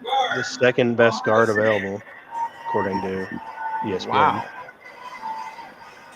I remember when the Cowboys drafted Travis Frederick, and then he turned out to be a Hall of Famer, basically. And everybody was like, "What the hell are they doing?" So I mean, never mind, whatever. It's a trade? Oh shit! Quarterback. New York Giants. Let's see now. That takes away one from Buffalo. It's Shedeur.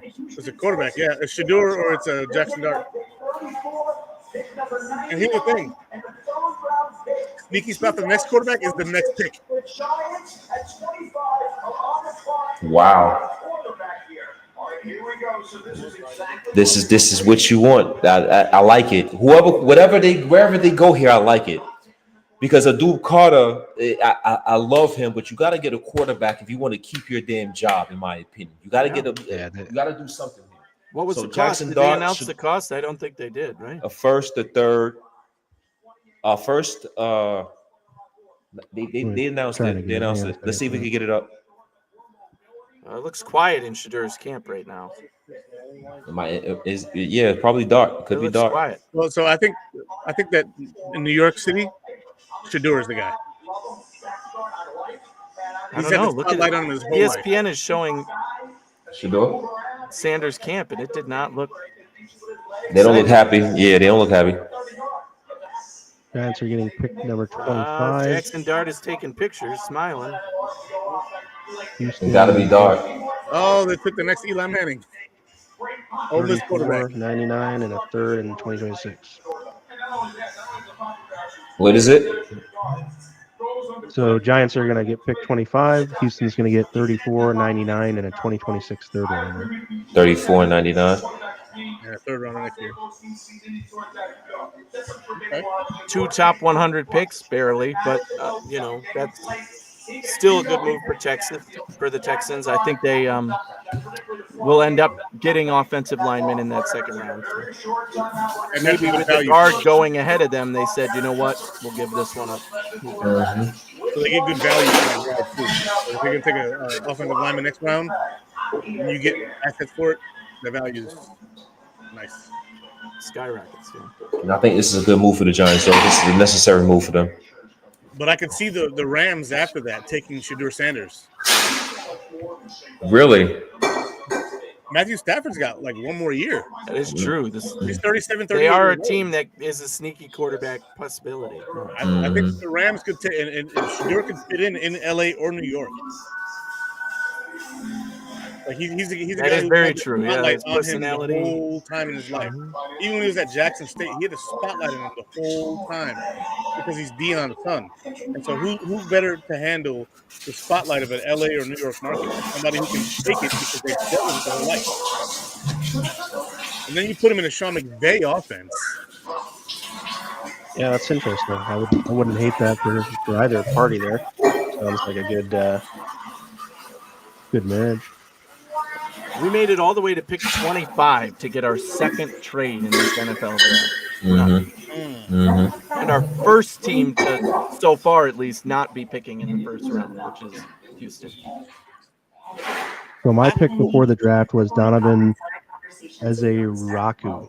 Donovan Ezeraku, yeah. And that was who I thought the Bills might pick if they stay and pick at 30. So I won't still be on the mad. board.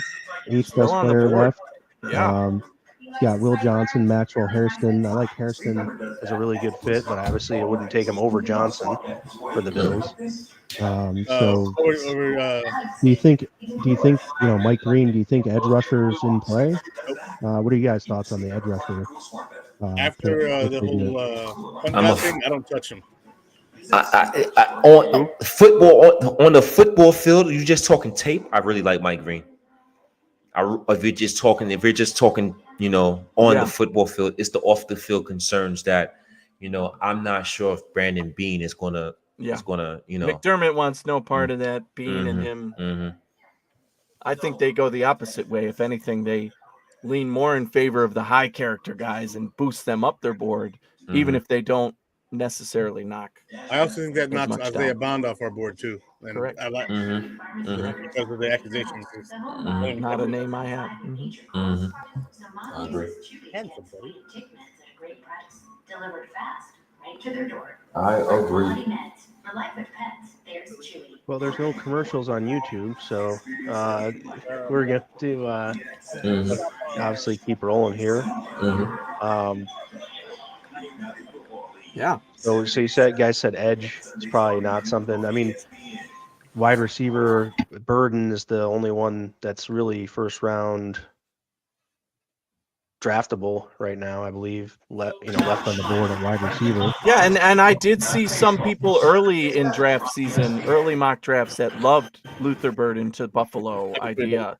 I like his play. I certainly like the player, and that would not be mad if we get a guy as dynamic as that. But yeah, is that necessarily the right move when you've got so much talent on the board? I don't know. I'm still team trade out and get 3 or 4 of those second round guys that if we can, if another team is willing. We've seen it. Another team. Yeah, we've seen it. This is only the second trade, so it's already one of the quarterback teams coming up. So now you're maybe Cleveland to say, hey, do you really want a quarterback with a 5th-year option? We can make it happen for you. Yeah. Will Johnson's the best player on the board right now, according to ESPN's board and things like that. Go ahead and play that, Akeem, if they're going to announce the pick on your side. But I also think that the round 2 CVs are really good. There's so many CVs. There's so many CVs. That's why it's like, do you really go cornerback here? No. It's a bunch of cornerbacks that's available. I got some I love in the second round. It's your guy, right? Like that is who. Unless it's your guy. Yeah, right. Jackson Dart, New York Giants. Jackson Dart, quarterback. Who's Will Ferrell looking dude? I actually think that's a better move for that team than a Shadur Sanders. Although it puts Tommy DeVito down the depth chart there in the New York Giants. Tommy DeVito played at Syracuse, if you didn't know, Akeem. And No, he's really gone. Fun kid. His family's really cool, and it was always a pleasure. He's got that New York presence. Yeah. Forget about it. Jackson Dart. Wow. Shadur already feeling spurned. Oh yeah, he's probably upset. Dayball liked that one. Did you hear Dayball's clap there? In that room, that's the first thing you heard. Dayball go. Oh wow, Atlanta trades for the pick. Atlanta. Well, we opened up the can of worms on the trade.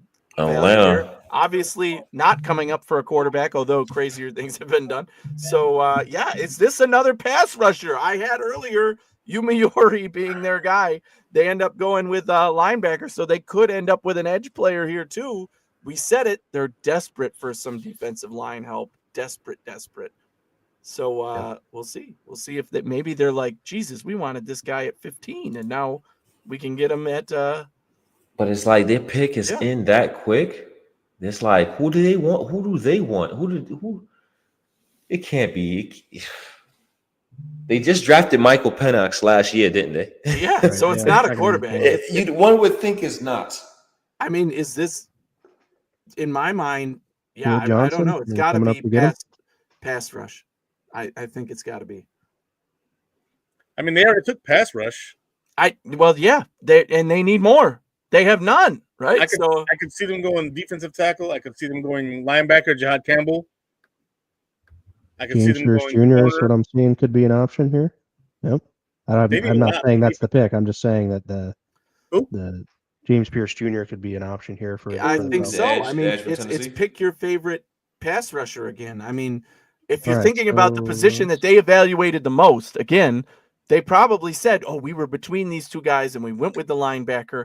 And now they're thinking, "This is pick 25, 26, and now I could get this guy. Like, let's get him because the trade was Atlanta gets 26 and a third-round pick this year.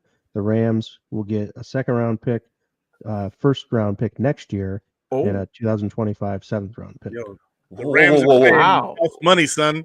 They are getting a first-round pick next year. From the Falcons first next year, and the Falcons second round pick. They're moving back 20 picks from 26 to 46. That makes sense. They're getting a first next year and a seventh. And a second. They're also giving up a third-round pick this year, though. Okay. So it's a first and a third for a first next year, pick 46 here, and the third round. We should be. But why should we be surprised? We know the Rams don't like draft picks. That's true. They're going double down. They got 2 first-rounders next year, though. That's right. They want that quarterback next year. They want to have the quarterback of their choosing next year. Next year, Drew Aller with 2 first-round Manning. Pick your quarterback. You can get the first overall pick. Wow. I'm intrigued to see who the Atlanta Falcons want this bad. I'm intrigued. Your pick is in. So what you think about the Giants pick so far? Do you like what they've done? They come away with the quarterback and Jackson Dart. They got Abdul Carter. I mean, considering they got the best player in the draft likely in Abdul Carter, and they got their biggest need at quarterback, which a lot of people had them picking at 3 anyway. I think that you can't not see the improvement they've made, right? This is, and in a sense, you're saying if you can't win with that, then yeah, you are fired at this point. So here we go. With the 26th pick, James, here's the guy. Told you. I told you it's the double dip.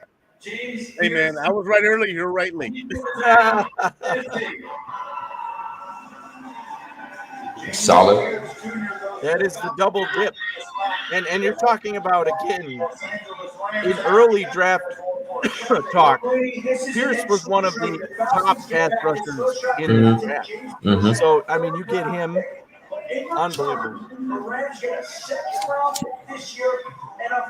Crazy. All right, 4 picks away. 4 more picks stand. What's the board? The board is Will Johnson, Maxwell Hairston Jr. or Maxwell Hairston, Jahad Campbell, Mike Green, Josh Simmons, Nick Amendola. I actually had Pierce in my latest mock as Washington's pick. So Baltimore could go safety here. Could they take Malachi Stark? Talk about a player who would be a great fit with Kyle Hamilton. Ooh, yeah, man, right. That's nasty right there. That would be nasty right there. I wouldn't be surprised. Listen here, Pimpin. I wouldn't be surprised. So who gives you that reaction if the Bills take him though? You know, it's like, oh man, pair him with him, and this is going to be really good. Yes, I was going to say, take a cornerback or a wide receiver there. I mean, yeah. But I don't know if value-wise you'll get that reaction. Right. Because now they're thinking, yeah, we had Pierce way up on our board, and we just got 2 of the top pass rushers, our biggest position in need by far, in this draft. You know, so they're happy with it. In their minds, they said, if you're the Falcons, these are our first-round picks for this year and next year. We're doubling down on who we think are the best available players to improve this team right now. We don't need quarterback anytime soon. We don't need wide receiver big time right now, where we would need to go first round. So what is the next, offensive line maybe, but they're totally adding up on the defense there. So I like what Atlanta did there in moving back up and double dipping on pass rush. So if Mike Green's going to go in the first round, this is where he goes. What team? No, Oh if my Mike God. Green goes in the first round, this is where he goes. We're in Mike Green territory, as you know. Not a guarantee, but it's a guess. If you wanted a guarantee, Ravens are stick a known set up a cow's ass. Ravens are kind of known for having, somewhat troublemakers on their team. They need offensive line help, but I don't see a lot of the guys that have been picked have already been fringe first round guys. So And trading back might not be an option. They might not have anybody who's willing. But at that point, if I'm Baltimore, I would rather go with one of the premier players on the board, more premier players, I guess, in, a pass rush or safety or, cornerback. Yep. Just waiting for the trade news to drop that the Bills are going to trade back, because it's coming. It's coming. We've been on. I said it as soon as I came on. That was my prediction. It's not a popular one, but for the 10 names that I made of guys that I would love the Bills to get, basically, most of them are second round type guys, right? So even Trey Amos, who's at the top of that list, fringe first round, second round, top of the second round guy.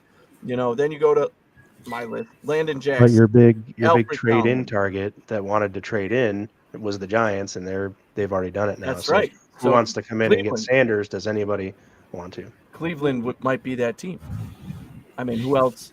Right. Quarterback-wise, New Orleans, Raiders. Could they? It's possible. But what are they giving us is the question then to move down, right? Because they'll likely have to give up that second round pick, obviously, but then do you pick up a third as well? I think Bean then does what Izzy was saying earlier, okay, we'll give you, or similar to what that trade just was, we'll give you, we want your second, we want your third, we'll give you our fourth and our sixth or something, or two of our fifths or whatever it might be. Right. Yep.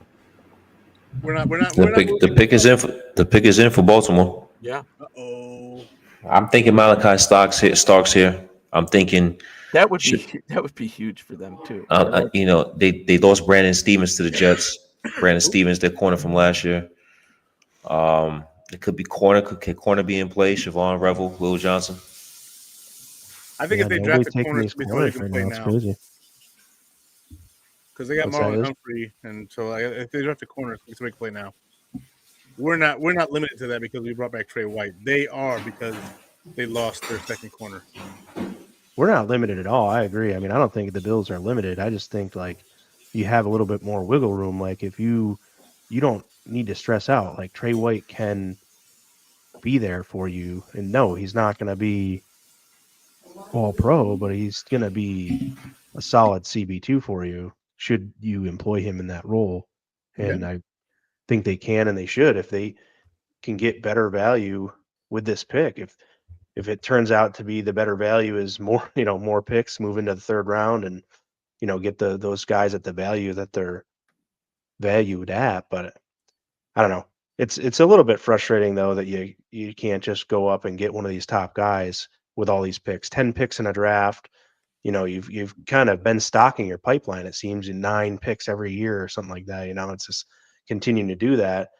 At what point do you go up and kind of give it's not that he's not, the Bills are in great position to try to win this year again, but go take a shot in the draft at a top end prospect and kind of, make an impact, try to make an impact. Now it takes 2 to tango. I understand people aren't just willing to do that, but it's frustrating that we don't seem to be able to make that splash. But I don't hate making the AFC Championship games either. So as long as they keep doing that, we can't criticize too hard. I got a feeling that tonight's going to be a good night. Yeah, well, tonight some of us. If I'm Baltimore, I would pair Starks with Kyle Hamilton. I think that's nasty. I think that's one of the There's big potential there, but There it is. Starks. it is Starks. Wow. I mean, talk about a guy who just fits the mold of a team. I don't know why I didn't have him falling this far. So I never really put him to Baltimore, but That's yeah, an excellent pick. Excellent pick. Yeah, For the incredible player and Like having incredible. Ed Reed and Troy Polamalu together. We got Will Exactly. Johnson, Eamon Worry, and Talk about best safety tandems Amos, in the yeah. league now. I mean, they immediately enter the conversation. And I get this weird feeling that the Bills are going to take Maxwell Hairston. I love that, dude. You can't teach speed. I don't mind it. But 6'1", but he is 186. But we talked about this on the Triple Coverage show before the draft. Hairston's my favorite cornerback for the Bills, but because you can't teach speed. But they're worried about his Skill, his yeah. weight and things like His that. weight, tackling. You have a very good staff here in Buffalo with a very good ability to have him add weight where he needs it. And if you're taking him, he doesn't need to come in and play a ton of snaps right away. You get him in, you can rotate him. He doesn't need to come in and play every snap and learn by fire. So yeah, I mean, he reminds me a lot of Trey White, but faster and more athletic. Like Trey's not huge, but he's bigger than Hairston. But Hairston's got the zone coverage instincts.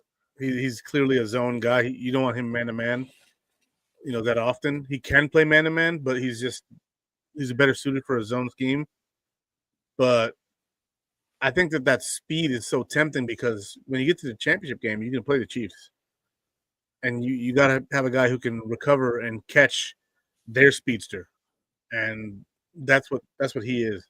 And so I like Trey Amos, and I see DM3 in the comments saying Trey Amos or we riot, but I got a second-round grade on Trey Amos, and I also have one on Maxwell Hairston. But if you're going to gamble on one, you get to gamble on the one with the more physical traits. And it's a feeling. It's not a sinking feeling because I don't think it's a bad thing, but I think that when it comes to instincts and skills, Amos is the better player. But when it comes to physical gifts, it's Hairston. And so here's my thing when I watch their tape. Those two guys specifically. Amos looks like a Billsy player. He fits our system. Yeah, he looks like a Bills guy playing out there, right? Like I see it all there. And that after the experiment that we had gone wrong with Elam, that is what I want. Don't give me the skills guy. Don't give me the best player. I want the guy who looks like he fits our system the best because I believe in Sean McDermott's ability to get the most out of that position. You can't teach what we do in our system, in my mind, right? Like your skills will apply them, whatever they may be, to our system if you understand how to play this type of football. And I do think that Trey Amos is the best one for that. Of all the cornerbacks in this range that I watched, he was the one that I was most favored. 100% agree. 100% agree. I just have a feeling. I still think we trade down and get him in the second round, though. That's what I want. No, for some reason, I think that there's not going to be a team that wants to trade with us. I don't think. Yeah, you never know, but I don't think so either. And we're going to have the second pick, and it's going to be the guy who has the physical traits. And because McDermott can coach people up, there's going to be Amos, or not Amos, Hairston. I do love Amos. Amos is my guy. If it's my choice, it's Amos. But I have a feeling. I don't like I love him so much. Why don't you marry him? Trey Amos. He seems like the safest pick for the Bills in terms of their scheme and the way he plays. He seems like the safest. I think the most talented out there is still Will Johnson. Nope. I think he's the more. You don't think he's the most talented one? Von Ravel.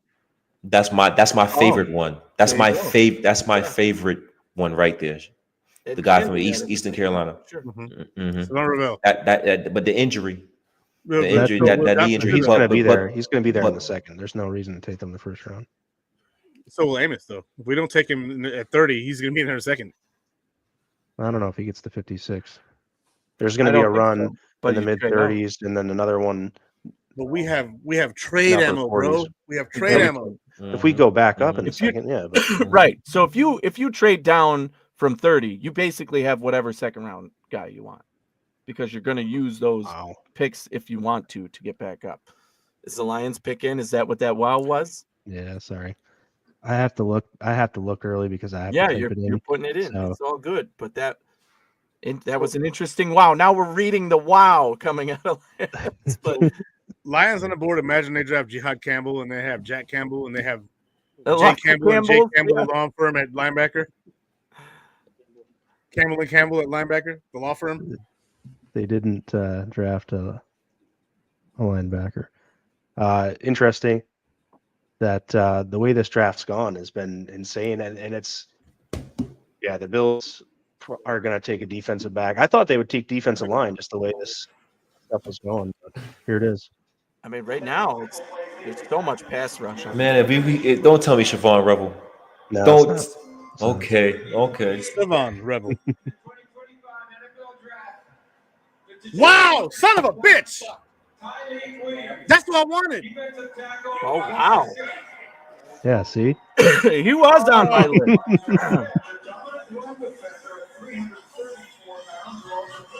Hey man, that's a. They getting back. They getting healthy this season. Ooh, that's nasty. That's a good pick. That's nasty. With who they have? Yeah. Again, I tried to keep my real desire in the bank. You failed. You didn't think they were picking him at 30, though. You're talking second round. That was no. I thought they picked him at 30. Oh, really? Yeah. We have two defensive tackles on the roster after this year right now.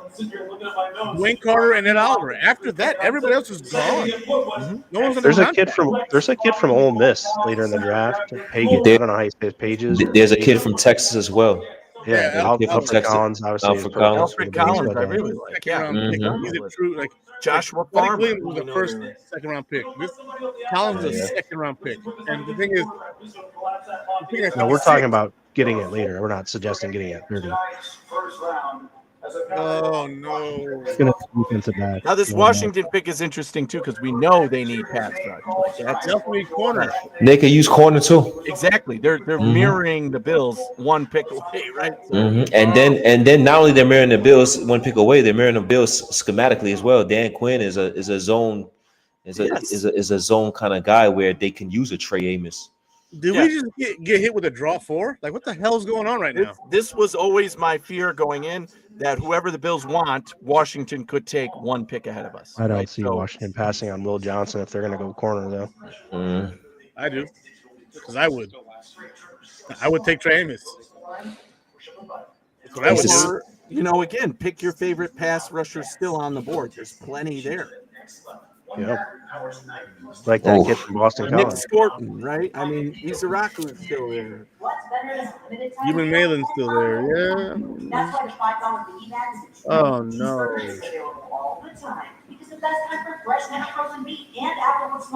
It's just the guys that are potentially 30 are now starting to come off the board right before we get there. Yep. And I don't want to be there with our pants down and all of a sudden the camera shows up. Hey.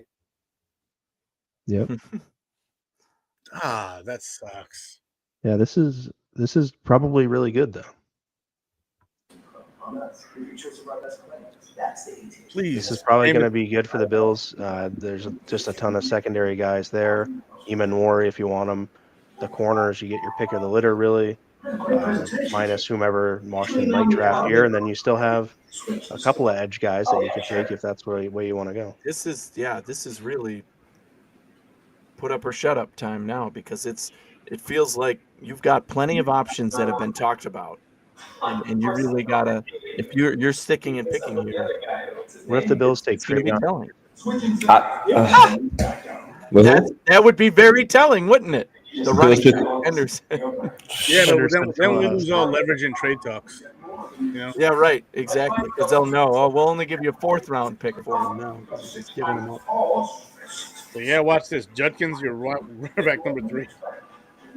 The kid from Boston College is there. To me, yeah, he's undersized, man. I don't. He's 6'2". I don't want no 6'2" defensive end, man.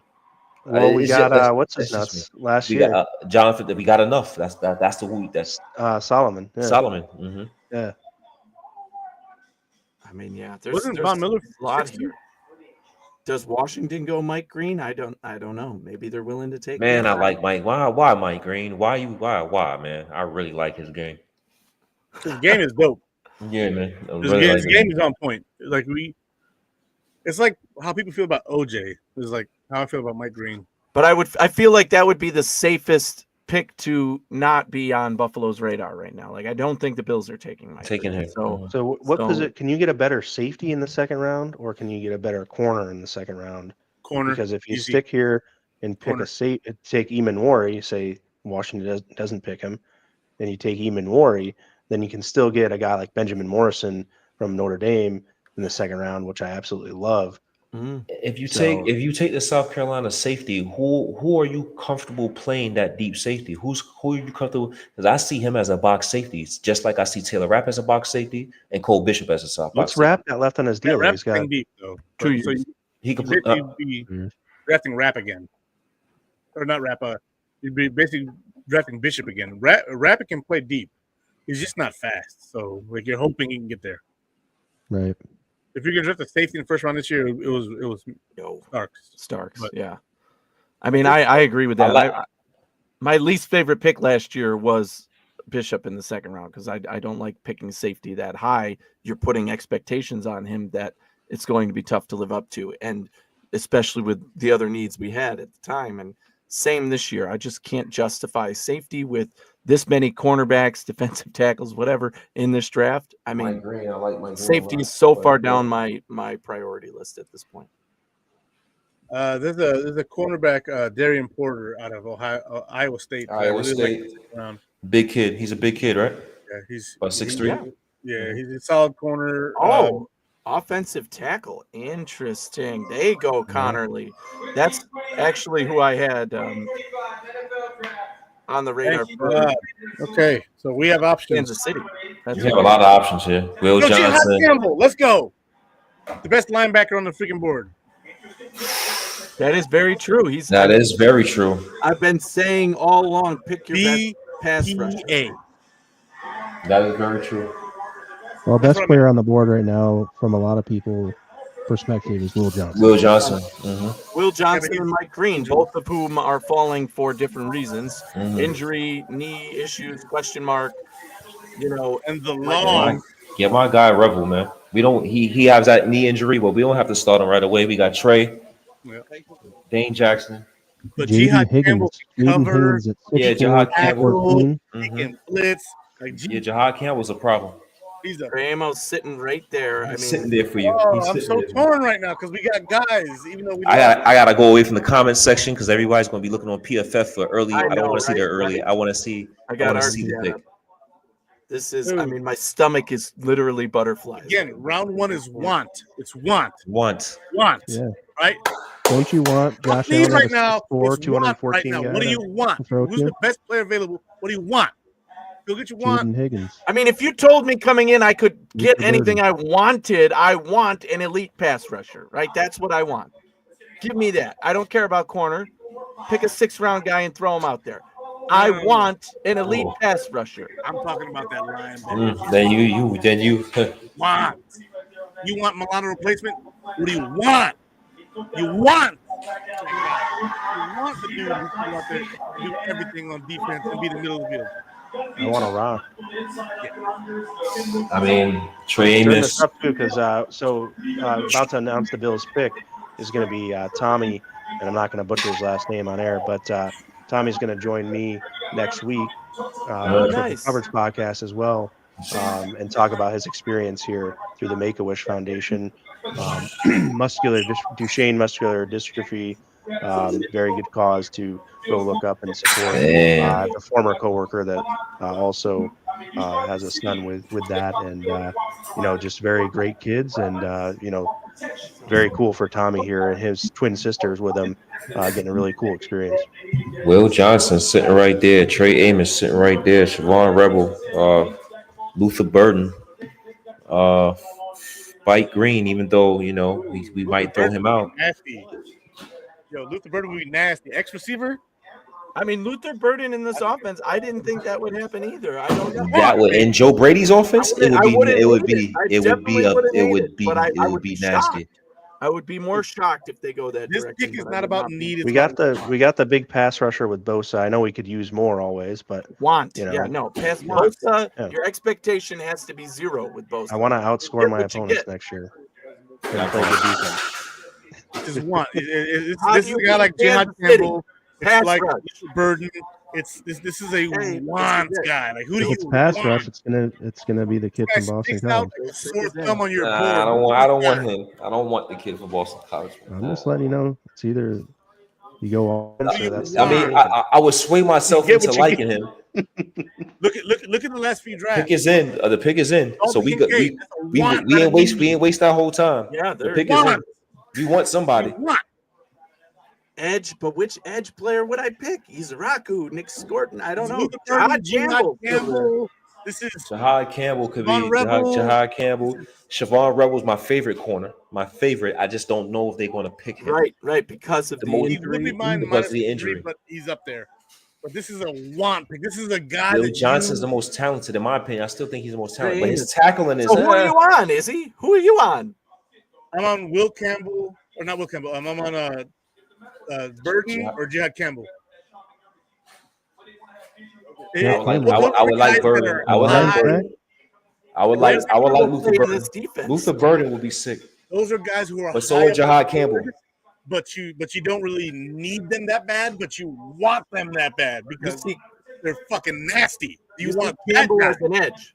You see Campbell as an edge rusher in our defense. No. He's an inside linebacker. You see him as a linebacker. He's an inside / what we run, what Dorian Williams would be. Yes, he can cover safety, or he can cover like a safety. He's able to cover tight ends, but he's also able to blitz. He's like, imagine Terrell Bernard on crack. That's what he is. I like that comparison. He's like Kuechly, but a little smaller. He's not quite as stomach is like. Campbell. All right, there comes Tommy. Trey Amos, Siobhan Rebel, Will Johnson. Who we getting? Luther Burden, like somebody. Look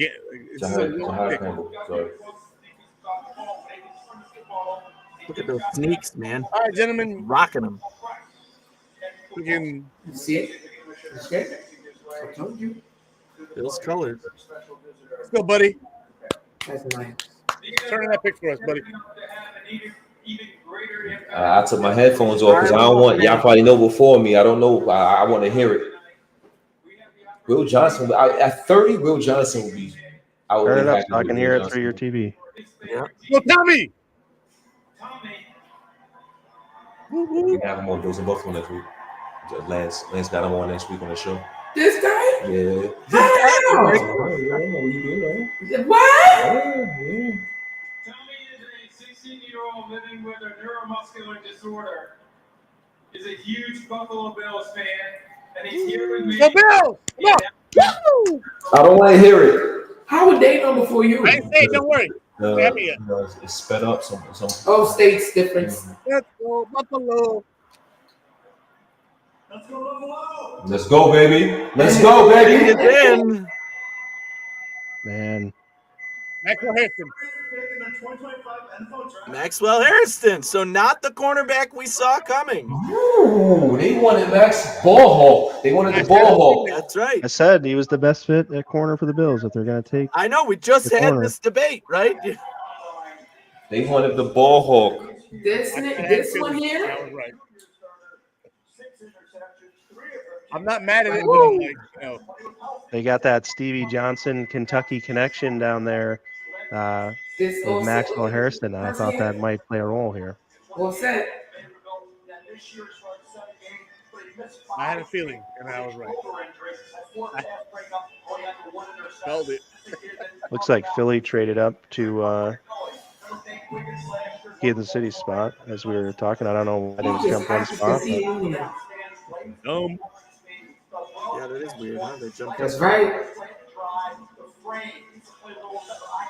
Maxwell Harrison, man. So, 6'1", Not a bad pick at all. I 186 mean, I'm pounds, excited about that pick. It's 4.28 40, right?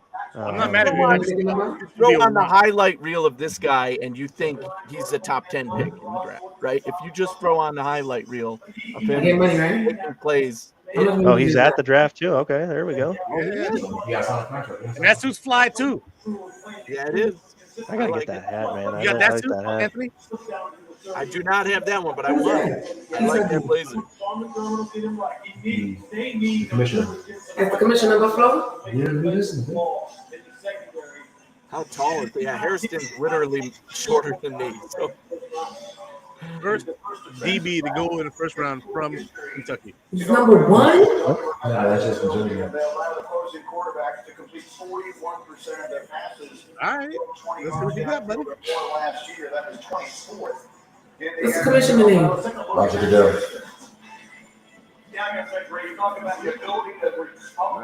Is he fire? There we go. Look at that drive. Look at that drive, though. His frame is Drive small, on the but the ball. cover, he's fast. He's a cover guy.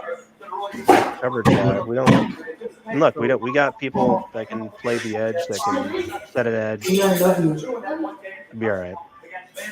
They're gonna build this guy up, and he'll be able to tackle people in the NFL in 2 years. Should I left you a piece? I just killed it. right, he's a small frame guy. That's the only thing.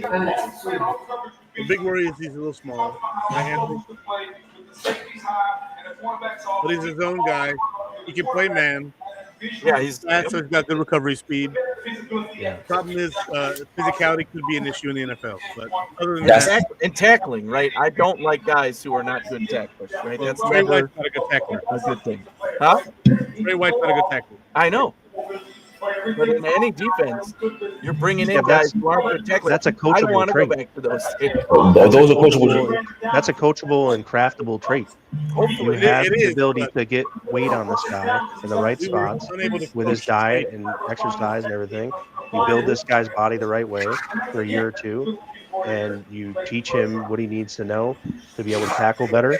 He's an athlete, right? I mean, But not only that, you seen Buffalo wanting to transition more to going more man. You seen them wanting to Yes, play more so you need somebody cover who- man. So I see the transition here in terms of what they're trying to do. Of course, we got Christian Benford, who's our cornerback one and who's good. the ultimate competitor, he said. He's known for his high character at Kentucky, they said. Yeah. So, again, I like high not character. a surprise there. Not a surprise there when you're talking about McDermott and Bean. I also like the fact that he can play, that he's a zone projected guy, but he can also play man. Like, he's not foreign to man coverage. He's not a guy who's like Kyer Elam, who's like man, and I really can't do zone. He can do both. And Because so he's an exceptional athlete. He can definitely cover. He definitely have the makeup speed. He has the athletic profile that we're not accustomed to seeing in the Buffalo Bills secondary. Yeah, the big problem is size. That's the big problem is his weight. He's 186, so that's the big issue. I had a feeling it was going to be him. It was him, and the Bills, I think, are tired of getting burned deep when we shouldn't be getting burned deep. I think that's what the issue is. When we lost to the Chiefs in the 13-second game, what happened? We got burned deep. Tyreek Hill ate our shit. When last year, what happened? We got burned.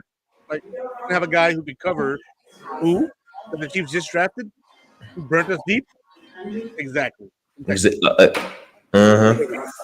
burnt us in that game. And we had to play catch up, and we did catch up, but we still lost by 3.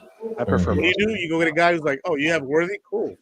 So now we'll go man to man. You got Worthy in the slot. We'll just stick our guy on your boy, and we'll see if your boy Worthy is really that much faster than him on the football field versus the track. So the reasons for it, but there's still a give and take to it. So my thing is this: they wanted, you found out. Right. That's exactly what he wanted. Exactly. They ran up They said Trey Amos who? Never heard of the guy. Right. And again, this is the first round of the draft. We got right now 9 picks remaining, right? So we'll see what happens with the rest of the draft. But this kid Harrison, he's a guy I've been seeing. The Buffalo Bills, obviously, they did have a pre-draft visit with him, and in terms of his athletic profile, is a good athletic profile. Now he's light in the ass, yes. He had a shoulder injury. He had a shoulder injury last year, and the tackling is another possible concern. But are they teachable traits? Is the question. Can you teach? Can you teach and mold this guy? And in terms of we talk about what the Bills are good in developing, we kind of shy away from, hey, the Buffalo Bills don't do a great job in developing, defensive line guys. But the Buffalo Bills do an exceptional job in developing defensive secondary guys, defensive backs. So 186 pounds, a little slender. He's going to have to get in that weight room. He's going to have to bulk up. He's young. He's going to have to improve that. He's going to have to improve that tackling. But the traits that you cannot teach is something that he has. And that's something that I think the Buffalo Bills figure that they need and trying to transition to if they want to get over that hump in this NFL and the AFC and beating Patrick Mahomes. So great to pick right now. How do you feel? Where are your emotions at? We start with Izzy. Let's go down the line. Where are your emotions at with this pick, Izzy? I got it at a B+. I liked Amos better just because skill-wise he's more complete right now, but skills can be developed. I don't think Trey Amos is ever going to be developed to run a 4.28. It's not going to happen. But I also don't think that that's necessary. But when you have the raw physical traits, you can train somebody to do things better. You can help them adjust their weight. You can help them develop their body. He's 21, so he's got a few years on, physical development coming for him. 23, 24 is usually when a grown man is done physically developing into what he's going to be as an adult. He's a young guy. He's 21 right now. His birthday is in August, so he'll be 22 come the season.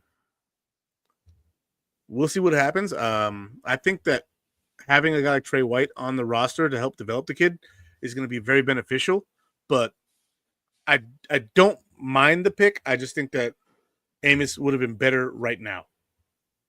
And the Eagles took Jihad Campbell like I said they would. Fucking disgusting. Just like I said they would. Still on the board there, surprisingly for them, but yeah. Jihad Campbell goes to the Eagles. The Eagles. So I'm still trying to find trying to do a couple things at once here, so apologize, but I'm trying to find that trade detail. I didn't see it yet. A second round, they moved up one spot and got a 5th round pick. The Kansas City Chiefs.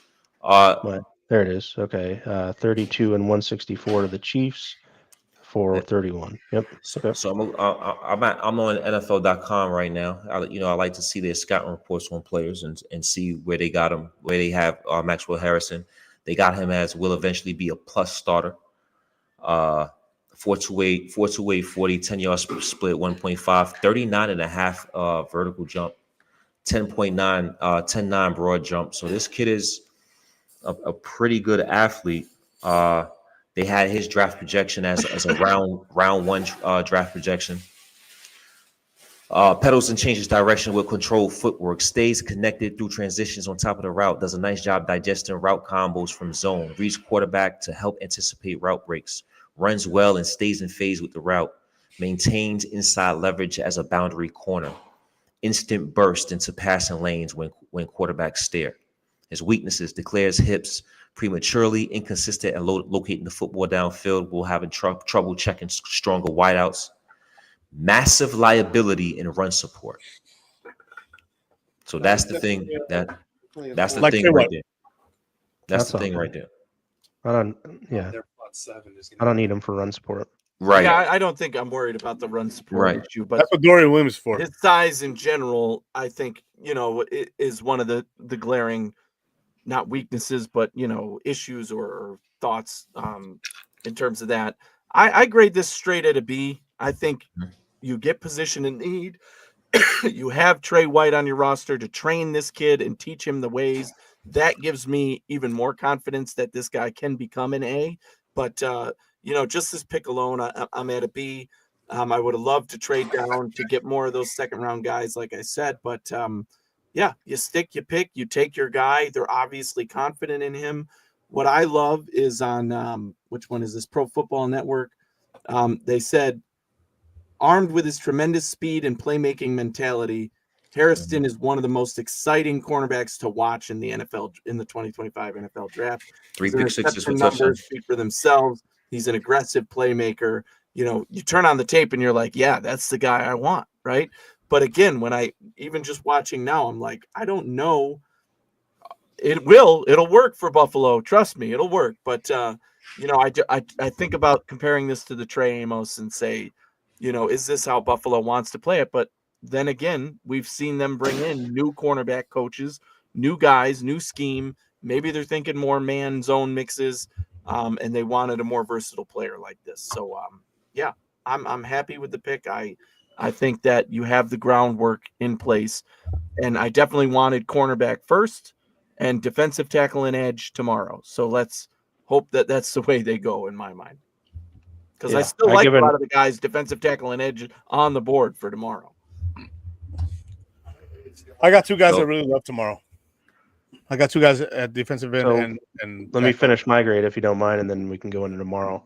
Yep. So, cousin of Maxwell Hairston is Taiwan Jones, a linebacker that played in the league. So this guy's got pedigree too. It's A- for me. I thought this was the best fit at cornerback for the Bills if they were going to go. I didn't think they would have a chance at Will Johnson though. So I guess I can't say that with the players on the board, he was the best available at that time, because we all thought Will Johnson was going to be the pick there, or the target at least. Didn't really think the medicals were that big of an issue. Obviously, they became a bigger and bigger issue as the draft went on here, and we see that was a concern. So outside of Will Johnson, who I didn't have really in the discussion at the time when we were discussing this on Triple Coverage, I thought Hairston was a really good pick and probably the best fit for the Bills. And again, you cannot teach speed, so one of those guys that has that going for him, and the other stuff that he lacks, you can work with him on. It's not a major flaw that isn't teachable, or isn't. It's not like you're not able to put muscle mass on a guy or put weight on a guy when he gets to the NFL. You muted, Akeem. They say in NFLDraftBuzz.com, just going to read through the summary right quick. They see his instincts in zone coverage as special. The way he beats quarterbacks and drives on the football, he's at his best playing off coverage, where he can read the flow and attack, particularly in quarters and cover 3 schemes that let him keep his eyes on the quarterback. The thing that jumps off tape with Harrison is his natural feel for finding the football. He's got a rare knack for making plays that can't be taught. I think those are things that I don't think the Buffalo Bills have had in the past. I know we got Christian Benford, and he does that now. The way he jumped those routes wasn't just good film study; it's pure instinct. Sure, he's slight in frame and is going to give teams pause, especially against the grown men he'll face on Sundays. But his competitiveness at catch point and his ability to match and mirror space will translate immediately as sub-package duties. Harrison is a scheme-specific playmaker who needs to be deployed strategically early in his career. Give him 2 years in an NFL strength program while letting him cut his teeth in nickel and dime packages, and you're looking at a potential long-term starter who can change games with his ball skills. Just don't ask him to press man against Mike Evans week 1, and you'll be happy with what you get. Yeah, I'm putting Christian Benford on Mike Evans. Yeah, Christian Benford's a bigger corner. He's 203 pounds, 202 pounds. I'm putting him on the big guy, right? The speed guy is getting Harrison every time. I'm going to be wise with my decisions at corner at this point. And so I'm not mad at it. I'm just he can track Xavier Worthy. Look, it's simple, right? What are you going to do? Match up against the team you can't get past, right? Not just that, but Xavier Worthy match up very well against Tyreek Hill. Yeah, guys we play all the time. Yeah, exactly.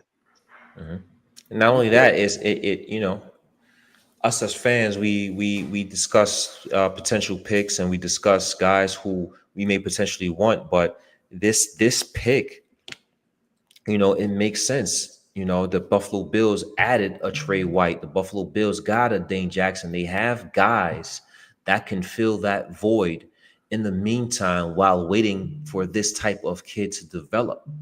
So, in my opinion, of course, I was thinking Siobhan Reffle in terms of, we can go and get him now because he has that knee injury, and we have guys that can play right now while somebody can wait and develop. And the guy was wrong, but the schematics in terms of the way of thinking, I think, was accurate. He's not ready to play immediately every down right away, but he doesn't have to.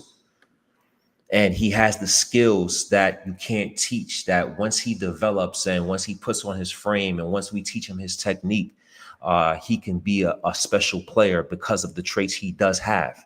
So this is the pick for the Buffalo Bills. I'm going to go ahead and give it a B+. Yeah. My man. All So right. I had the Ooh. highest with A-, and then I think you guys both went B+, Izzy and Akeem, and then Romeo with a straight B. Is that right? Mm-hmm. Mm-hmm. I think that's a good range. Like all that makes sense. It's all within like a grade, like A-. How dare you not agree with me, Romeo? None of us have an F, right? None of us hate this pick. I mean, it's a great player coming there. Yeah. So he didn't even get he didn't get a B- or a C. Who did the Eagles pick? They took They Jihad got Josh Campbell. Simmons out of and who did Kansas City pick? Simmons. Simmons. Okay. I actually nailed Kansas that one. City. I had Kansas City picking Simmons, so I knew they were taking offensive linemen. I had 4 early and 1 late, so I had 5 picks that I was on the nose with, which isn't bad in a draft like this. So I feel the Chiefs reached for the guy they got, but when you need a guy, your offensive line is decimated because you lost Joe Tooney, and you have to take who you have to take at that point. Like you have to protect Mahomes. You can't let him become Tua. So before we get out of here, looking ahead to day 2, Anthony, let's go. Let's start with you. Looking ahead to day 2, I know we spoke about it a little bit. Let's continue. What are you looking to see with the Buffalo Bills looking ahead to day 2 tomorrow night? Defensive tackle and edge and nothing less. Don't tell me safety. Don't tell me wide receiver. Don't tell me no. I don't want those guys anymore. Just give me defensive tackle and edge. And there's still a bunch of them in this range. Whether we wait until those picks that we have to get them, or we trade up and we get the guy we want. I mean, you're talking lots of guys there that I'd be happy with still on the board. But defensive tackle, edge, without a doubt. There's guys like Landon Jackson and Josh Farmer, who the Bills have talked to. There's what's his name? Alfred Collins. Yep. Who is a guy that I really wanted the Bills to get. So I mean, Darius Alexander from Toledo. So. Yes, and the Ohio State pass rusher. JT to JT, yes. Jack Sawyer. No. But those are guys who could be in range where you either only have to trade up a couple picks, or if you sit and wait, you might be able to get them. Whoever it is, it's got to be defensive tackle and edge for me tomorrow. I would argue this. I would take a receiver. Who? Which one, though? Jaden Higgins. Where are you getting defensive tackle and edge in this pick? So I think there will be some defensive tackles later on. Could be. I think will be. I'm 90% sure there will be. And you got CJ West out there. You got TJ Sanders, I believe, out there. You got some defensive tackles. I think Farmer is going to be a 4th round pick. If we don't take him in a second, he's a 4th round pick. Yeah, a lot of people talked about Deion Walker later in the draft. No, 6'7", absolutely not. 331. You have this kid from Ole Miss. I like JJ. I don't know how he pronounces his last name. Pegas. Peggy. I'm not sure. So, but 6'3", 309 listed here. I really like, that play at the defensive tackle too. But yeah, there's a lot of depth in this draft for those positions, and we'll see. They're going to get maybe Nick Scourton from Nick Texas Scourton A&M in the on second there, round. Like Great. One of Ben Shoop's guys who's on the Izaraku's still there. podcast. Lots of hype coming into this draft. Granted, he's got some weaknesses too. I don't know that the Bills would be on him as much as JT, the Ohio State kid. Yep. But yeah, I see the Bills jumping back in the third round. Yeah. 10 Because you draft can get picks a third round and get a guy like Jalen Royals or someone, or maybe even him in the fourth round for wide receiver if you exactly. want that idea. That's and again, but the it guys goes I both named. ways. But Jaden Higgins is like, man, that would be nice in the second round too. Jaden Higgins is my guy. 6'4", 215, catches everything, good route runner, good separator. Like Jaden Higgins is my guy. I think Luther Burden's going in like the top 5 picks in the next. I agree, and that's why Jaden Higgins is my guy. Right there. Yeah, so that's if you really want him, you're going to have to trade up for him. I wouldn't be mad at getting a guy like that just because of the talent alone, right? If they're like, that's our guy, we're going to trade up and get him, great, then fine, take a wide receiver. But I really am pounding the table for defensive tackle edge in round 2 just because I like the guys in that range. And I'm not arguing that with you. I'm just saying if it took a wide receiver and it was Jaden Higgins, I wouldn't be mad. Anybody else? Kick a boulder.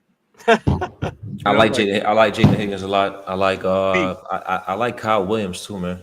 Kyle Williams is a guy that I got him in the fourth though. You got him in the fourth. I like Kyle Williams a lot. I think he's gonna go earlier than the fourth. No. he's gonna be right around that fourth round range because he has the talent, but there's still questions about him. So to me, he's a solid fourth round pick, maybe fifth. That's a tough one because that's a gamble like Khalil Shakir, right? People are like, I was going to say, I know a guy who was picked in the 5th round who's pretty dang good. Yeah, we had a 3rd round grade on him. Well, then why didn't you take him the 3rd fucking round? Well, because we had other. Yeah, okay, yeah. Well, we got him in the 5th because we traded up for him, and you idiots didn't take him. And now he's our beast. So do what you do. But I think that there's more options like that can happen in this draft where you got guys who you see could be further ahead, but they fall, and you say, you know what? We're not going to have 10 draft picks make the team, so we're going to trade. Who takes the risk with Will Johnson? That's really what I'm wondering now. Because at this point, is it even a risk? Because the second round, he's dropping now. It's DK Metcalf, essentially, right? Like the defensive DK Metcalf, right? Like that fall, and we're all against. Okay, well, he's got a flag. We can't pick him. Ray Davis's teammate Maxwell Harrison too. I didn't really even make that connection. Oh yeah, I made the Stevie Johnson connection pipeline type thing, and that's I didn't want to say it on air to mess with you, but I remember Ray Davis from Kentucky, but he only played 1 year there. Will Johnson, I don't care. Yeah, but I mean it's going to be interesting, but at this point, like we got our guy, so like at this point, I can't really care about the other corners until like we maybe double dip later in the draft. Mm-hmm. As of right now, I have to be like, what do we need versus who's on the board that we can potentially get. Mm-hmm. I was really a big guy who was like, if we took Luther Burden here in the first round, then like we wanted Luther. Like I was saying, the want versus need. And then you go what you want, and then you get what you need later. Darian Porter from Iowa State, also the corner, was a guy who I really pound the table for. He's a guy who I think could really play in our system and excel. And then you look at if we took Jihad Campbell, you could take guys in this round. But like the draft is falling funny. It's not really falling in a way that most people thought. Like the players are going in places that we kind of thought they'd go, but there's some surprises. And so I'm really waiting to see, because if round 1 was a surprise, like what do they have the rest of their boards looking like? That's crazy. Yeah, I mean, it remains to be seen. The second round of the NFL draft usually comes on to tomorrow night around 7 p.m. The Buffalo Bills should be an entertaining second round, 56 and 62. So it should be an entertaining second round for the Buffalo Bills. If we stick and pick. If we stick and pick, we may want to trade one of those picks back and recoup a third. That's where I'm at right now. This pick at 56 or 62 and trade one of those and pick up and recoup a third. Well, Akeem, here's a stat for you, right? Easy. 7 rounds, 7 years, my bad, right? The Bills have drafted in the 4th round 3 times. 7 years, 3 4th-round picks. In the 4th round, they're usually like F them picks, and then they move to the 3rd round. Interesting. We got 2 4th-round picks. They could stick and pick. They could move forward in the 2nd round, and then trade those 2 fourth to the 3rd. So like they have the flexibility to do whatever they want to do at this point. It's with the picks and the ammo they have right now, because we're no longer in the 1st round. We don't have to worry about like how much are we giving up to move up in the 1st. No, it's how much are we moving up to in the 2nd, 3rd. You know, do we want more 4th-round picks, which we usually don't draft in the 4th round, but like we traded both our 4th-round picks to move for Dawson Knox. So, like, what are we doing? We'll see, man. We'll see. Anybody got anything else before we get out of here? I got a little bit. I'm tired. Go Bills, baby. I'm excited for tomorrow. Tomorrow's really where we should be more excited as Bills. We got 2 picks. We're probably going to move around a little in that 2nd round. So I'm excited to see how tomorrow works out. Today's a long drive to get to the pick that we finally got, but tomorrow's more exciting, I think. The fruits, the real genius of Bean is going to show correct even more out tomorrow and Saturday. So yes, and it puts this pick into perspective too, because once they make those other picks, they're going to say that's why we felt like we needed to get our guy in at 30 at cornerback. Real quick before we go, 9 picks left for the Bills. How many of those 9 do you believe the Bills make? 6. 7. I like 6. 6. I think we move up in the 2nd, and then we move back in the 3rd. I like the 7 range. Yeah, sounds good. We're all right there. I mean, 7 total picks in the draft, not 7 more picks. 6 more picks. 7 total. Yeah, I got 8 total. I'm gonna go 8. But gentlemen, this has been fun. The 1st round of the NFL draft is complete. Built in Buffalo Live. We have about 1,083 people in this chat. We appreciate each and every one of you for rocking with us these last 4 hours. If you're talking about Lance, 5 hours. It's been a long day, but it was well worth it. The Buffalo Bills got their cornerback, Maxwell Harrison. Great show. We appreciate everybody. Tomorrow we'll probably have some breakdowns. We'll see what we can do. Me and Lance, Izzy, Anthony, amongst us, we'll talk it over and see what we can have planned, whether it's going to be a live show or breakdowns or what may consist of our content in terms of the Bills and Buffalo coverage for the rest of the NFL draft. But I appreciate everybody that joined us today, from Ben Shoup to Scott, to Peter, to Ronnie, Lance doing a hell of a job today in the background and on camera, my brother Anthony, and my boy Izzy. We appreciate everybody. We appreciate everybody that tuned in. From Bills in Buffalo and everybody, go Bills, and we'll see you next time. Go Bills. Go Bills, baby.